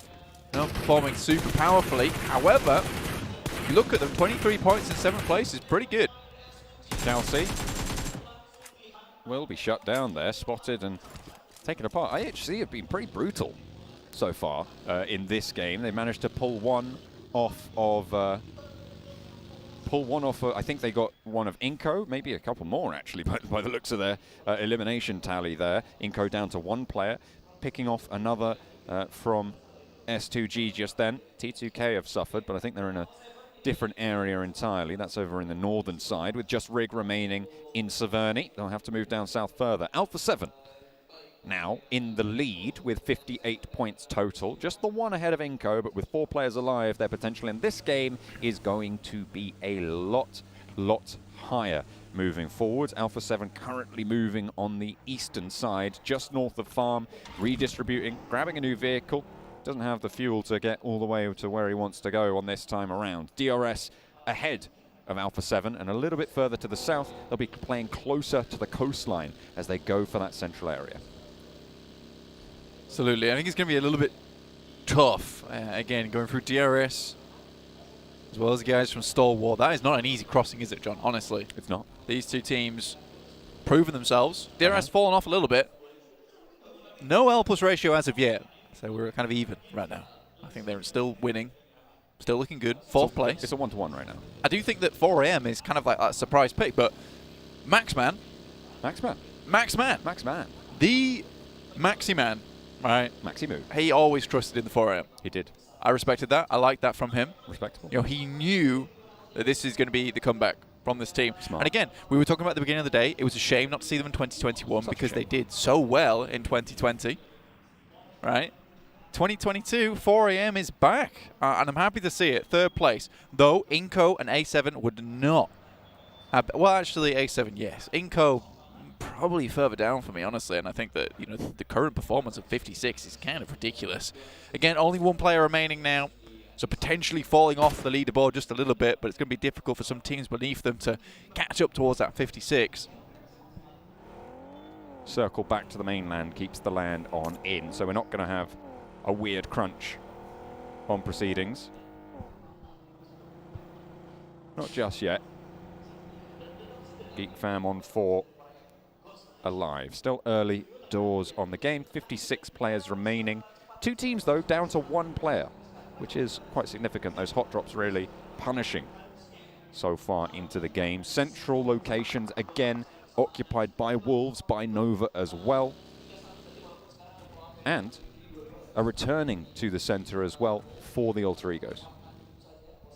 I think for Alter Ego, currently 4 points so far. It's not amazing, but again, you look at Alter Ego, you look at Fireflux, again, 2 very good teams. And I think that with 4 points, it's not really indicative of where they can go, where they've come from. I still think there's good potential, good chance these teams to really step things back up again. Alpha 7, however, 58 points and looking to streak out further now is great news. I think this is, again, they're a momentum-based team with 3 matches still left to go, John. This could be easily A7 finishing the day on 100 points. If they can keep it going. That is that question, though, because if you're a momentum team, it kind of bites both ways, right? Because sure, when you get going, it's great. Inco go down. It's good news for them for opening a lead. But if you struggle to gain that momentum back when you lose it, that is equally just as punishing and can be the other side of that coin. Absolutely. I think there's a mass. I think right now, on that momentum point, I think Alpha 7 will continue like this for the rest of the day. Or at least get some decent, consistent points. If they can push that 100-point mark, that would be ideal, because that's really what you want to do with this momentum right now. You want to take that velocity and send it straight towards those high placements, because if tomorrow, like you say, John, we do have that fall from grades for Alpha 7, they need that big buffer. That is what you have to consider when you're a momentum team. But I think for Alpha 7, at a grand final, it's going to be really hard to take that away from them coming into day 2. Influence Kemen moving to the compound south of Everest. Fireflux have a challenge of their own, and it's IHC who have been fairly punishing to the teams they've come across so far. 4 eliminations this game. Solke forwards, position against Demo, burns the ridgeline away and forces him to the right. Nades pouring in from Ketch as well to really do the damage, and Demo does dive down into the ditch. Alex sailing on past, can't really do too much about it. Ziol into the building, Solus ready with the nade, looking to cook it up. Drops it down low and actually into the gap between the buildings to stop any sort of push. Alex on through as well, forces Solus out the back, who's cooking a nade himself, wants to post that one back in through the window. DBS around the corner, does so much work and finds a second as well. Oh, Ziol through the window, Solus claims it. Excellent hold. 6 elims now. All we're talking about, saying that Fireflux could easily bring this one back around right now.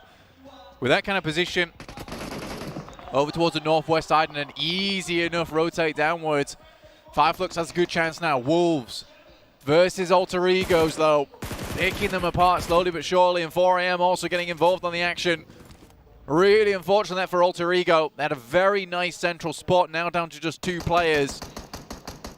IHC were on for a decent game there as well, but they did fall to Fireflux. Not good. IHC kind of needed that one to keep themselves in the conversation. Inside of the Gatka compounds, Nova find themselves a nice little stronghold on the south side of the next circle, but they are close to Stalwart, close to Buradam as well. You've got Alpha 7 on their northern side. Slap bang in the center, it's the remaining duo from Alter Egos, but as I said, they are a duo. They are only 2 remaining. With the Wolves close by, I'm sure they're going to fear the moon as it comes to Wax. Stalwart down towards their south side. Nova also in that position. Now look at Nova. Defending champions right now, 13 points, 12th place. I really don't think that they expected this kind of opposition coming into the finals. I really do think that they were potentially looking at 4AM, looking at Buradam, maybe Influence Kemen, but we've got so many different faces here up towards that top side, and Nova really hasn't been able to catch up too much. Again, Nova is this team that suddenly out of nowhere starts popping off, and again, we see it on the screen right now versus Buradam. Landing the shots, but both of those reses are being stuck right now. So hopefully Buradam can get both of their downed players back to feet and stay up as 4. They will be able to do that. Trot on they will into the game. Kengzo on the back, looking to just heal up. Sky only as well. Wants to replenish that health bar. It will slow them down. Fortunately for them, they're very, very central in this circle, so they can afford a lot of time to be invested to keep themselves at strength. DRS, not so lucky. They have to push in and behind Vampire. It's going to be a difficult push here. Vampire, though, I think this is a team that would like to step up a little bit already. DRS takes shots. Stoned, very unwilling to allow this kind of push to come through. Right now, they're in a really tough spot at the moment. It's a good position on the map in terms of being able to take these fights with teams stuck on the western side, but it's not a place you want to remain for very long. Already you can see Fireflux have eyes down towards their position. They're going to have to move soon. 4AM also were holding on that roadside, but looks like they're going to move further towards that eastern edge. Alter Ego stealing Gatka, and they will now share it with 4AM. Crash comes through to bring the remaining duo from 4AM into the fold, playing 3-on-1 with an off-angle split in the compound, in the buildings, against the standoff south of them. Pretty powerful, all things considered. Skutxiao is split from the rest of the squad. Wolves, bottom of the tables right now. 2 points total when you include the elimination they've got this game so far. And in Gatka, they will find themselves locking horns with 4AM and Alter Ego. The team that, if they take down Alter Ego, they might be able to leapfrog them fairly fast as well. I mean, for Wolves, it's really not been a great start of the day, but with 4 players here, a strong spot towards Gatka, you will have to face off against 4AM, who are looking to maybe this game get ahead of Inco, sit themselves in second place. Be very, very nice there for 33 Svan and the rest of his team. Being able to recreate this core around him. Field this fantastic team on 4AM. Vampire moving forwards, find a building that they were looking for. It's a really strong compound, that one, given the circle, given the lay of it. A lot of oversight for Vampire to be able to hold here on the fields around them, but unfortunately Fireflux have other ideas. Stoned gets lined up on, and the crosshairs will snipe him down. Luckily they are in the building and can get a little bit more of a foothold here. Unfortunately though, Schweppes is there and will be spotted. That's Geek Fam to be chiming into the engagement from further into the circle. Sure, they might have a lot of sightlines away from them, but there's a lot of sightlines towards them and people are taking advantage of that.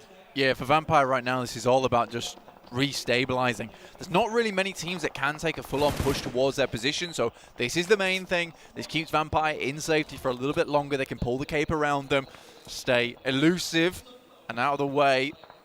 And then for a team like DRS, who's most likely going to have to move soon, in the position that Vampire currently hold, they have great oversight over towards any kind of push over the fielded area.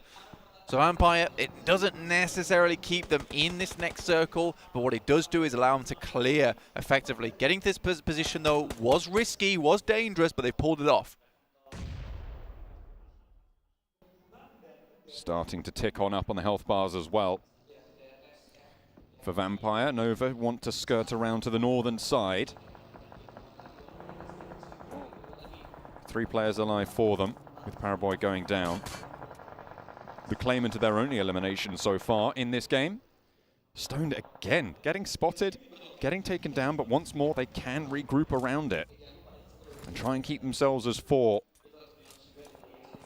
The team from Thailand wants to stay alive as long as possible. 11th place right now, their countrymen Buradam 6th place overall, currently with a lead of 12 points over their counterparts. S2G on that northeast side, can't forget about them just yet. Still have a good chance to send themselves flying up towards the top side of the lobby. Alpha 7 though, that momentum still going. Looking to take the battering ram as it swings back and open up this game, open up the gates towards another chicken dinner here. 0 eliminations, so been very patient so far, getting ready for that combo hit that we talked about earlier from Alpha 7. Don't want to pull the trigger too early for them. So much space towards the center of the circle, just not taken up, purely because of the horrid terrain in this area. There's still some hillside, some staging around on the north side, the east side, south side, and west side, but the closer we get towards the center of this map, the more hectic this game is going to become. Once people are inside that circle, it will become a lot more playable, but as long as people are on the outside, as you said, with those high ground positions, it's going to be really, really tricky. Speaking of outside positions, DRS, they've been behind Vampire for so long. So important. And that was a beautiful knock for Ravenclaw to slow down any aggression. The nade over towards Stone is going to keep them low and keep them on the back foot. And Ravenclaw, hang on a minute, they turn that around in just 1 split second. And Delta stays alive for DRS. I thought that was all done for DRS, but no. They get exactly what they're looking for. They will sweep aside Vampire ahead of them and have a shot towards the center, but there's not really too many places for them to go. Buradam tried to make the push up towards the north and actually successfully managed to sneak on through a little bit of a gap there. Vampire Esports, I think they made the right call, right? I think last time they got bombarded out when the smokes came through, then the nades over the top. So this time around, instead of sitting still, they all stand up, Try and push the players with nades in their hands. It's very important. Wolves still holding on to their position in the compound. Fireflux moving into the foothills underneath the S2G northern side area. Dangerous position for Fireflux. Those smokes that they're dropping right now, absolutely crucial to suppress any shots or to cut off any sightlines from teams like Nova, from Influence Kemen as well, but that's not going to stop the nades pouring on through. DRS, they're rocking up into the back of Wolves over in Gatka itself as the shots and the pouring in of players comes through. Pickfeet able to handle the first. The DBS around the side though, barks. And the Wolves feel the bite of it, unfortunately. DRS will go no further. They had a good engagement over on that western side, but 3 teams in Gatka, it's always going to be too tough. Still getting that far is almost a miracle in and of itself. I think for DRS to hold on, it was a real struggle at that point in time, and the fingers were really straining on the edge of the cliff there. Influence came in.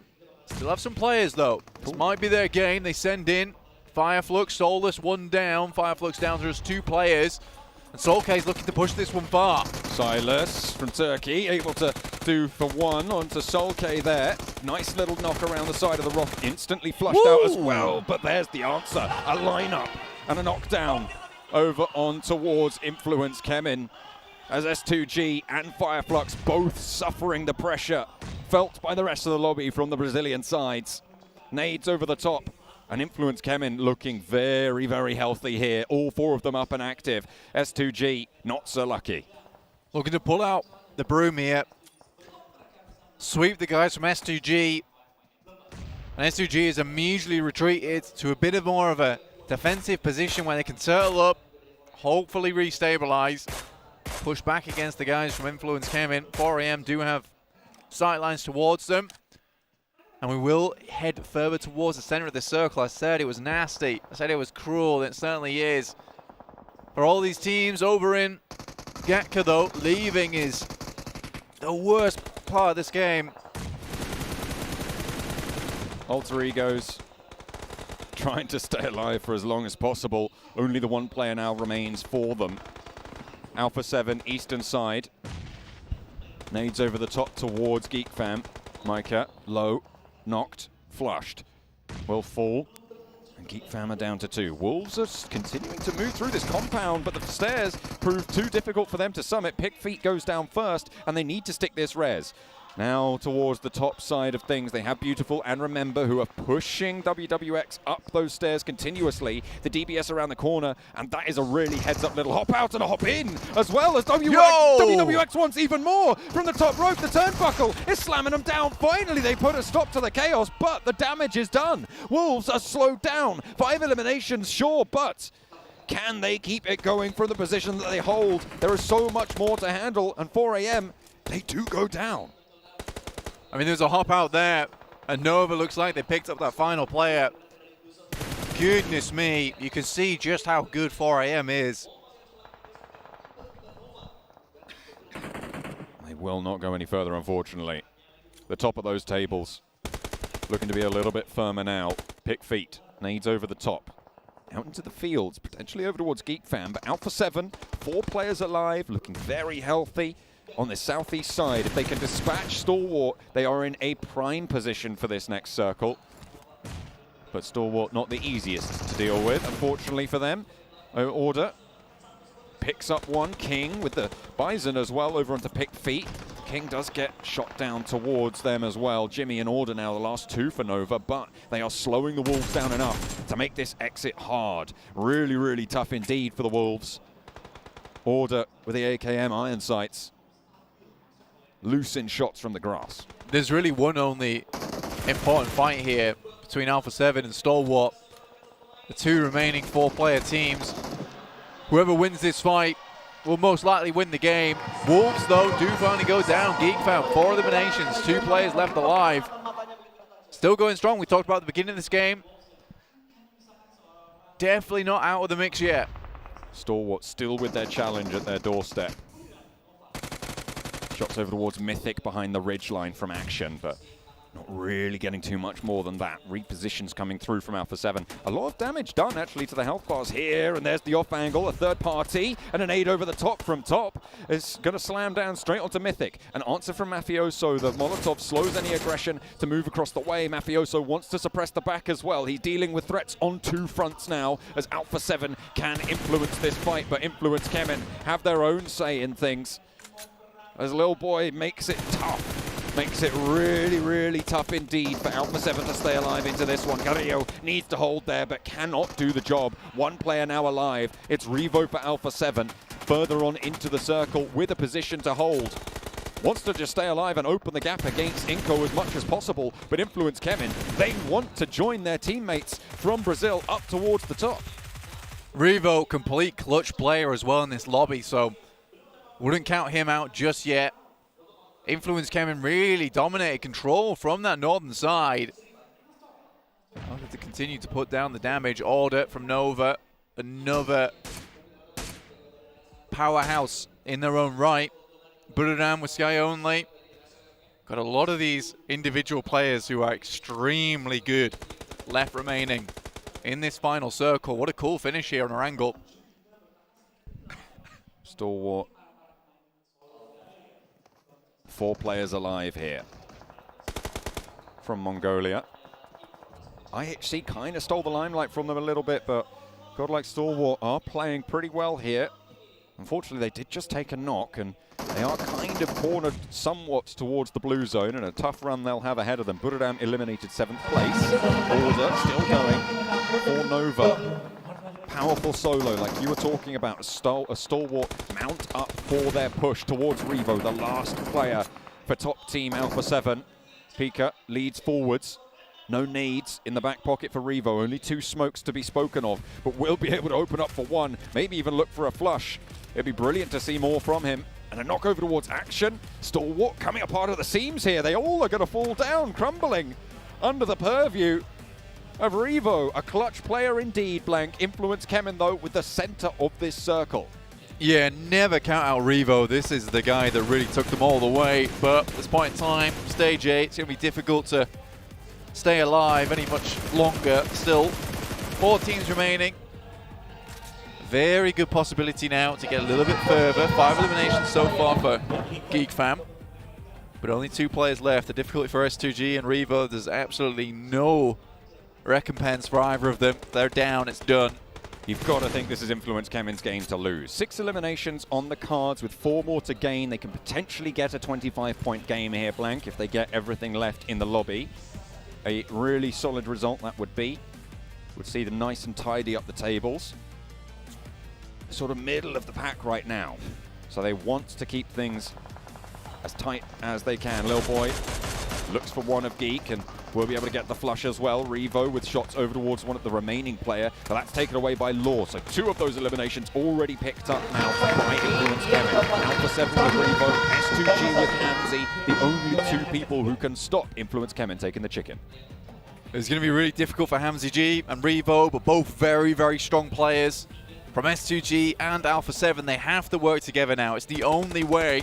Revo's already taking damage with the loot crate. He has a lot more room to play with here. Influence Kemen, they have to send on either side. Revo's down. Hamzy G's life just become very, very difficult now. However, he is up in 2nd place for S2G, and with Influence Kemen on 3, 10 eliminations right around the corner. That is that 25-point game that they will be looking for here.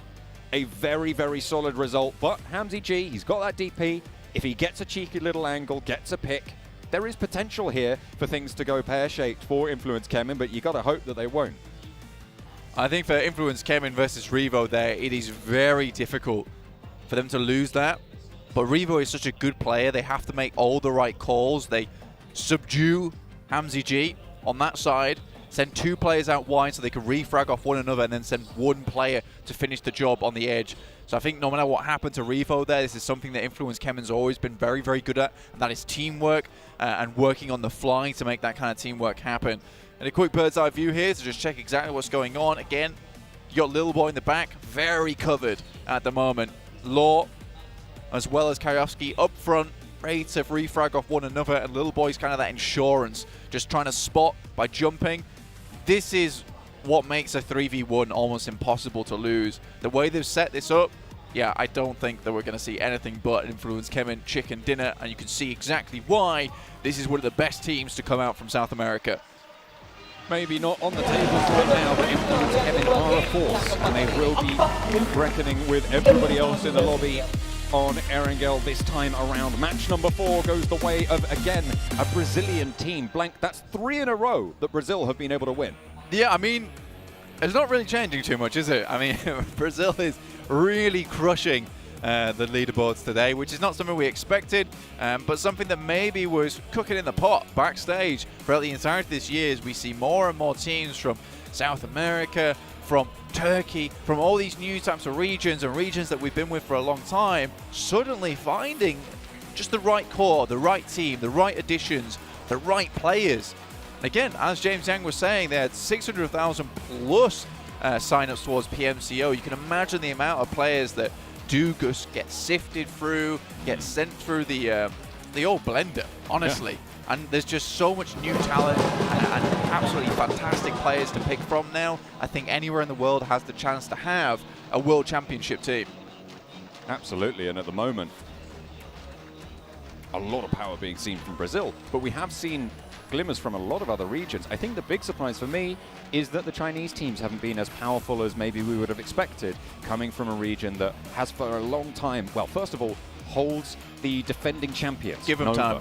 Yeah, exactly. Give them time. Maybe we just have to give them a little bit of time, but with Brazil, as powerful as they are, laying that rail track in front of them as they go, do they have that time to play with? Only time itself will tell.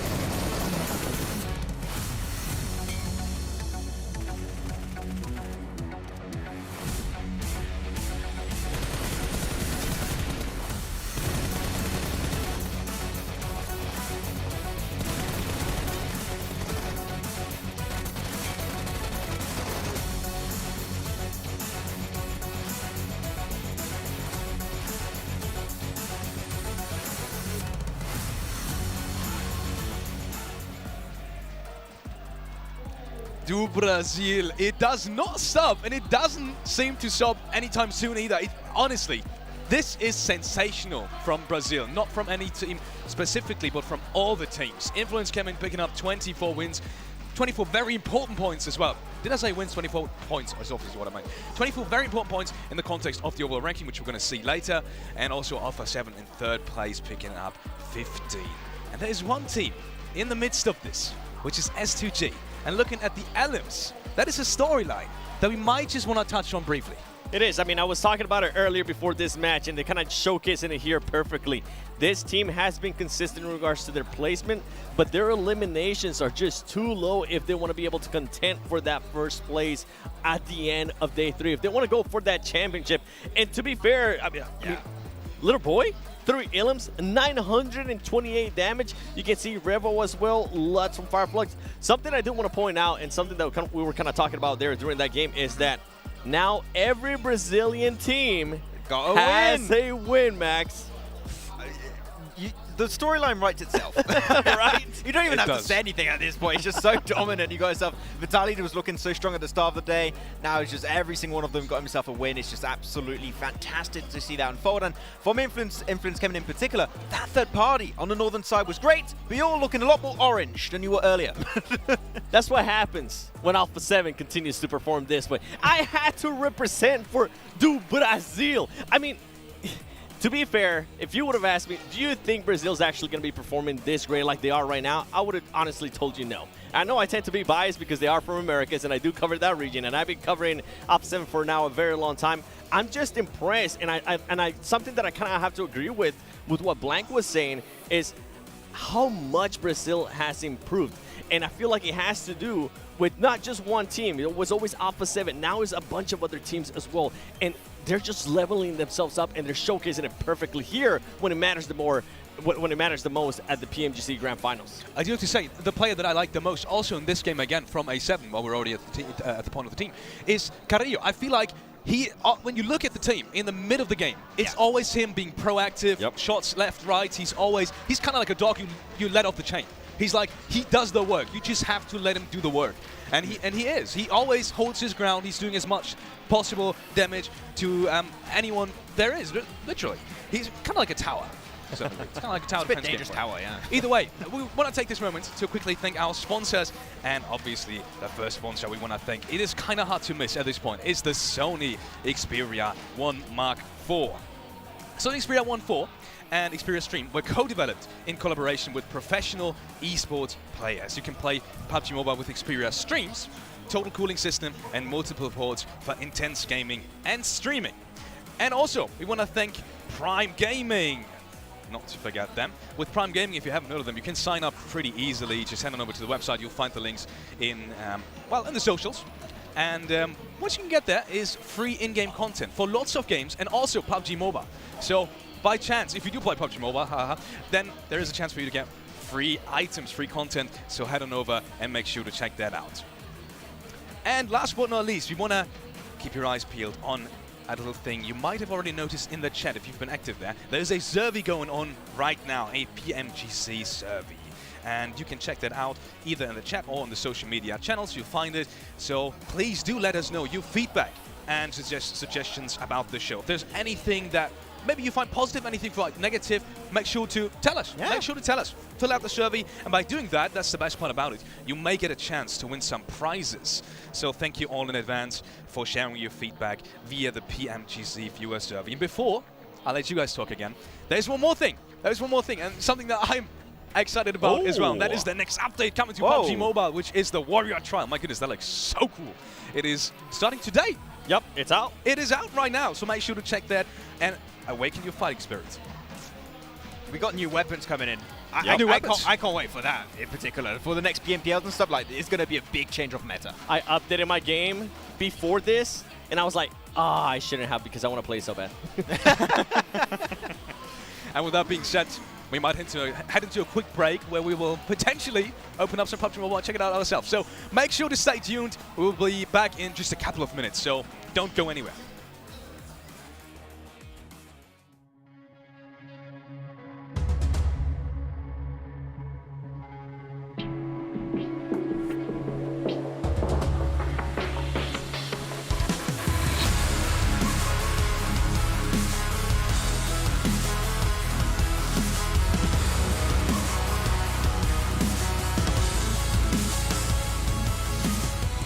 Yanlış yaptığı yer de var. Bicho daros, hindi ko nagya. Never play with fire. ผมอาจจะเต้นไม่ค่อยแข็งแรงนะครับ แต่ในเกมผมแข็งแกร่งครับ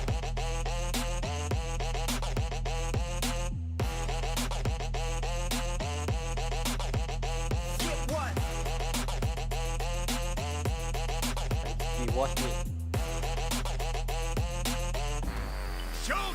Fast.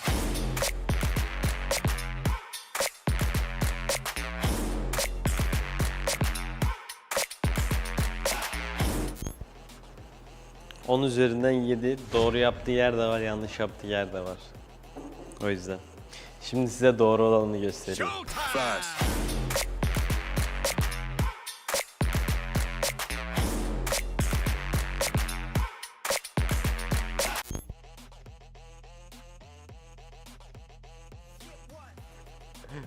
Bicho daros, hindi ko nagya. Di uro tet ni karam ni ko na. Tet bicho ta haros ya.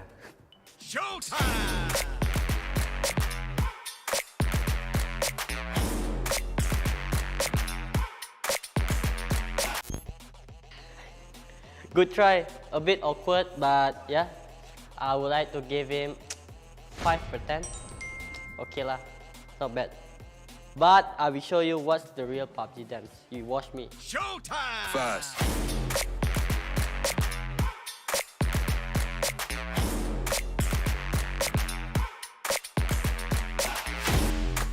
ที่เหลือผมก็เล่นให้มันสนุกครับใครขวางผมฆ่าหมด I never give up to anything. Grand finalde her daim olduğu gibi şampiyonluğu hedefliyoruz. Never give up, we are fireflies. Never play with fire. Бид нэр Xperia дээр хамаг чадлаараа бүх юмаа дайж тоглоно. Бид нар тоглолт эхлэхээс өмнө бид бол стартворд гэж нэгнийгээ зоригжуулж нэгэнд дэм өгч ордог.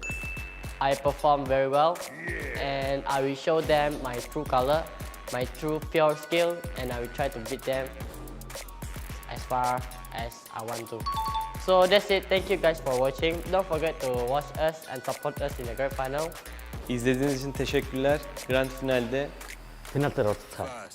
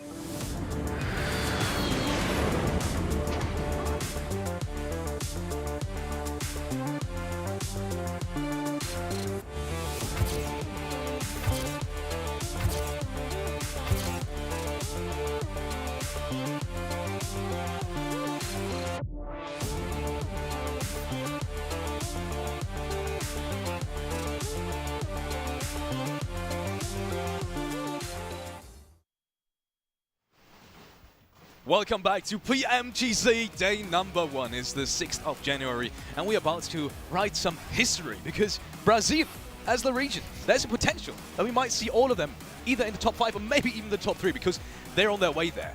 Influence came in with an absolute crazy performance and we will be taking a look at the overall rankings in just a matter of seconds to see where they actually do stand. How many points? Does anyone remember how many points they actually got in that game? Too many. Too many. Too many. That was pretty A fast. lot. It was above 20 though, easily, right? Yeah, more than 20. Actually, let's just take a look. We have the overall ranking ready for you guys at home, so we can see. Something interesting. I want to see if Inco Gaming ended up dropping off because that was their worst match so far. So let's find out, and they did it. 57 points. But Alpha 7, What? 73 points. I might have to go to the Alpha 7 player that let me borrow this and tell him that I'm just not going to return it. Oh, I'm he's just gonna keep loaned? You didn't? Oh, I thought you bought it. I was like, man, he's got his merch. No. No. I might get one. Yeah, you might get one, yeah. But the fact that the 3 Brazilian teams are all in the Yes. top 5, like top 4 actually, it's just something absolutely mental when you're looking at it. Of course, though, the fact that S2G, we did criticize them a little bit before the break, the fact that they currently lack eliminations. Still, the simple fact that they're in 3rd position with that lack, unfortunately, of eliminations is impressive. If they can work on that small part of the game, well, it's a pretty big part. Yeah. If they can work on that part of the game, chances are they could push themselves up in 1st place. Especially if they can somehow get a chicken dinner at least in one of the 2 matches that we have left. And then you have God like Stalwart with 27 points. And I kind of want to go down a little bit more because what's interesting for me and something that I want to talk about and we kind of hinted at earlier too is Wolves Esports and Alter Ego. Both of the teams that got an automatic invite here to the Grand Finals are currently at the end. But I am happy to see that Wolves Esports did have one of their best matches there in the last Erangel. 100%. While we're at the topic of God like Stalwart especially, I really liked their play in the last game, and that's why I felt like maybe this is a breaking point, because it felt like they really took initiative and took the game into their own hands when they pushed across the ridgeline on towards A7. I'm not sure if you guys remember. And I really liked it. I was sitting here and I was like, damn, that is the correct play in that scenario, even though it didn't work out perfectly. You know, the circle afterwards didn't perfectly work out in their favor. And, you know, obviously, Influence Gemini was just too strong in that game. I feel like maybe, just maybe, they're getting into the groove of things now. Yeah. We do know Stalwart clearly in the years that we know in this team now that this is a team that is willing to make changes when they're needed. And I think that it's hard to do like changes on an event like this on like a per game basis. I do think that at the end of today, they're going to go back to the drawing board, be like, okay, what worked for us? What didn't work for us? Unfortunately, a lot did not work for them today. and I do trust in them that they are going to be making changes. In Stalwart, I do trust. Even when you're doing good, I mean, we saw Alpha 7, they kind of made a mistake. They had a great split in the last Erangel, but they just weren't able to cover up their lines. They ended up getting third party, and then it kind of allowed a guy like Stalwart to just push up. So even if the teams are doing good, they're still going to be able to learn a lot from what we're seeing today. Yeah, while we have also a little bit of time, I do realize that IHC is a team that we did not talk about too much, in the sense that they got, I think it was that, 13 eliminations, only 4 placement points, and we saw they took fights that I think the IHC don't really need that much. So I would like to see them just chill a little bit more, focus on getting good positions before taking fights that don't really bring too much in your favor. Teams to watch. Let's take a look at who you guys picked. Starting off with the Maxman. Wolves, okay. I'll ask you about that in a second. Influence coming again, and Godlike Stalwart. Starting out with Wolves, because you both picked that team, interestingly enough. We're talking about invited teams not performing well right now, both at the last places. Alter Ego and Wolves. Any reason on why that potentially might change now? I think it's the player of Remember that we're both thinking about in that compounded Gatka. Like, he just clutched it out. I think it was versus 4 Angry Men, actually, at the time. Like, they took himself, I think it was a 2v3, 2v4 scenario inside the Gatka compound. I was like, okay, they're showing a little bit of confidence. Good to see from them. Hopefully they can elaborate in a chicken dinner. I want to see a Wolves win. That will be cool. Ooh, I'm actually in. You want to see a Wolves win? I actually want to see a Fireflux, not a win, but at least a top 5, because this team ended up with 7 eliminations. It's a team that you were picking to be within the top 5, and right now they're currently just not performing. I can very much do me that. I can very much Listen, imagine I didn't bring up Fireflux other win. curse, so you know what, Max? I'm actually letting you scot-free. Thank you. We are going into match number 5, ladies and gentlemen. And who other to do it with than John Allen and Blank? Take it away, boys. T2K. I was trying to get him to give me a fist bump before we went on the camera, and he was just like looking at me, being like, "I don't know what you want from me." And I'm like, I don't know what that is. What? I don't know. That seems to be a fist. I don't know what to do with it right now. Yeah. Anyway, that was so rude. I am sorry. I'm so sorry. I'm so sorry. Anyway, I'm good to go. I'm ready to go. What about you? Hell yeah. Hell yeah. We're going into match number 5. The first day is drawing to a close. I started to go 2 more matches, but then you went 5, and I was like, that doesn't make any sense. That's a different number of fingers. I can't handle it. Can't handle it, Blank. Sorry, I just did a peace sign. The numbers, Blank, what do they mean? Yeah. I don't know. Wish I did. I can tell you what they do mean, though, is Brazil has done really bloody well today. Yeah. They are almost in a 1-2-3 with S2G playing a little bit of spoiler. That's right. Do you know who is mean? I don't. Also Brazil. Oh, okay. Yeah, taking all the points. Oh. Very rude. Yes, very, very rude. Do you know who is thirsty? Who's thirsty? Maxman. Oh, Maxman's thirsty. He's currently over there just guzzling water down. Fair enough. I thought about hydration too. And I have my coffee by my foot. Excellent. That was basically what my brain did. I was like, hydration, don't knock over the coffee, look down, my foot is like an inch off knocking over the coffee. Hey, you know what? Yeah. You're keeping your wits about it. That's exactly what our teams are going to need to do here if they want to take on the Brazilian Blasters. The Brazilian Blasters. That's what they are. That's right. Absolutely popping up. That's like the crowds here. Absolutely. I mean, my brain is just linking things together right now, and the guys that aren't from the Brazilian squads need to start linking stuff together and forming themselves into an actual chain at this point in time, because they need to be strong, they need to be sturdy, and all those links need to not be coming apart during the games. Again, great crowd, honestly. It's been a really fantastic time. There's a wave for you. Hello, it's us. Hi. Yeah, I'm doing a double-handed wave right now. I don't think that's very cool, but yeah, they're top left. You could be down bottom right. That's yeah, right. That could be you. You could have been if you were here in Jakarta, but unfortunately, if you're watching online, it's likely that you're not. But we'd love to have you. We would. I did a double wave. I think you could probably, no matter where you are in the world, you could still make it technically. Do a for double the final wave. day. You could, yeah. I mean, we made it. 3 days ago? Well, yeah, but it took us a total of, I think, about 20 hours of travel each. Don't remind from me. the UK. Yeah, it was a long time. It was longer for others, to be fair. It was. We had a bit of a mid-range travel time, but hopefully the plane path isn't going to be quite so brutal to our teams. Imagine the plane path, 8 hours. 18-hour plane path. No, thank you. I'll settle for a couple of minutes. We go into Miramar for match number 5. You count the plane blast, and you're just fighting against the other team that's left in the lobby. That would be pretty good. You land in match 20. Yeah, exactly. That would be pretty cool. Like several matches, and it just happens over a long, long while. And add more and more players to the mix. Don't be ridiculous, Blank. Yeah, I think that needs additional work. That idea sounds pretty good. No, you know what? I don't think it needs any work at all, and we can just leave it where it is. Right on the fridge. We'll put it on the fridge, and that's great. I think I'm going to park it. I'm going to park it. I'm going to come back to it later and, do some mechanicking on it. Okay. Mechanic. Okay. Yeah. Okay, so okay. I'll work on that. Obviously, Miramar, last to penultimate game right now. Miramar, and then obviously heading over towards Erangel to finish things off. So this will be our last Miramar of the day. The warmth is there. So brilliant news. Brilliant news for us. Brilliant news for a lot of these players in terms of not only the warmth, but also the massive amount of area. This is going to give you a bit more of a chilled out game going forward. And I think with this playing path again, we have had some very kind circles and kind playing paths today. I think it's been very fair, so I don't think anyone can kind of complain that some of these Brazilian teams, the Brazilian Blasters as you call them, are at the top. I think they've absolutely earned their place, earned their footing, and earned their position on the leaderboard so far.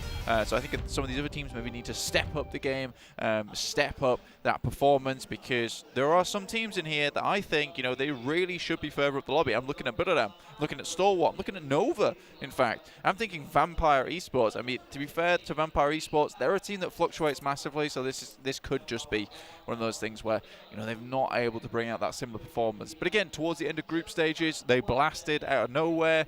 But again, there's only 3 days this time around, and if they can't make it in 3 days, I'm making the you're done zone. Making the cut. Well, no matter what, at the end of 3 days, everybody's done this season, right? This is the finals. This is the grand finals of the PMGC for 2022.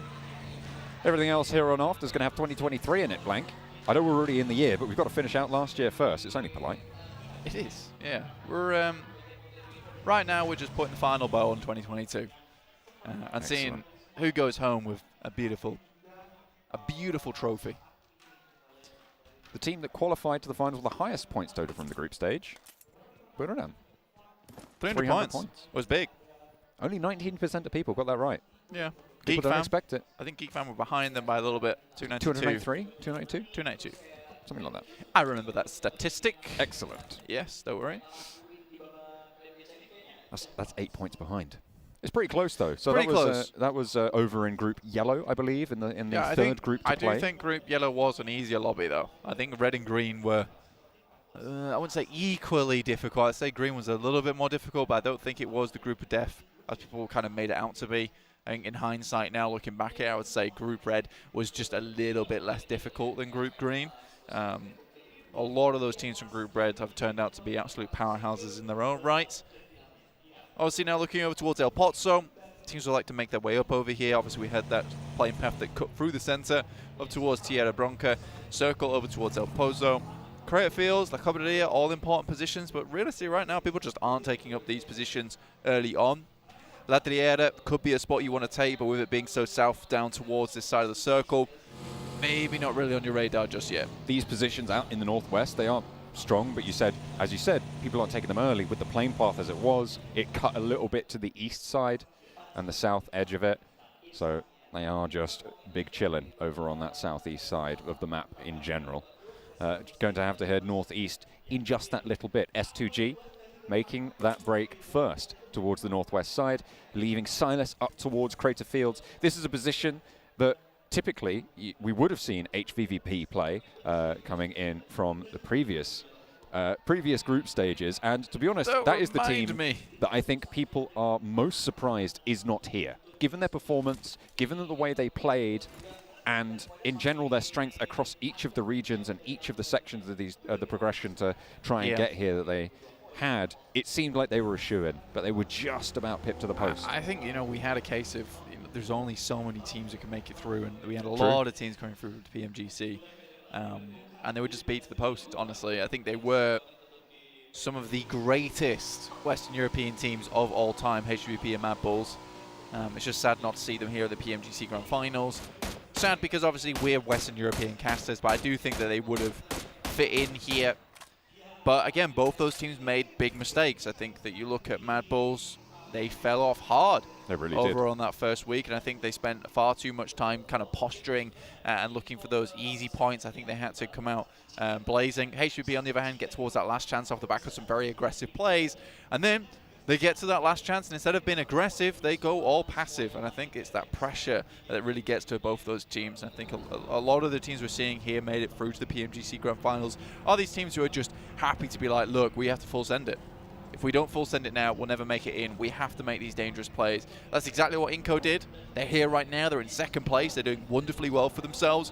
And if it wasn't for them, you know, being they were so far behind, right? They were so far behind in that final game. They didn't think to themselves, look, we're going to go middle.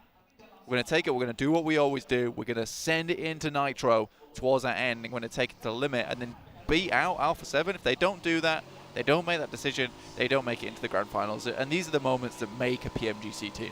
And now they're in second place on the overall standings after 4 matches. With the 5th on the cards, they stand a clean 14 points ahead of 3rd place right now. So they have got that buffer moving on in, but even further ahead are Alpha 7, who have been terrifying so far today. Over 4 matches to pick up 73 points. That's almost a 20-point average, Blank. That is really, really tight. It's playing at, what is that? I think that's an 18-point average on each of the games so far, which is really, really quite incredible. To get 18 points on one game is a great performance. To do it over 4, absolutely disgusting, unbeatable on a day. And you talked about it before, not unlikely we could see Alpha 7 on a 100-point day to kick things off. Yeah, I mean, it's only 27 points now. It's very doable. True. I mean, they won 27 points after, I think it was 2 games. So there's definitely a chance here for them. I think also, similarly with their current rotation, up over towards that northern side of the map, Mafioso, Revo, Carrillo, Mythic, all heading down towards Cabrera. I like this 2-2 split as well. You've got 2 players over in the blue watching out for any other teams, any other players that will be moving down over this side of the map, and then 2 players who are already forward, already in towards the circle. That's good play. That's good play in general, a smart play. But what it also does is gets you over towards Credit Fields. The fact that no one's taken up this ridge side this early on is a catastrophe, in my opinion. And I think it should have been taken up so much earlier. And this might just be free real estate, essentially, for Alpha 7. Danger for Influence Kemin as Geek Fam open up the barrels, but fortunately, no knocks just yet, but I might have spoken too soon there as Erangel gets torn off the back of the bike. Kayovsky will sail on forwards, but managed to curve around that headland, up into more danger, just nearly over the top, but Geek Fam 2.2. Terrible news for Influence Kemin. They had a blaster of a game last time around. They were in 4th, looking good to set themselves up for a Brazilian 1-2-3, but losing 2 this early, it is far from ideal. Yeah, Micah is just an absolute beast. Really, really good addition here towards Geek Fam. Certainly what put them on the path towards this PMGC after struggling a little bit towards the PMPL. Suddenly back in action now. Influence Kevin want to look for one little more, and he sends shots back, in fact. This is so aggressive from Micah. From the Malaysian region as well, Geek Fam, we saw the announcements earlier today. They're going to be set in their own region as well, moving on forward. So that is going to be really cool to see them going on into the PMPL Malaysia for next time around. But for now, they're in 6th place. They are indeed in 6th place right now. So 36 points. That's 2 eliminations off the back of that really nice spray down. Does not happen often. Unfortunately, it is those bikes that kind of have a little bit of a squiffy hitbox. Makes it just a little bit easier, but not as easy as Micah makes it look, honestly. You try to do that in game and I tell you probably fail 9.9 times out of 10.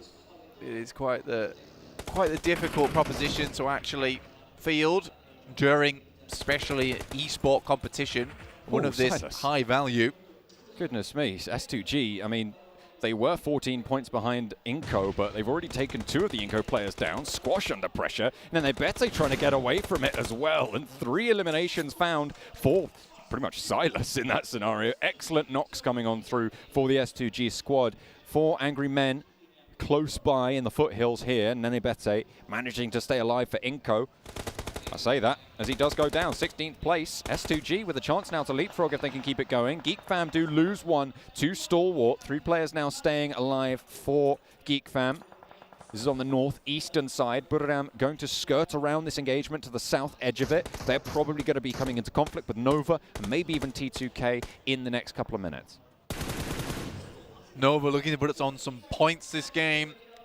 23 so far. It's not ideal. Again, that 40-point margin seems to be where you really want to be at the end of the day. Alpha 7, though, really on track right now to send themselves blistering towards a really strong position within this tournament. Remember, 2 days to go, though. Anything can happen over those 2 days, but I think realistically, by the time we get to match 6, some of these teams would like to see themselves towards, 60 points. I think that's where we're going to see the majority of these top 5 teams. Oh, King 1 for 1 as Jimmy trades him off. But they can't really stretch out towards this position. Sky only does get flushed out by Paraboy. And there's plenty of off angles to play with, but against them is Kingzo.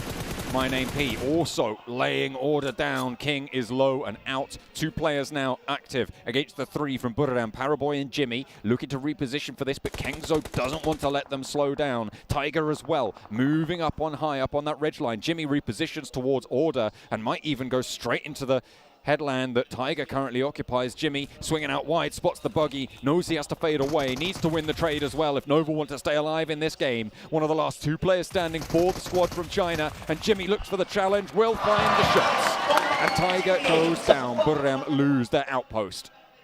Buradam United really looking to put some more points on the board here, but losing 1 player, another knock comes through, tries to and trade some of these off over towards Nova. Finds at least 1 here, and Kengzo is going to have to bring out something big. Said he'd destroy anyone in his way, but forgets that can't be the solo player on his team. There needs to be people rallying around him to make this happen. That's how they did so well over in the league stage. A potential urban finish here as El Pozzo gets shrunk down towards further south on the southeast side. Pretty hard shift on this circle. Paraboy, Order playing as a duo now. Moving together, moving it in close. They do have a player at the back. Jimmy still active, of course, after winning that trade. My Name P at the back. Kengzo's position should be spotted there. Steps out for the challenge, but Order on the ball as ever. My Name P also under pressure now, backed off that ridge line. Buradam down to 1. Just sent back. The swiftest of plays there coming through from Nova. Sure, down to 1 player, but that is a display of dominance. You know that Nova's not messing around. Again, though, they need to get, I'd say, around about another at least 27 points on this day to begin with a running. That would see them very well set up for tomorrow to try and leapfrog and get that first place. It won't be easy by any stretch of the word, but I think 27 points is doable off a bad day.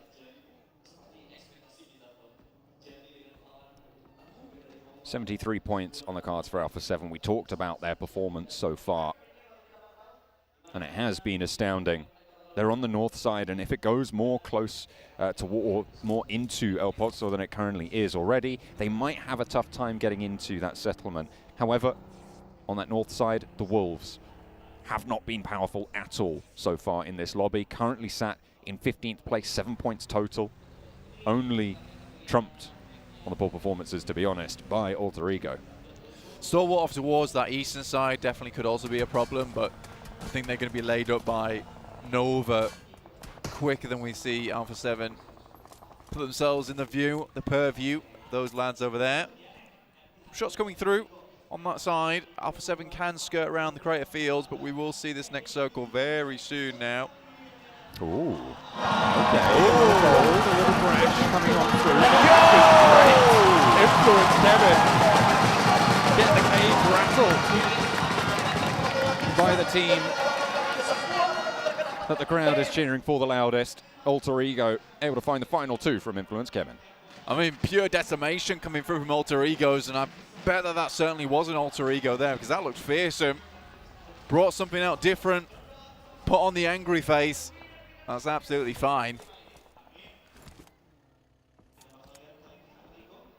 Geek Fam, northwest side, still kind of sandwiched between Alter Egos and Alpha 7, but Alpha 7 now taking their opportunity to move through crater fields, undetected by S2G or any other players down towards that south side. See if Alter Egos are able to take any shots towards these rotates. Come through now. You are right, this is looking more and more like an urban finish now, with players and teams all cooped up in El Pozo. It's not a fun place to finish as well. Not a lot of these buildings are even all that good. Really a pick of, I don't really know what I'd pick, honestly. Yeah, it's very, very tricky, especially in urban environments, to choose a winner. It's almost kind of worth choosing a team not in the middle there, because you don't know which of those is going to win, and you're more likely to win with a team that is just going to sweep the outside, in which case Alpha 7, I guess, would be my pick. Could do. I think also Fireflux have a strong spot. Alter Egos, though, what a quick swing by. Very nice. Straight in towards the city, ahead of Geek Fam as well, who took a little bit of too long, in my opinion, to get into position. But get into position they shall do now. They shall try and enact that labour. Maybe a little bit too late. Alpha 7. Okay, hang on a minute. I take back my prediction. I didn't mean it, Blank. I didn't mean it at all. S2G, the new players on the cards for me. A nice little flush, actually, pinging that one away for Stalwart.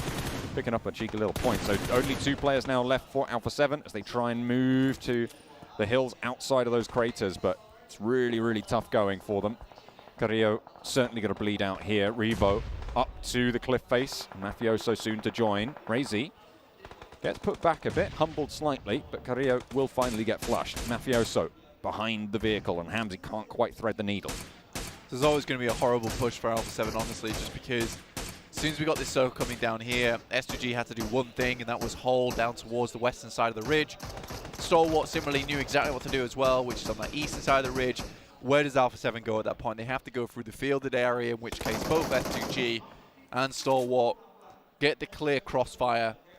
And there's no like mix-up in between S2G and Stalwart because they don't have sightlines on each other. They only have sightlines over towards Alpha 7.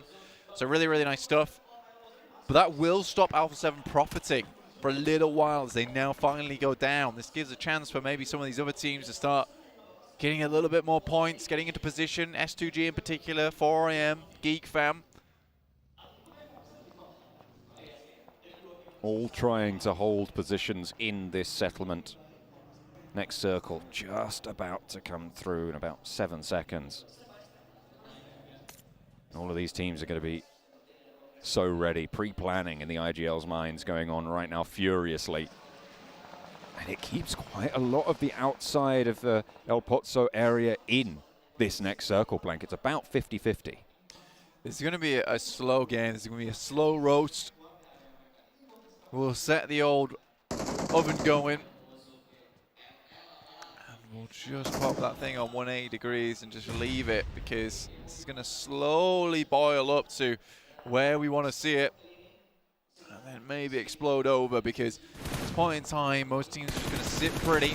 Maybe try and find themselves a bit of a better position. Nice shots over towards 4AM from IHC. Limit the amount of players that still get in.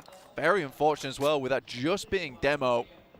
A great spot taken up from IHC. Issue is, he's really only found one. This nade has to be pretty effective so that he can regroup with the rest of his team. He's already started to cook. Ching Chen, just about escapes that one narrowly. A smoke being thrown underarm there to try and cover a little bit more progression. The nade blasts right in the air over the top of it. IHC really wanting to hold out 4 Angry Men here. 4 Angry Men, 5th place right now, could challenge S2G. Looking good to overtake Influence Kemin. And how's this for a turn of events, Blank? All 3 Brazilian teams out. I mean, this is where the train derails. And you were saying that can they lay the track in front of them fast enough? And it seems that the energy's run out. The blisters on the fingers are just a little bit too much. And again, that profit no longer there. Have to take a rest on the side, on the desert, in the sand. Sit and watch as the coals cool off and they can go again. S2G, though, looking to put in a good game right now. 3rd place. Really the only team still up and running in that top 5. 4AM's got a real struggle bus of an opportunity ahead of them.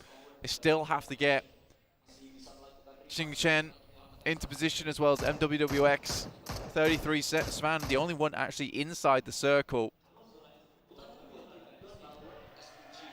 Everybody's still inside El Pozo, though, are just trying to chill right now. WWX slowly moving forwards. You're right, IHC forcing them to struggle on just a little bit at their doorstep. Not only that, you got Alter Egos as well, trying to slow everything down on this western side. Alter Egos on this north side of El Pozo in general, going to have one of the better times getting out of the settlement should the circle shift out that way, Blank. Yeah, still have a chance here as well. A very good chance, in fact, because they have the most of the high ground buildings to play around with. Their major idea at the moment is to do exactly this. Slowly pick away at these teams on the western side. IHC probably the biggest problem here. Vampire Esports ahead of them. This is a really good chance now for Alter Egos. Order down, flushed. 4 Angry Men getting chipped away at. Svan, last player standing now for the squad. Alter Egos will spot it. The circle goes half and half yet again. So everybody will have to crunch just that little bit closer. That's bad news for IHC, bad news for Svan from 4 Angry Men. Geek Fam probably going to have a tough time of it, but this northern edge, I think, is going to be the cruelest for the two teams taking occupation up by this mountain, this high ground position from S2G and Stalwart, both of whom are going to have to move south. You would be surprised. There's still a lot of cover to play on that northern edge on El Pozo. I think the issue comes in two teams sharing that area, so I think now they're going to have to figure out how do they take down one another without alerting themselves and their presence to a lot of the players underneath. So you can see Stalwart just quickly stepping up, stepping back down again. Press 2G, sending Silas across. Oh, this is really important. Alter Egos thinking about moving now. IHC had that thought a little bit earlier, but unfortunately seems to be fairly poorly timed as Vampire are absolutely on the lookout. Just completely covering off all of these lines of ingress for IHC. There's no way you get across this one. Demo will pick Ziol back up and Godless next on the medic list, but how much further can they get? They're still outside the zone. Vampire Esports just on a perfect line on that edge of the match. I'm actually very pleased with that. That is giving me the ASMR, but visual. Obviously now we'll have to hold out a couple of the teams, but done the work over towards IHC, Alter Ego. We'll have to move in, but imagine that the Wolves will have something to say about that. It's pretty much open ground between them and their place of retreat. But again, 4 players, that's kind of what you need to push through a team like Vampire Esports. You may lose 1 or 2 in the process, but I think at that point in time, you just have to see that as acceptable losses. S2G on the north side, clashing a little bit with Stalwart, but S2G keep all of their players alive and Stalwart down to 3. Still, they managed to squeak out the edge of that circle on the northern side in the white circle. IHC have to disengage from the Vampire position. They did keep 3 of themselves alive, which is quite a good turn-up, given that they were 3 of them down at one point. They only lost the 1 player completely. Kelsey behind the tree. Oh, nearly knocks the block off catch, but he ducks down just in time to save his bacon. Maybe another shot to be found, though. Has to fade back and not going to really chance it for now. Alter Egos playing as 4. They're going to try and push through Vampire now. Yeah, you can see them getting ready to burst over towards Vampire Esports. See what they can get done here. It's just one of those cases of making sure you watch all angles, make sure all positions are free before you cross that road, before you cross into no man's land and into the night owned by Vampire. That's a Fireflux shift if I ever did see one. Slap bang onto them. They're in the middle of it now. IHC get across. Godless trying to hop on through the vehicles, but Demo goes down first and Ziol second to follow. Godless last and wasn't there to back up the teammates. T2K holding well, but unfortunately they do lose one. Godless, a sliver of HP will not be enough to prop up the crumbling foundations of that rotation, and T2K will sweep it away.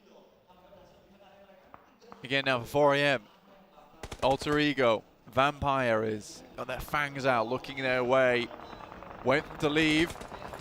It's all popping off on this northern edge, John. Up in flames, S2G goes. The vehicle does pop off, and they're going to bring themselves very, very low. Stalwart picking up those points, and Hamzy last to fall. Stalwart curtail them, draw them short. 11th place, 5 eliminations. The top of the tables are crumbling fast. 4 Angry Men may be next on the cards, and they will fall too. DRS now, they led out today with a really well-executed chicken dinner, and now they have a chance to see themselves back towards the top of the table. Schweppes is absolutely dominating Alter Egos in the meantime, and this push seems doomed, and it will fall finally with the last player to go.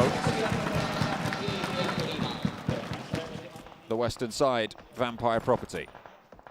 Sad funeral dirge behind us there, banged out on the drums for Alter Ego here in Indo. Now Vampire Esports looking to move forward. Geek Fam above them. Still a couple of players, 2 to be precise. Vampire with 3. Some points on this day. Only one team now left on the outside of the settlement of El Pozo. And that is Nova with the duo that they have, Order and Paraboy. These are 2 names that strike fear into the hearts of people who come across them on the battlefields. To be honest, we've expected a little bit more from them today, but we know that they can deliver when pushed. And now is the time that they need to show just what they're made of here. Another shift over towards the Fireflux position, and it seems like this might be a Turkish game to lose. Absolutely. Fireflux, team that I mentioned earlier, in a really strong spot, both on the outer edge and still in the city. It's a really easy spot to hold on to for a long, long time.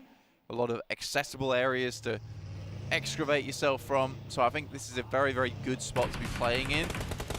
T2K just about make their way into that building. Looks like Vampire wanted to slow them down. Well, that's a beautiful nade over the top from Stoned. I have no idea how he managed to find that perfectly onto the garage opening from that angle, but 3 points. Excellent stuff. Stone just a very, very good player, and that gives great opportunity now for Vampire actually to move up, which is really important for them actually. Just garnering a bit of space. Geek Fam also looking to take advantage of that. Look at that, those Schweppes already down. Oh no. 2 in fact, and only Stone left remaining. Vampire falling. Crumbling. Being pulled apart at the seams there. Only the one left, DRS, wanting to push on through on the southeast side as well. Wolves looking to hold out, well, pretty much anyone they can right now, but it's not going super strongly. Only Memory is down for them at this stage, however. With Vampire falling, Geek Fam look to challenge, but Yuhai caught out there. If I remember, 5 eliminations for Fireflux as they hold the center, and the hold is strong from the Wolves. Important game for them. Gaznades really, really wanted them to hit a good game. T2K also were looking for something strong here. DRS still going last zone now. And it will close with 5 teams remaining. This is what happens in urban finishes. Blank, there's so much cover, so tightly packed, that these occurrences do happen. And the utility gets burned a little bit earlier into these, which means that the nades aren't super plentiful. Makes these pushes all the harder. Zone is shunting in now. Fireflux with the opening bid. Solke finds a second onto the Wolves. DRS looking to move in closer. Nova are still in on the north side, and Paraboy has a little bit to say about it. Fireflux are just pulling all of the points out of this lobby now as DRS fall in 5th. 3 eliminations found, 10 on the cards for Fireflux. They are unstoppable so far. Paraboy and Order continue to move forwards. There's smokes and cover in the way, but Fireflux are looking out. They are aware of this push. T2K in the meantime want to stop the Wolves, want to slow them down, but they cannot do anything here. Wolves up into the top 3. Wolves versus Fireflux here. Will they jump into the campfire, into the light of the flames? Oh. Take down the Travelers from Fireflux have come so far. They are protected, ready and waiting for Wolves this night. Paraboy down, flushed. Order last standing for Nova now. Wolves still out in the cold here. Solke does take a knock there. A nade over. Slows it down though again for the Wolves. One player standing for Wolves looking for the res. Order doesn't want to go down here. 3 nades to play with, launches one over the top. If he can just eliminate the Wolves, that's an excellent little boost to the placement point. Solus out and into the outside now behind the burnt out van, but Solus looks for the challenge. Order not quite able to stay alive because the Wolves have the off angle. They've res for 2, catches down and Solcade's low. If they can get a pick onto Lutz, it's huge for them. Oh, a lovely little headshot through the window. Takes a lot of health off the Lutz health bar, and now they need to try and keep it all together. Remember, is up close, but he is solo now. 1 versus 3 against Fireflux. And out into the blue, they have to fall. Ketch has to vault out, and he might just go down to it. They try to strafe out wide, and Fireflux just about pull it back together. What a way to close it down, but either way, it is a Fireflux position, it is a Fireflux circle, and it is a Fireflux chicken dinner. With Seven's blessing, they take it this far. Who's looking for a bit of a win.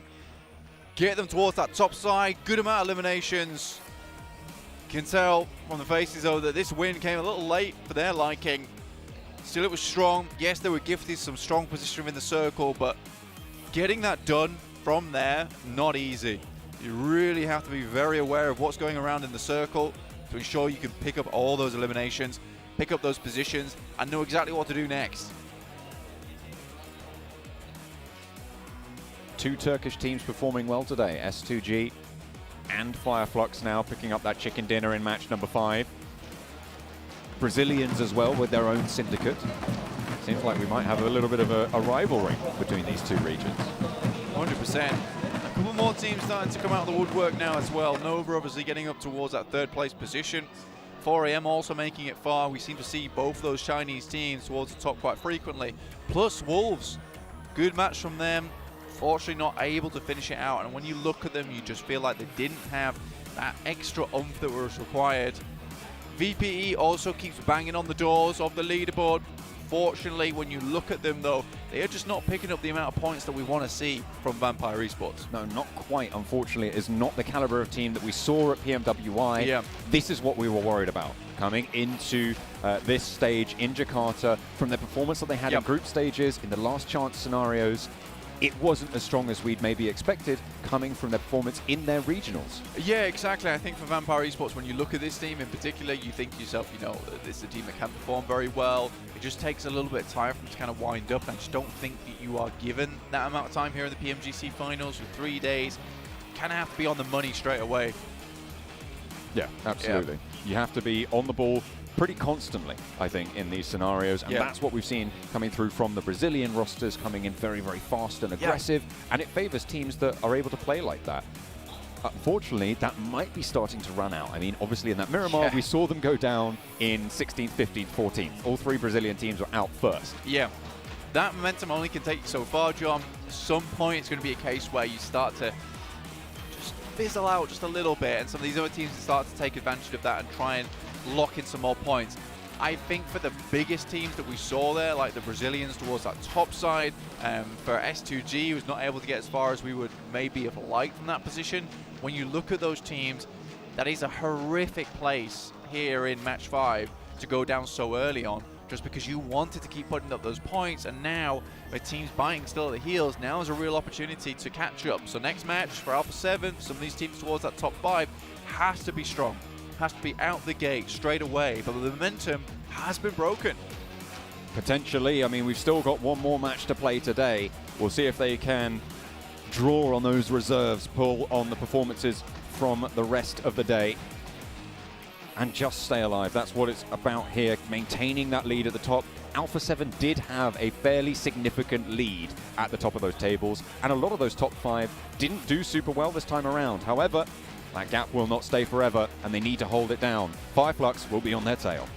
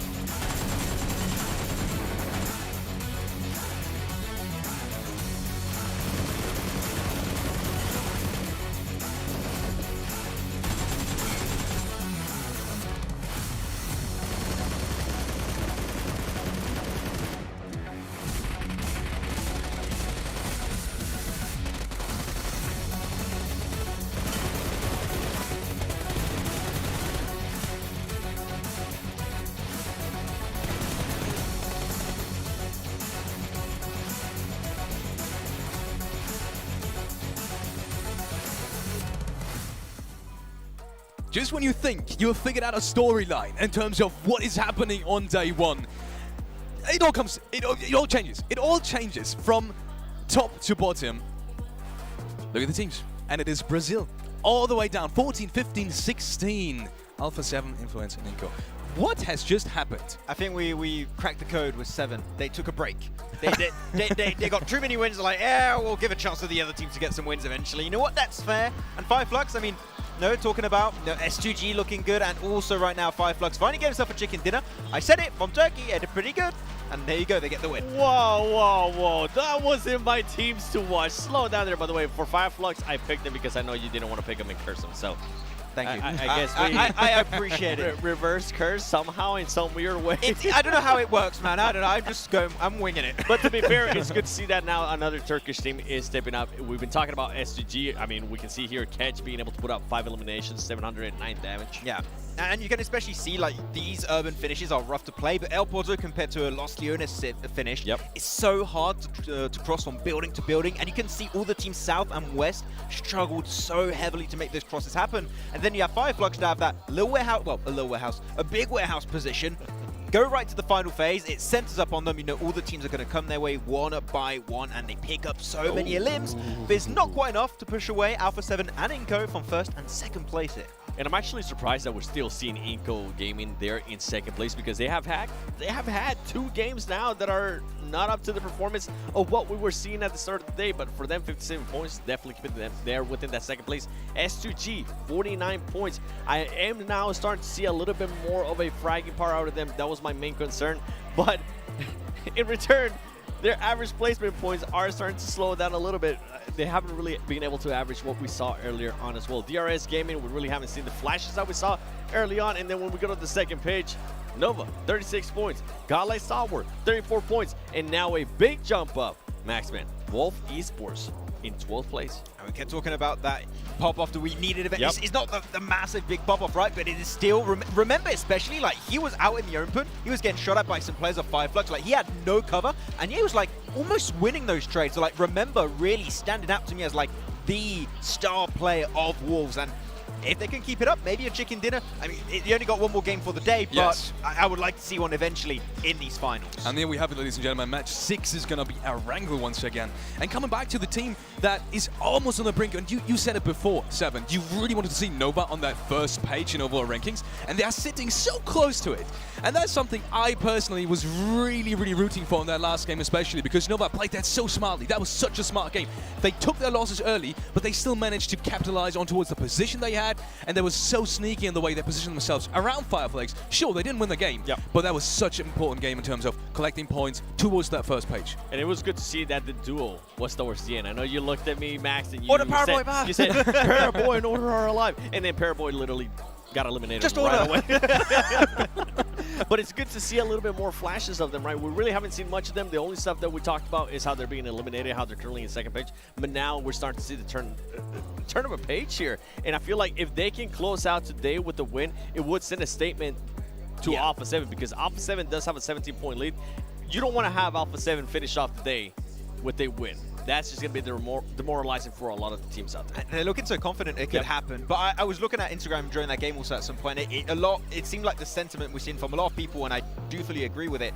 Nova doesn't feel like Nova we've seen so far, at least on the first few games today. They're playing outside of the circle. They're just taking things a little bit slow. But as we like to know for them, they're going to change things up eventually, and they're going to try and be streaky once again. I'm laughing because in a way, we could have called this. Right, we said Nova might not just end up performing in day one, and then tomorrow we're gonna see everybody's gonna be in Instagram or anywhere you go. They're gonna be like, oh yeah, Nova still got it. We were sleeping yesterday. No worries. That is a very much real possibility. Let's take a look at the teams to watch. Who did you guys pick? Starting off with Maxman, DRS, Fireflux, and Geek. Fireflux again. Is there a possibility for another Turkish chicken dinner today?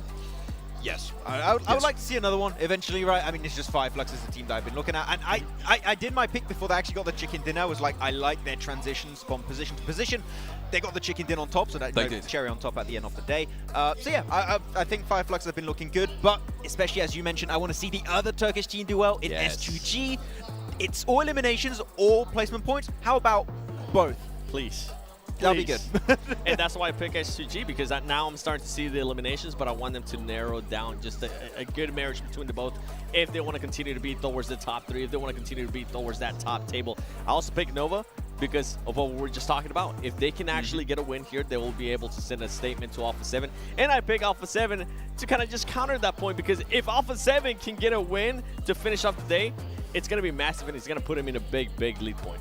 Depending on how these teams perform, actually, there's a possibility of one of the Brazil teams actually dropping out of the top 8. I've probably seen all of them being in top 3, stacked right on top of each other. That'll be a crazy scenario as well. But yeah, Nova, pretty interesting pick. I do have to say, it felt like something is coming up. It's kind of like that feeling. The feeling, you know, when the tingle, the Spider-Man senses to some degree. I feel like it's changing now. Paraboy. I feel like if I had to pick, I would pick Nova as well. Tingle, yes, yeah. I know I'm a Paraboy fan, but let me be a Paraboy fan. I do feel that way. I'm with you, and I feel like that way. We're starting to see Paraboy a lot more during the matches. We're actually starting to see him being able to get some knocks, if not being able to steal some illims from the other teams. Yeah.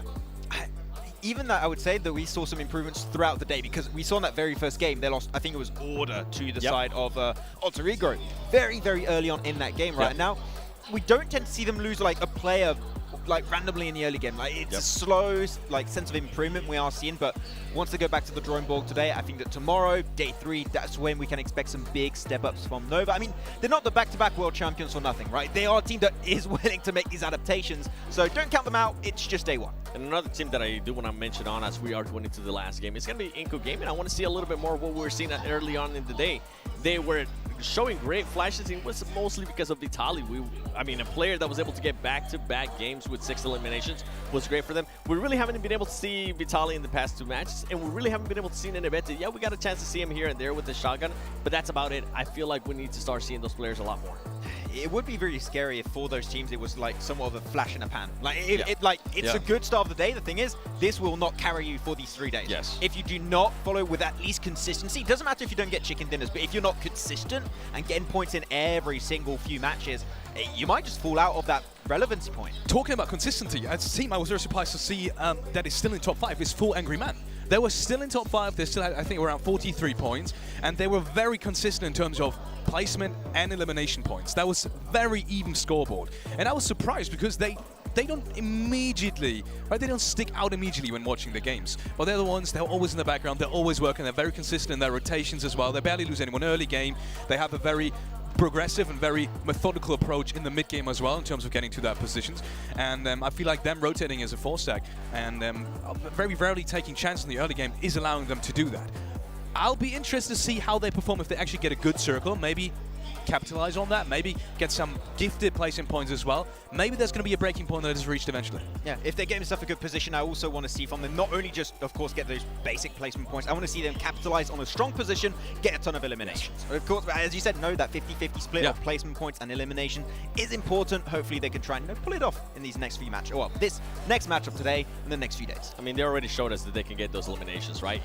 Even when they weren't getting those placement points, I think at one point they ended up with 9 eliminations and they weren't even in the top 10. That just goes to show what they are able to do, what they are capable of. And talking about consistency, I think that's kind of why I'm going back to Inco Gaming. Inco Gaming right now, I was surprised to see them in 2nd place, but then I was thinking about it, well, they're kind of getting lucky because the teams that are trying to catch up to them are actually not performing in the past 2 matches as well, but Inco Gaming needs to just get out of that. If not, they're not going to be in 2nd place at the end of the day. I thought the start of the last game was really interesting because of that, because we saw some very, I don't really want to say aggressive, too aggressive rotations at least, some fairly normal rotations, but they got caught off guard. And that's the first time that has happened so far. And I, myself, as an experience as a player, I can tell when you get eliminated early on in a rotation, that trust in how your rotations are being done in certain circles, certain edges, that does kind of slip. Maybe sometimes it's just subconsciously, that does kind of sometimes slip away, especially if you get hit with a absolutely, nasty spray like we've seen in the start of the early games there. And it didn't only hit one Brazil team, it hit both of these in the first 2 positions. So obviously not only Inco, but INF and A7 as well. All of these got eliminated early on, and all of these rotations didn't quite work out in Miramar. Yeah, of course. I mean, if you lose yourself a play or two in the early stage, of course, you're hoping to make those adaptations, make those changes on the fly, and of course, put yourself in a strong position. Run out, still looking at this venue. So it feels so surreal to be here. It's been 2 years, man, since we had like a live audience for PMGC Grand Finals. It feels so good to have everyone right here. And I mean, still waiting for that alter ego, like the chicken dinner. Would be cool to finish off the day with it, please. I feel like that's what we're all wishing for, right? If they do get it, I mean, hopefully tomorrow we'll have some merch from them so we can actually give them some support here as well. But I'm trying to think back. I'm trying to actually bring it back a little bit more. We were talking about the Brazilian teams too. I feel like Alpha 7, just the position that they put themselves there in the last Miramar, they allowed themselves to just be third party, I think, by 2 different teams, which wasn't great. And I feel like in the previous games as well, they were doing the same thing too. Godlike Stalwart, Max, we have to talk about No, I don't want to. Please. I don't want to. Please, Max, what's going on with them? Unfortunately, I do not know. As I did say, it's a team that can make those changes. I said that about them and Nova, but I think that they're like prime examples of teams that after today's matches, they're going to go back home. Well, go back to the hotel, which is a great hotel, by the way. Definitely come around to visit. And I think that they're going to make some adaptations. I think that right now, it's not about them lacking aggressiveness. I think they've shown in the past. It's just the setups for specific fights and how they rotate in those positions is just sometimes a little bit off to me. And I think maybe a lack of scouting sometimes. Like, it does seem like there's a lack of information. So we'll see if Stalwart can make the changes. But I also picked them. You said no try. I picked them. It didn't work out. So I unfortunately, it's out of my hands. I have no power here.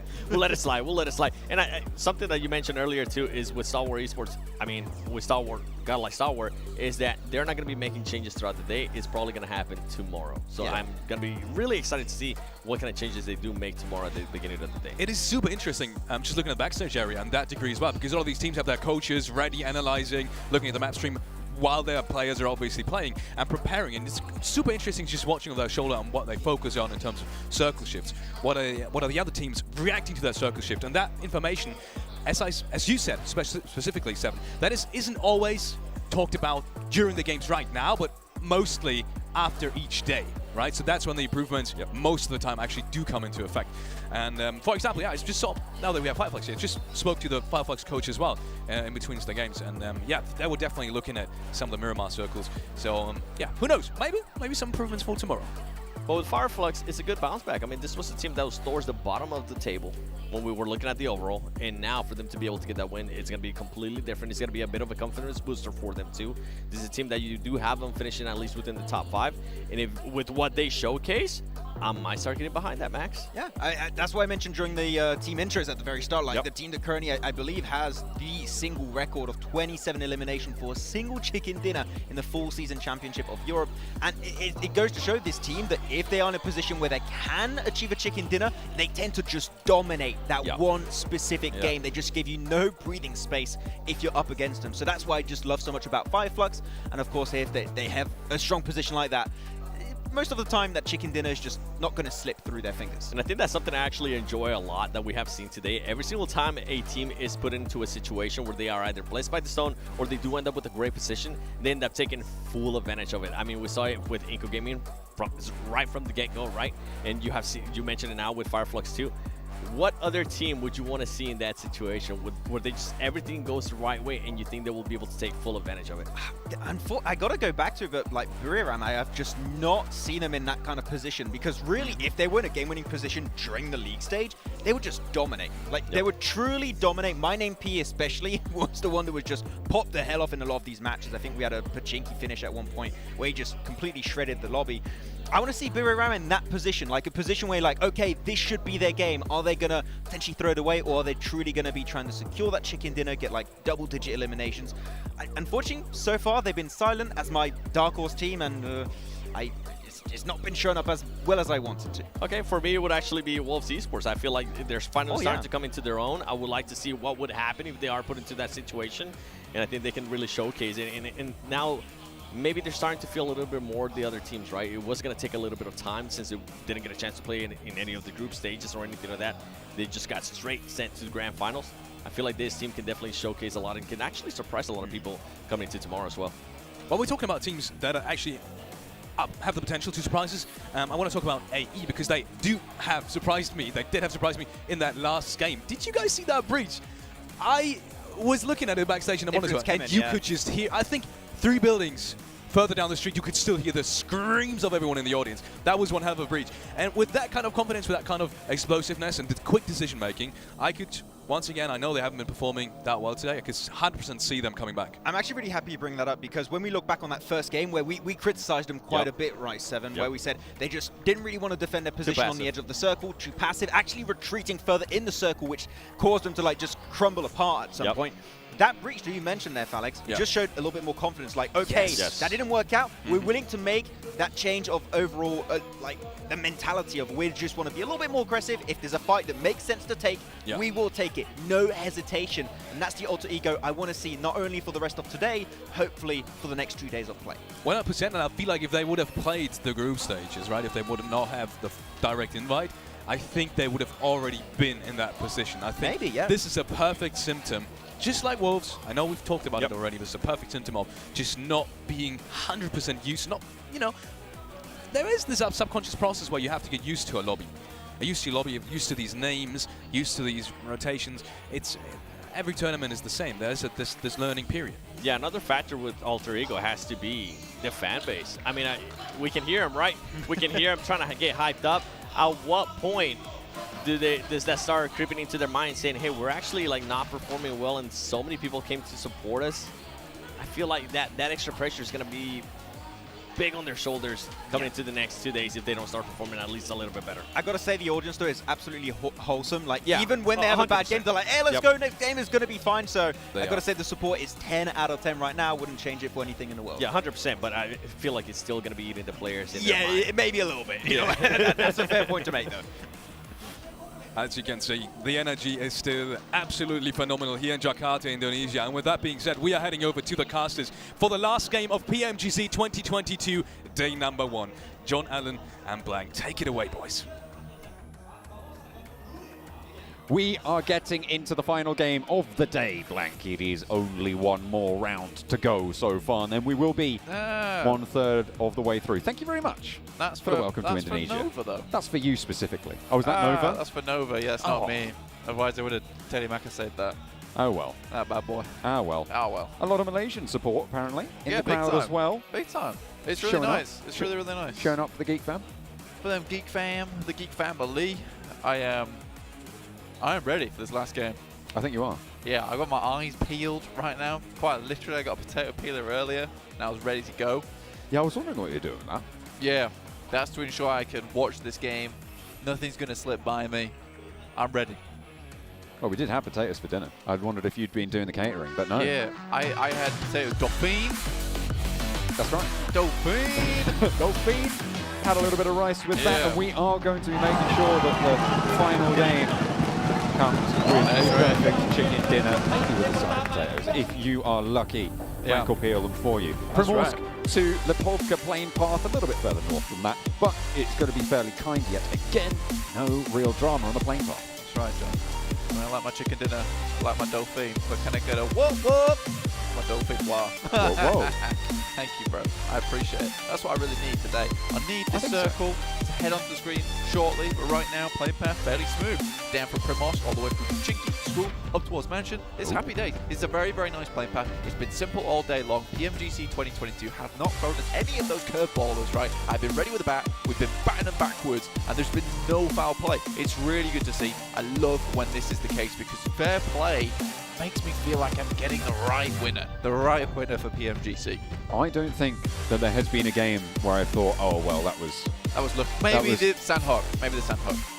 Potentially, yeah. There was a little bit. Well, right? There was a little bit of favour there, but they did. Yeah, they flagged out. They defended it. They held it well. They got their angles right, and they played it as they should do. Fireflux, they did get shrunk on towards, but again, same story, right? They held out well, and they played it, I think, in the right way. So I am not unhappy about pretty much any of the results, and because of that, as you've just said, I am absolutely happy that with the fact that Alpha 7 is at the top right now. Absolutely. I mean, everyone's pulled out the right dance moves today for the right occasion, for the right song, for the right dance floor. And I think that we've seen people deserve to be where they currently are. I think Alpha 7 going down in that last game a little bit too early, though. has opened things up just a little bit. So Alpha 7 looking for a big game here on Erangel to really secure their spot. 26 points would see them at that big 100, breaking the triple-digit barrier. Not really an opportunity for any other team in the lobby currently so far. 57 points for Inco Gaming, S2G. Seven was talking about what I was talking about earlier. We did a switcheroo. That's right. I think that he was not hearing me at that current time, though. He's getting coffee or something. That's fine. I'm okay with that. But we were saying, you know, they kind of fizzle out towards the end of the day. Taper off. That's okay. You know, the nitro does tend to burn through very, very quickly. And that's fine. That's fine. For Inco, what it is for them is just getting up those points, getting them in. Which is why this is the problem. This is why they might not get that first place spot, because I think that you do need to keep punching those numbers, especially on that last day. Again, though, Inco does have this weird thing where, you know, on that last day, they switch it up. Well, that was a bird. No. They switch it up where they can do their big games at the end of the day, and they'd have some kind of rubbish games at the start of the day. We do have, like, some kind of weird ant colony currently on our monitors. Yeah, it's... and John pointed one that was on the screen. I thought it was like, oh, there's a bird there. And I was like, oh, damn. And then it started moving upside down. I was like, birds don't do that. No, they don't. That's not on yeah. What day of the week is it? They're like our mates now, basically. Not on a Friday. Not on a It's Friday. true. We have become... Yeah. We're actually training them to carry coffee cups over towards us, like on a big ant and train. to take them away to recycling as well. Yeah, exactly. It's great. It's going well. It is, I would say. Northeast Circle shift comes through. Influence came in fairly central in Yasnaya to it. The only Brazilian team outside of the top three right now. Inco and Alpha 7 occupying the top 2 spots so far. All the way on the northern side, T2K, who have had, I wouldn't say a hugely awful day, but just really nothing special. Currently in 13th place, 23 points. It's not criminal, but it's not good. Yeah, it's nothing that's going to get you sent to jail. No one's going to come around your place asking questions. I do have some questions for VPE, though. Like, what is going on? Can you be better, please? And can I have a jersey, please? Yeah, that'd be nice. That would be nice. I would like that. But yeah, like Vampire do have pretty cool jerseys and merch, I think. Yeah, it's kind of like that red. I do think that Alter Ego currently so far has my attention, but that's kind of got like that Japanese anime vibe, and I think that's kind of why it particularly appeals to me. Also, the Alpha 7 tech jacket there that 7 was modeling. That is pretty cool. Pretty cute. I don't think I could pull that off, though. I think you got to be really cool like Alpha 7 to do that type of thing, and also 7 themselves. That's right. Yeah. Yeah. Not Alpha 7, but 7-7. 7 Worlds Gaming 7. Yeah. Don't you Minecraft villager me. That's unacceptable. Anyway, taking a quick look at the map here. Alter Ego, Central. Obviously down towards A7 in Milta Power. Currently at the moment, Lipovka held by Buddhadam. Two teams kind of very much close to one another a lot of times during this day. That's absolutely fine. I think that they have come into contests with one another, and Buddhadam's kind of got the worst end of the stick there a lot of times when you come to things with Alpha 7. I think that what has caused them to be down towards 11th place, I don't really think we've seen them. We've been able to see them get their big performances come out through just purely with Alpha 7 shutting them down early, and with their similar rotational paths. Ooh, it's just not good. Not ideal. That's correct. Not ideal. We're on board with Nova right now. As I say that, we swap over to the other to one of the other Chinese teams, but Nova will have to leave Gatka fairly soon. They've still got a little bit of time left on them. Wolves, they did better, I think, in that last game than they have done the entirety of the other games that they've played so far today. Still looked a bit scrappy, though. They do want to try and convert on that performance here now in this last Erangel, and they're in not a terrible position to do so. They're at the back of the queue, though, in that south area of Yasnaya Fields. Yeah, to kind of recap you guys on the day, if you've only just tuned in, Alter Ego, taking some shots, getting a little bit better as the day goes on. Still in 16th place with 10 points, but I think they have been kind of stepping up to the plate a little bit more often than not. But to recap you on the day, Alpha 7 currently blasting. Had some very consistent games, some really pop-off moments. Inco at the start of the day were looking exceptional. I think it was the second and the first place they're able to pull out. S2G kind of been more on that consistent vibe, right? It's not a load of chicken dinners, but it is a case of getting 10 points, 12 points every single game to get themselves at 49 currently that they're at, which is great news. That works out for them. And DRS kind of riding on the coattails of that first game of the day. Ching Chen from 4 Angry Men will be leading the move to the east side of Yasnaya Polyana, with a 2-2 split on their rotation, so they'll regroup onto the position that they find themselves. They're going to take up occupancy, potentially even on the east end of Yasnaya, but might go a little bit further south into a couple of the buildings, the compounds just to the side of those Yasnaya fields. The circle kind of undecided right now in terms of going north or south of that river, which is always a big sticking point for a lot of teams. Yeah, I mean, this is where it's kind of difficult for a lot of teams to figure out where they want to go next. So again, this is one of our fairer circles. You don't really have to think about going down towards that western bridge. You have to think about holding around. And especially if you are one of these teams down towards Sosnovka like Stalwart, you don't have to worry about teams gatekeeping you, because more than likely they're more concerned about heading up towards that northern side, find themselves a position in the map, and then playing from there. S2G, they're playing on this northern side of the river with a little bit of a 2-2, I say a little bit, they are playing a 2-2 split with the island central to the river currently being their second outpost across the way from Hamzi and Silas. IHC currently split around this position. You can't really see it on the minimap, but they are there. A little bit further out. 4 Angry Men, they have got this compound to the east side of the Yasnaya fields. They did skirt around and take position out on this side. 4AM have been, they were talking about it on the desk, quietly consistent today. They've had a couple of really quite strong performances, but they're 43 points right now, absolutely in the conversation to be towards that third place, only 6 points behind S2G on 49, and I would say they've been fairly put together. You spoke about how it's reformed this roster around Svan. I think they've done so incredibly well. Obviously, getting that direct qualification spot from the group stages as well. They've had a great time with it, and they've managed to keep themselves nice and consistent moving in. A little bit further behind Alpha 7, but if that momentum comes to a halt, then absolutely possible for them to start to catch up. Shots over towards Wolves, but not really going to land too much damage. Not too much damage done. You're right, though. 4AM have been able to really regroup and reform fantastically well. Happy with the performance they've been able to put out so far. 43 points. It's unfortunate losing a player, though. That is to alter egos along the way. Inco also could be taking shots towards them. But again, this kind of circle, Yasnaya up towards that northwestern side. There's a nasty fielded area up there, that kind of pizza slice you don't really want to get too much into, but there's also the fielded area down towards the south side of Yasnaya. I think most teams would be preferring this headed over towards the west side of the circle.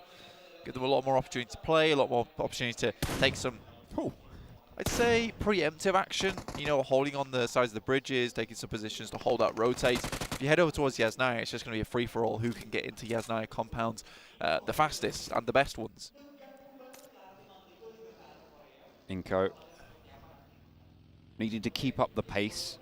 We spoke about it at the start of the day, and Seven highlighted it as well over on their desk just before.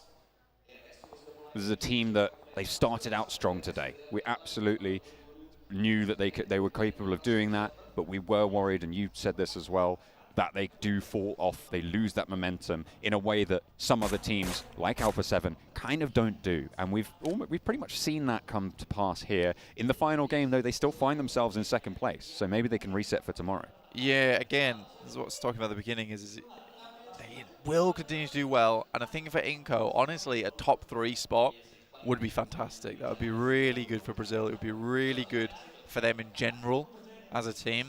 I just don't know if they've got the chops on them to take that first place. If they have the chops on to continue this kind of performance through day 2 and day 3.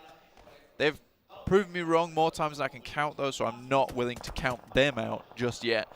So we'll wait till that last day. I think for Inco, this is just a case of a wonderful story unfolding in front of us, and hopefully, you know, these 2 Brazilian teams towards that top side can continue to duke it out for that first and second place.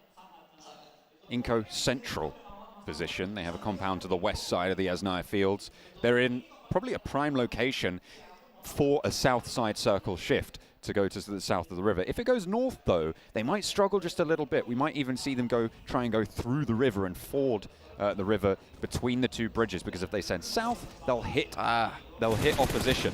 This is going to be a south shift, though, and won't be too much of a problem for Inco. Yeah, this is horrible. This is real nasty. It's not good for any teams. Yasnaya Polyana practically cut out this point in time. I don't think a lot of teams are going to be thinking this is going to be defined upon Yasnaya. This is most likely going to be around the fielded area. Obviously, the road size that meshes through on the map.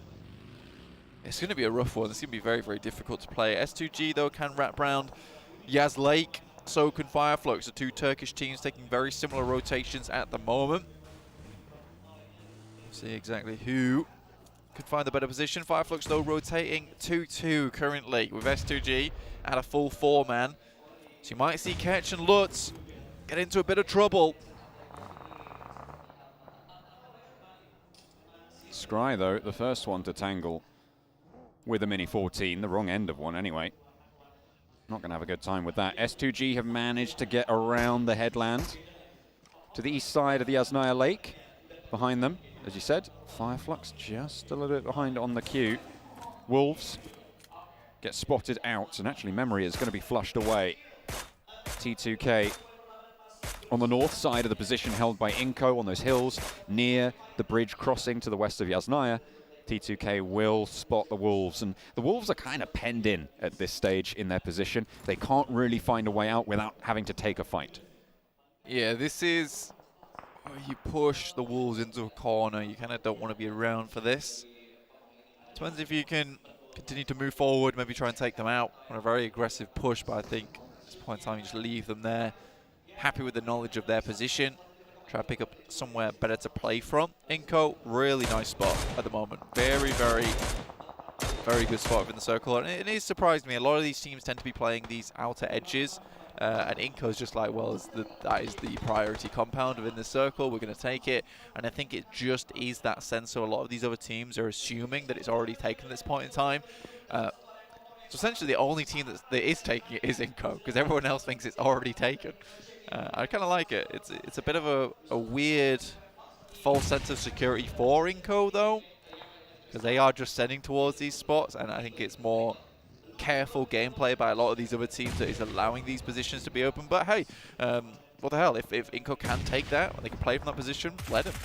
Law has been forced into an engagement here, but is navigating it fairly well and successfully, I would say. Fireflux should know that he's behind the wall, but he can put a nade through. That's perfectly placed, but Solke just about shimmies out the way. Has another one in the pocket and can look to throw that one down. Ketch wants to suppress, but it bounces back in the wrong form and doesn't quite burst out. Spots the player jumping out. Solke, position known, can't quite thread the needle under the vehicle. Molotov over, forces the fight, and Law now doesn't really have too much backup from across the way. Out in the field, the teammates need to stand strong, and it looks like they're going to try to do so from the tower. They're looking for suppressing fire on Over, and Solke wants to move out to get these reses. A lovely little headshot through the window, but Solus is flushed. Law is answered on towards as 4 angry men move into the Wolves' position. WWX goes down, so does Fan, and that is a really swift wipe over onto 4 angry men. Nicely found there, and the Wolves stay alive. 4 eliminations coming through for the Chinese squad that direct qualified with invite. Over, another Chinese squad. Going to be going down as well, potentially, if Fnatic has anything to say about it. And Nova fall.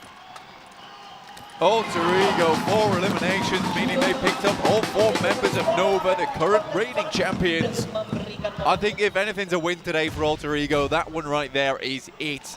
Fantastic stuff from them. What an aggressive push. And again, we should maybe see a little bit more of that coming out from Alter Ego. It's worked a fair few times where they have just full sent it. They look like they're very comfortable in a team fight, but maybe a little afraid to take those team fights more often than not.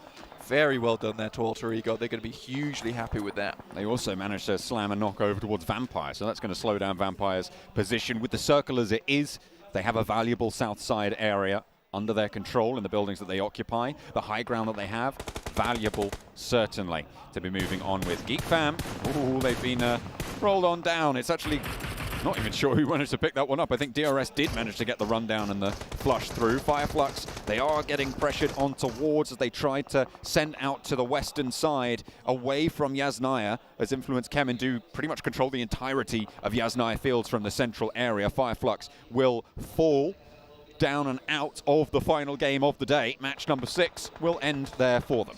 It's still kind of a horrible position to be in. I think Influence Kemen made the best out of a bad situation, which is a case of we're just going to take shots at everyone who tries to cross this field, because that was exactly what we saw 4AM fall prey to, which is They knew they had to make the crossing, and they had to make the crossing quick, send directly into Wolves, and then you get out of the vehicle, you just have to take that team fight right off the bat. You don't have much time to react. It's just pure mechanical skill in that moment. A nade out the side of the window. Leaves S2G on 2 players. A lovely nade over the top from Revo. Spots Hamzy exactly where they needed him. The flush comes through from Carrillo. Only Mythic has gone down for Alpha 7. And this is how they might want to start their run for 100 points if they're lucky. If they behave themselves, if they've been good this year, maybe they'll be given one. Yeah, very good play there coming through from Alpha 7 so far. S2G, last player standing, tries to pick up the teammate, but Alpha 7, again, it's that momentum. They're going to keep pushing it, going forward. There's no stopping this. Kayovski? S2G just sends in the water. And so does Kayovski from Influence Kemin. I've no idea where Influence Kemin just came from. They must have sent straight out those fields. They needed to find a way westward, and this is apparently the way they want to go. Unfortunately, Alpha 7 will try and slow them down. 1 knock over towards Alpha 7 leaves 2 active. Same story for Influence Kemin. Federal unlikely to be able to get back, but if he can fall over that headland towards the rest of the players from his team, he should be resable. Unfortunately, the health bar will not support that effort. And 2 players now remain for Influence Kemin. Kelsey swimming in the river under the bridge, and everybody's going to need to shift down south. This is a rip and tear coming through from Alpha 7 so far. They're looking to put the final touches on this northern side circle. Next one heads up central. Still that riverbank is in for the western side. Kelsey could maybe swim ashore and crawl his way in and just play for the end game. Get as many points as possible for S2G with where they're currently placed on the rankings. I think trying to go for that top 6, that top 5 is probably the smartest thing for that boy to do at this point in time. But T2K, Wolves, Inco still holding strong in that compound. But they'll have to move west as well.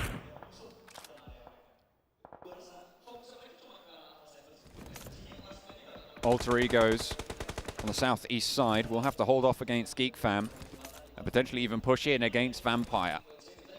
Geek Fam will not be able to slow down here, though. They will have to go over this ridge towards the buildings there. The smokes have bloomed pretty close to Alter Egos. It cuts off the sightlines from up top, but does allow potential close pushes to come through. Vampire's holding off against DRS, trying to swing around wide. And it goes well. 2 players now left for DRS, Delta and Gianti. On the south. Sneaking around, trying to hold it out. Vampire huddled, hunkered down under the watchful gaze of Geek Fam and Alter Egos. Hang on a minute, T2K, they're taking the shots over towards Alpha 7, giving out heavy punishment. Only 1 player left standing. Revo flushed out. Carrillo, the last available for Alpha 7. No 100 points today. Done and dusted. Looked like it could go further. We said that T2K were looking kind of like that team that nothing special came through, but taking down the first place team in the lobby fairly cleanly.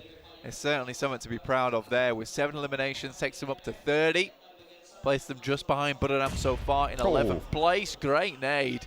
There's a fair bit of damage. Now Lil Boy's looking to send one back. S2G, last player remaining. Oh my goodness me, Kayovski super low. You have to stick this, but the nade's coming through. An excellent answer, drop down, evade the nade. Kayovski needs to get res. Can he get it? Can he tag it? Oh, he's managed to fade the nade also. And 2 players stay alive from Influence Kemin. No, what? How did that happen? Was the blue zone there? Did he jump off the res? I think he might have jumped off the res for just a second. It's point in the day, those kind of mistakes do come through. Just a little tap. That's it. That's all it takes. Especially when he's on that amount of HP. Basically as thick as a feather there. Looking down to Wolves. Still going pretty strong so far. Did lose 1 player in the process. VPE also lost 1. I think this would be a good opportunity for VPE to put some points on the board right now from this south side. And if they can, you know, maybe tomorrow is a little bit easier because still, right, 21 points. Only 20 points behind a 5th place here currently at the moment with Geek Fam at 43. You know, there's a real opportunity with a chicken dinner at the end of the day. That 1st place is still in sight. I think when we get through to that 6th game tomorrow, that's where we'll start to see the leaderboard solidify a little bit more. Next circle coming in just a moment, in just a second, and it heads up north, away from Inco. They will have to leave their compound finally, but it goes towards the last player from Influence Kemin and towards T2K with a massive chunk of this next circle available to them. Buddham as well from that eastern side. Inco still going though. for Brazil. Look, takes them forward, alter ego. Goodness me, quick shots, quick fire. Ponbit lights up Micah and lights up Jakarta as well. The crowd goes wild for the shots. Beautiful through the window there. Snipes wants to move forwards, but fantastic Fnatic going to lead the charge in. Potato with the backup as well. They manage to get the side swipe through. Potato hits the deck behind the wall, drains the magazines of the defense as well for GeekFam, and they are not able to land the shots on the answer, but the two back players at the back for Alter Ego. Oh, gonna go low. Oh no, Potato taken down. One player now standing. It's just Ponbit. He was able to do so much from the back before, but now Micah is back up and kicking. Snipes as well moves forwards. A flush over onto Fnatic. 3 players active for GeekFam. One has been found. Ponbit with a second as well, and that's GeekFam going down. He stays alive, and Alter Ego with the last match of the day keep 2 of themselves up, and it's 6 eliminations. From Nova all the way to GeekFam, they've certainly set themselves a pace here in this final game. Looking to go a little bit further now. Inco, 4 players alive, will have to skirt themselves out of this corner over on the east. Moving up towards Wolves to position. This is where we start to hit those wheels, start getting them screeching a little bit as we pass over that starting line. Go on, Ponbit, the hero. For Alter Ego, now looking to smoke his cross, but with Inco paying attention to you, you've got to wonder how likely it is you get much further here. Ponbit hits the deck, looks for a heal, but the zone is closing still. It will not tag him before he gets the heal off, and actually manages to stand up, send some shots back towards Inco, and gets on his feet again. Those 2 legs doing so much work. Shimmies behind the tree, stays in it. Squash has yet to find the angle, and finally, oh, a little bit of craziness to end out their day. 6 eliminations. They'll take it. They'll take it. That gives time for Vampire Esports to move over towards that position, though. They certainly got some information from the third party. They were close by enough. Wolves also take a casualty. I think that's down to 2 players now. 5 eliminations. T2K at 8. Really strong spot they're currently holding over towards that northern side, and no one can challenge them. Wolves, 2 players alive against Inco, playing with 2 up the top as well. Becker behind the tree, auto shotgun, wants to move closer. Pickfeet is there, and IHC are pushing in behind the Wolves. Squash is down and close to the Wolves with IHC bearing down upon them. It's unlikely you get Squash back up, but if the time is right, you might be able to get it. No, Beautiful sees to it, then that's not going to be possible. Alex does get spotted out. And 10 eliminations coming from T2K from the bottom of the tables. They have had a pretty solid match. Number 6 into the top 5 they go. See how much further they can get. Wolves right now still looking to send this a little bit closer. Inco. Unenabete still up. Becker. Wolves. Beautiful goes down, and Inco might be able to capitalize on the top of this. Oh, the nade goes over the top. Pickfeet will not continue on that one. I think Nenebete might be able to find the shotgun play. He's still got a pump action shotgun. Surprised about that. Interesting choice, to be sure. Wolves. They've looted nothing. You can see from his gear. Yeah, they must have been completely bare there. Big feet. Oh, no, he knows Becker's there. Cooks the nade. That's almost certainly a knock, and Nenebete will be left alone. Hopefully they spotted where the nade came from. The buggy should be a giveaway, but IHC are pushing in as well. They don't want to let the players here go. Look at that, T2K managed to steal that elimination point away. And a phenomenal game coming through from the team from Nepal as well. Currently influenced Kevin, Lil Boy, on the northern side. Not moved an inch at the moment. May even look for a very good finish here for themselves. Nenebete outlasts the Wolves, but close by there is danger. Legend steps forwards. They don't know he's here. He steps up with a pump action, goes for one. Doesn't get the knock. He turns his attention the wrong way, and now he's going to hit the deck and bite the dust for it. A little bit of a slip. He thought he got the knock instantly, but panic sets in, and now we're down to 3. Influence Kemin with Lil Boy against a 4-player roster from T2K on 14 eliminations, and IHC with 3 still pushing in from the south side. An absolute standout game here from Nepal, from T2K. Really brought this game home. Influence Kemin still going. This is just 2 players looking down towards IHC. The rest are trying to hold out. That 1 player for Influence Kemin and Lil Boy. This guy has one hell of a snaker though. if IHC can do a lot of work on this south side, even if they go down, that does give Lil Boy a little bit of an opportunity for Influence Kemin to step up further. But no matter what, this is a big point bonus for Influence Kemin. He has two himself to deal with on this north side. They've repositioned. They've left only one over on this north side now. IHC, they managed to get this red through as well. A lot of pressure being put on here, and the shift goes southwest as well. IHC have the inside track on this flank. Yeah, so technically you also have a potential 1v1, and that knock is absolutely huge just as the circle shifts across. This is going to slow down T2K massively. Another nade launched by Godless. Lil Boy has got a powerful position here. They're right next to each other. Look at that. The off angles for both of these teams here will struggle to find any sort of safety. Everybody dashing now towards this circle. T2K with one player down, looking to try and stick this res. Demo, he's on the downstairs, but there's an upstairs threat as well. Jane is there still. Rig moving on in to add to the pressure. And in the midst of it all, do they know that Lil Boy is here? Mark 14 by the bankside, looking to take this chicken dinner home. Store it away in the vaults. Demo bandaging up, has the threat above him. Now T2K kind of split off between one another. This was a really good regroup and hold from IHC. From a very tough situation to a beautiful nade that opened up that shift, that rotation over towards this spot where Jane currently is playing. Riggs had to move up though. They're trying to evict. Demo moves out. This is crazy stuff, and he nades his teammate. Rig, what are you doing? Miscommunication bites them. And T2K losing a forward outpost. That is so much ground for IHC to try and move through. Lil Boy also potential to capitalize on this. Two players at the back for T2K. There's no way you get this res now. Demo giving them the old do-si-do, and Rig spoils his own team's chances here. Influence Kemin might even be in with a shot if things go pear-shaped for either of these two teams. Godless falls, maybe answering with a knockover on up towards T2K, but it's not going to happen. Godless flushed, and there it is. Ziol finally standing up for IHC. Legend now in the thick of it. Last zone about to encroach. Ziol moves through. They know there's a further player all the way out wide.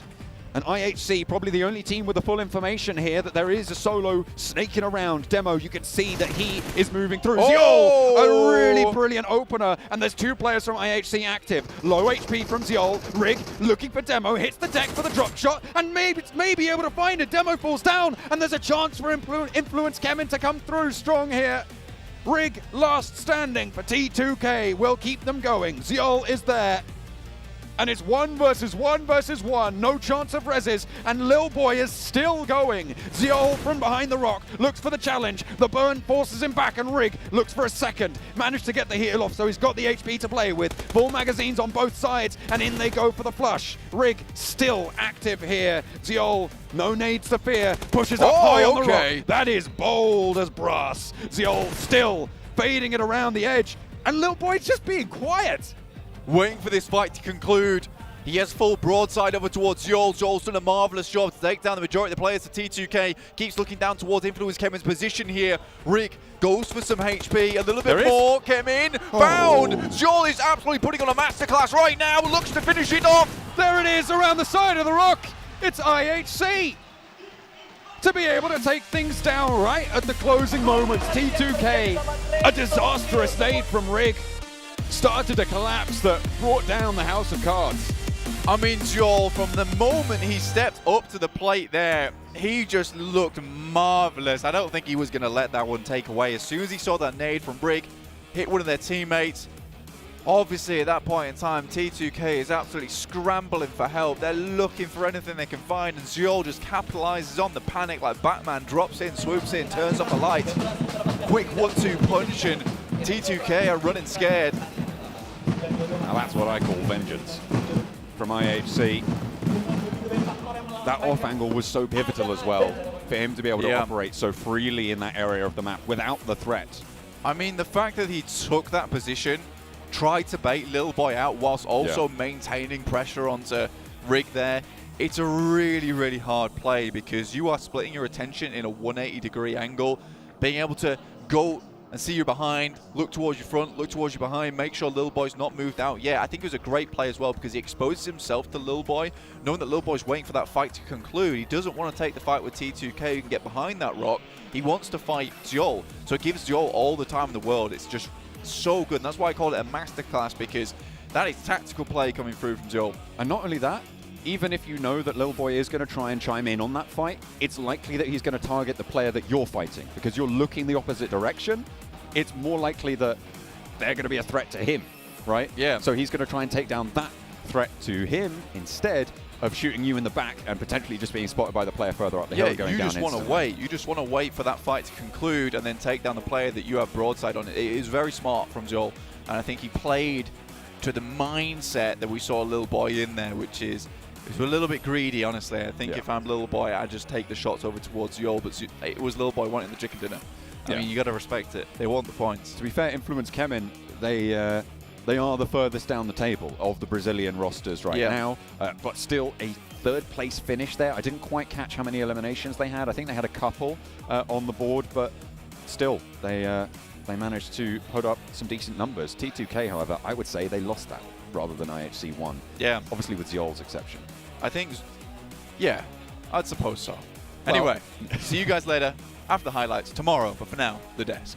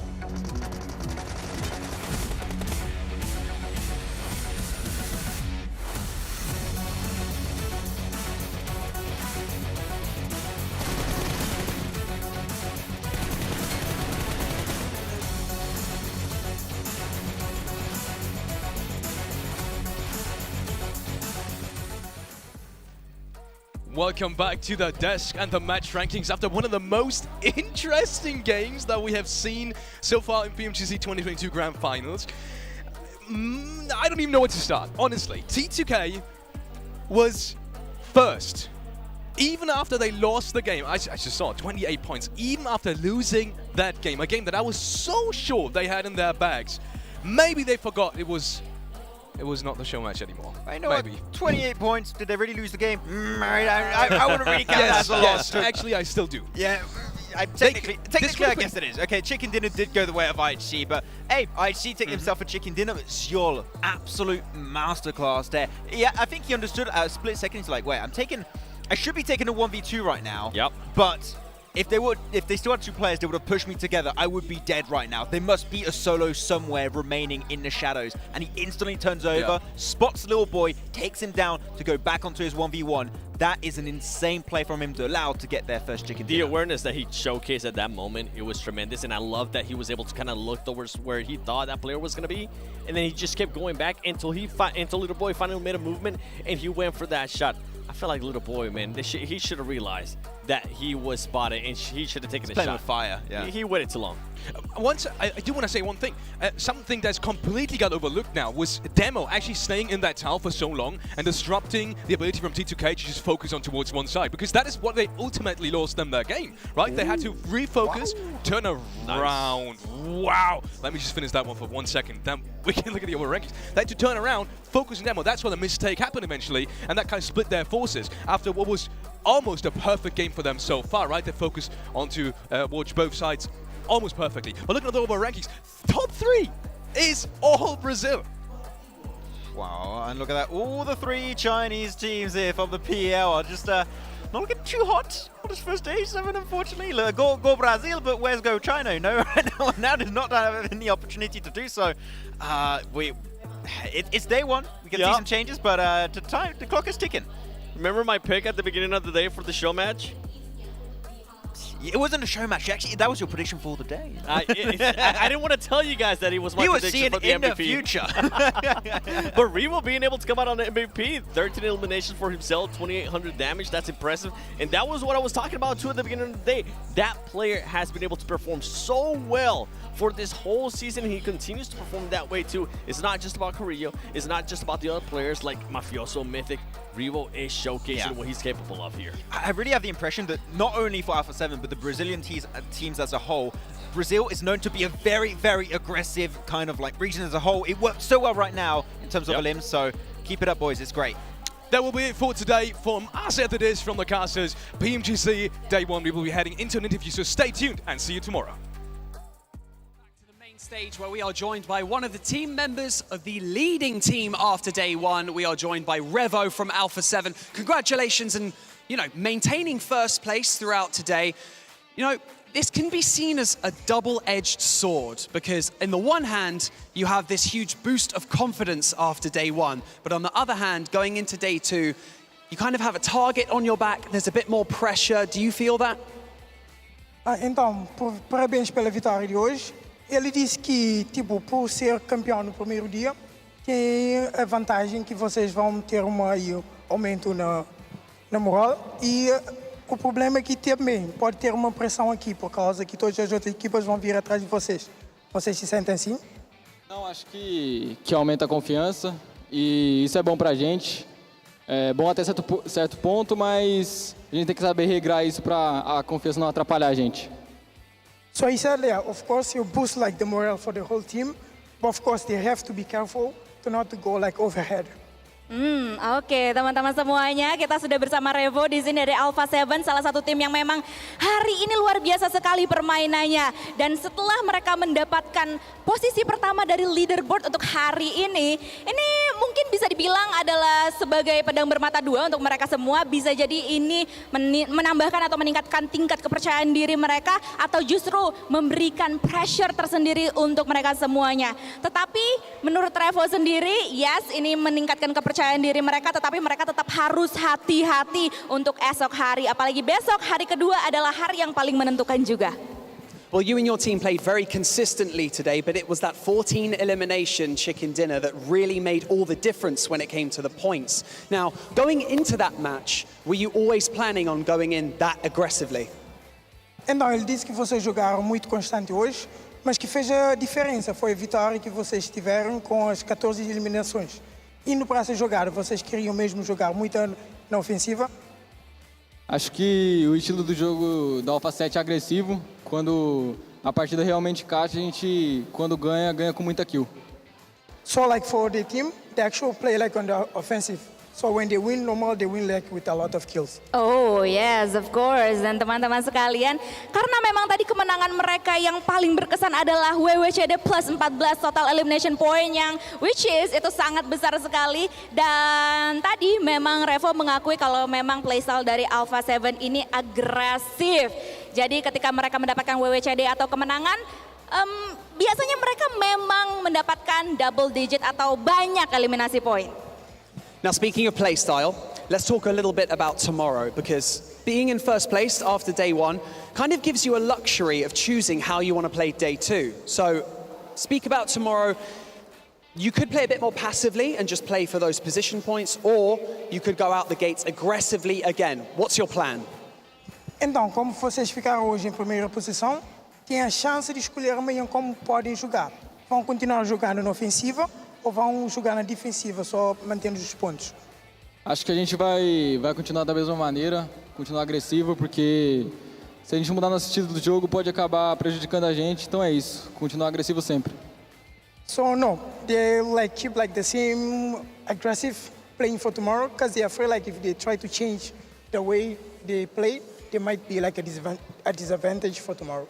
Oke, jadi memang Alpha 7 sendiri akan terus bermain seperti biasanya mereka saja, bermain agresif karena pastinya kita tahu semuanya lah ya, kalau misalnya satu tim bermain tidak seperti biasanya, mereka akan takut sesuatu hal yang tidak dienakan atau tidak mereka inginkan akan terjadi. Jadi Alpha 7 besok akan tetap bermain seperti sedia kala atau seperti biasanya.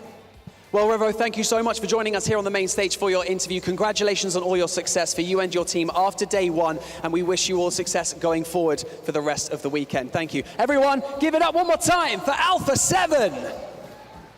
Whoa. Alpha 7. Thank you Amazing. so much for tuning in today. Thank you to all the fans both here in Jakarta and at home for watching and supporting your favorite teams. Thank you so much to the production team for putting on this incredible show and building this enormous and very impressive stage. Thank you so much to all of the talent and of course my incredible co-host Donna for all of your hard work.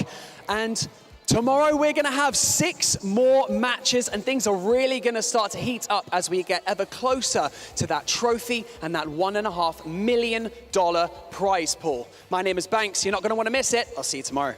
Jadi teman-teman semuanya, kita sudah sampai di penghujung acara untuk hari pertama di PMGC 2022 Grand Final kali ini. Terima kasih banyak kepada kalian semuanya yang sudah meramaikan acara kita pada hari pertama ini. Baik yang datang secara live di G Expo atau yang menonton secara online di rumah dimanapun kalian berada. Thank you so much. Dan pastinya kalian harus tune in lagi, harus datang lagi esok hari sebagai hari kedua. Karena pastinya akan lebih seru lagi. Karena masih akan ada 6 kali pertandingan yang akan kita tonton esok hari. Jadi akhir kata, saya Dona Fiska mewakili seluruh talent dan juga kru yang bertugas di balik layar pamit undur diri dulu. Dan akhir kata sekali lagi, selamat malam, selamat beristirahat dan sampai jumpa esok hari di hari kedua dari 2022 PMGC Grand Final. Bye bye.